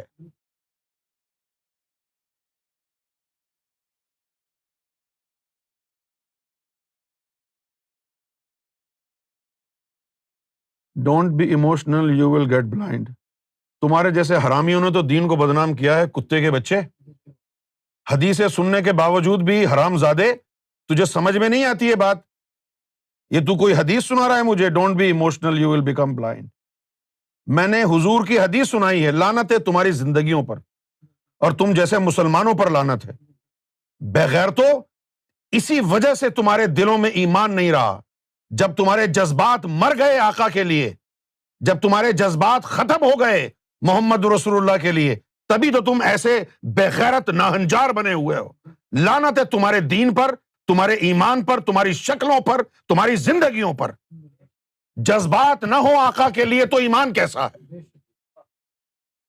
آج کی گفتگو کو یہاں ختم کر دیتے ہیں. Take care. یہ فاقہ کش جو موت سے ڈرتا نہیں ذرا، روح محمد ان کے بدن سے نکال دو. فکر عرب کو دے کے فرنگی تخیلات، اسلام کو حجاز و یمن سے نکال دو. یہ وہ بغیرت ہیں جن کے دلوں سے حضور کی محبت جب نکل گئی تو اب یہ کہتے ہیں شریعت پر عمل کرو، کسی کو برا نہ کہو، تبرہ نہ کرو. جنہوں نے امام حسین کو قتل کیا، بی بی فاطمہ کے گھر کو آگ لگائی، ان کو برا نہ کہیں تو تیرے باپ کو برا کہیں. جنہوں نے محمد رسول اللہ کا کلیجہ چھنی چھنی کر دیا، ان کو برا نہ کہیں. کیوں روکیں ان جذبات کو؟ ان جذبات کو روک دینا کفر ہے، منافقت ہے.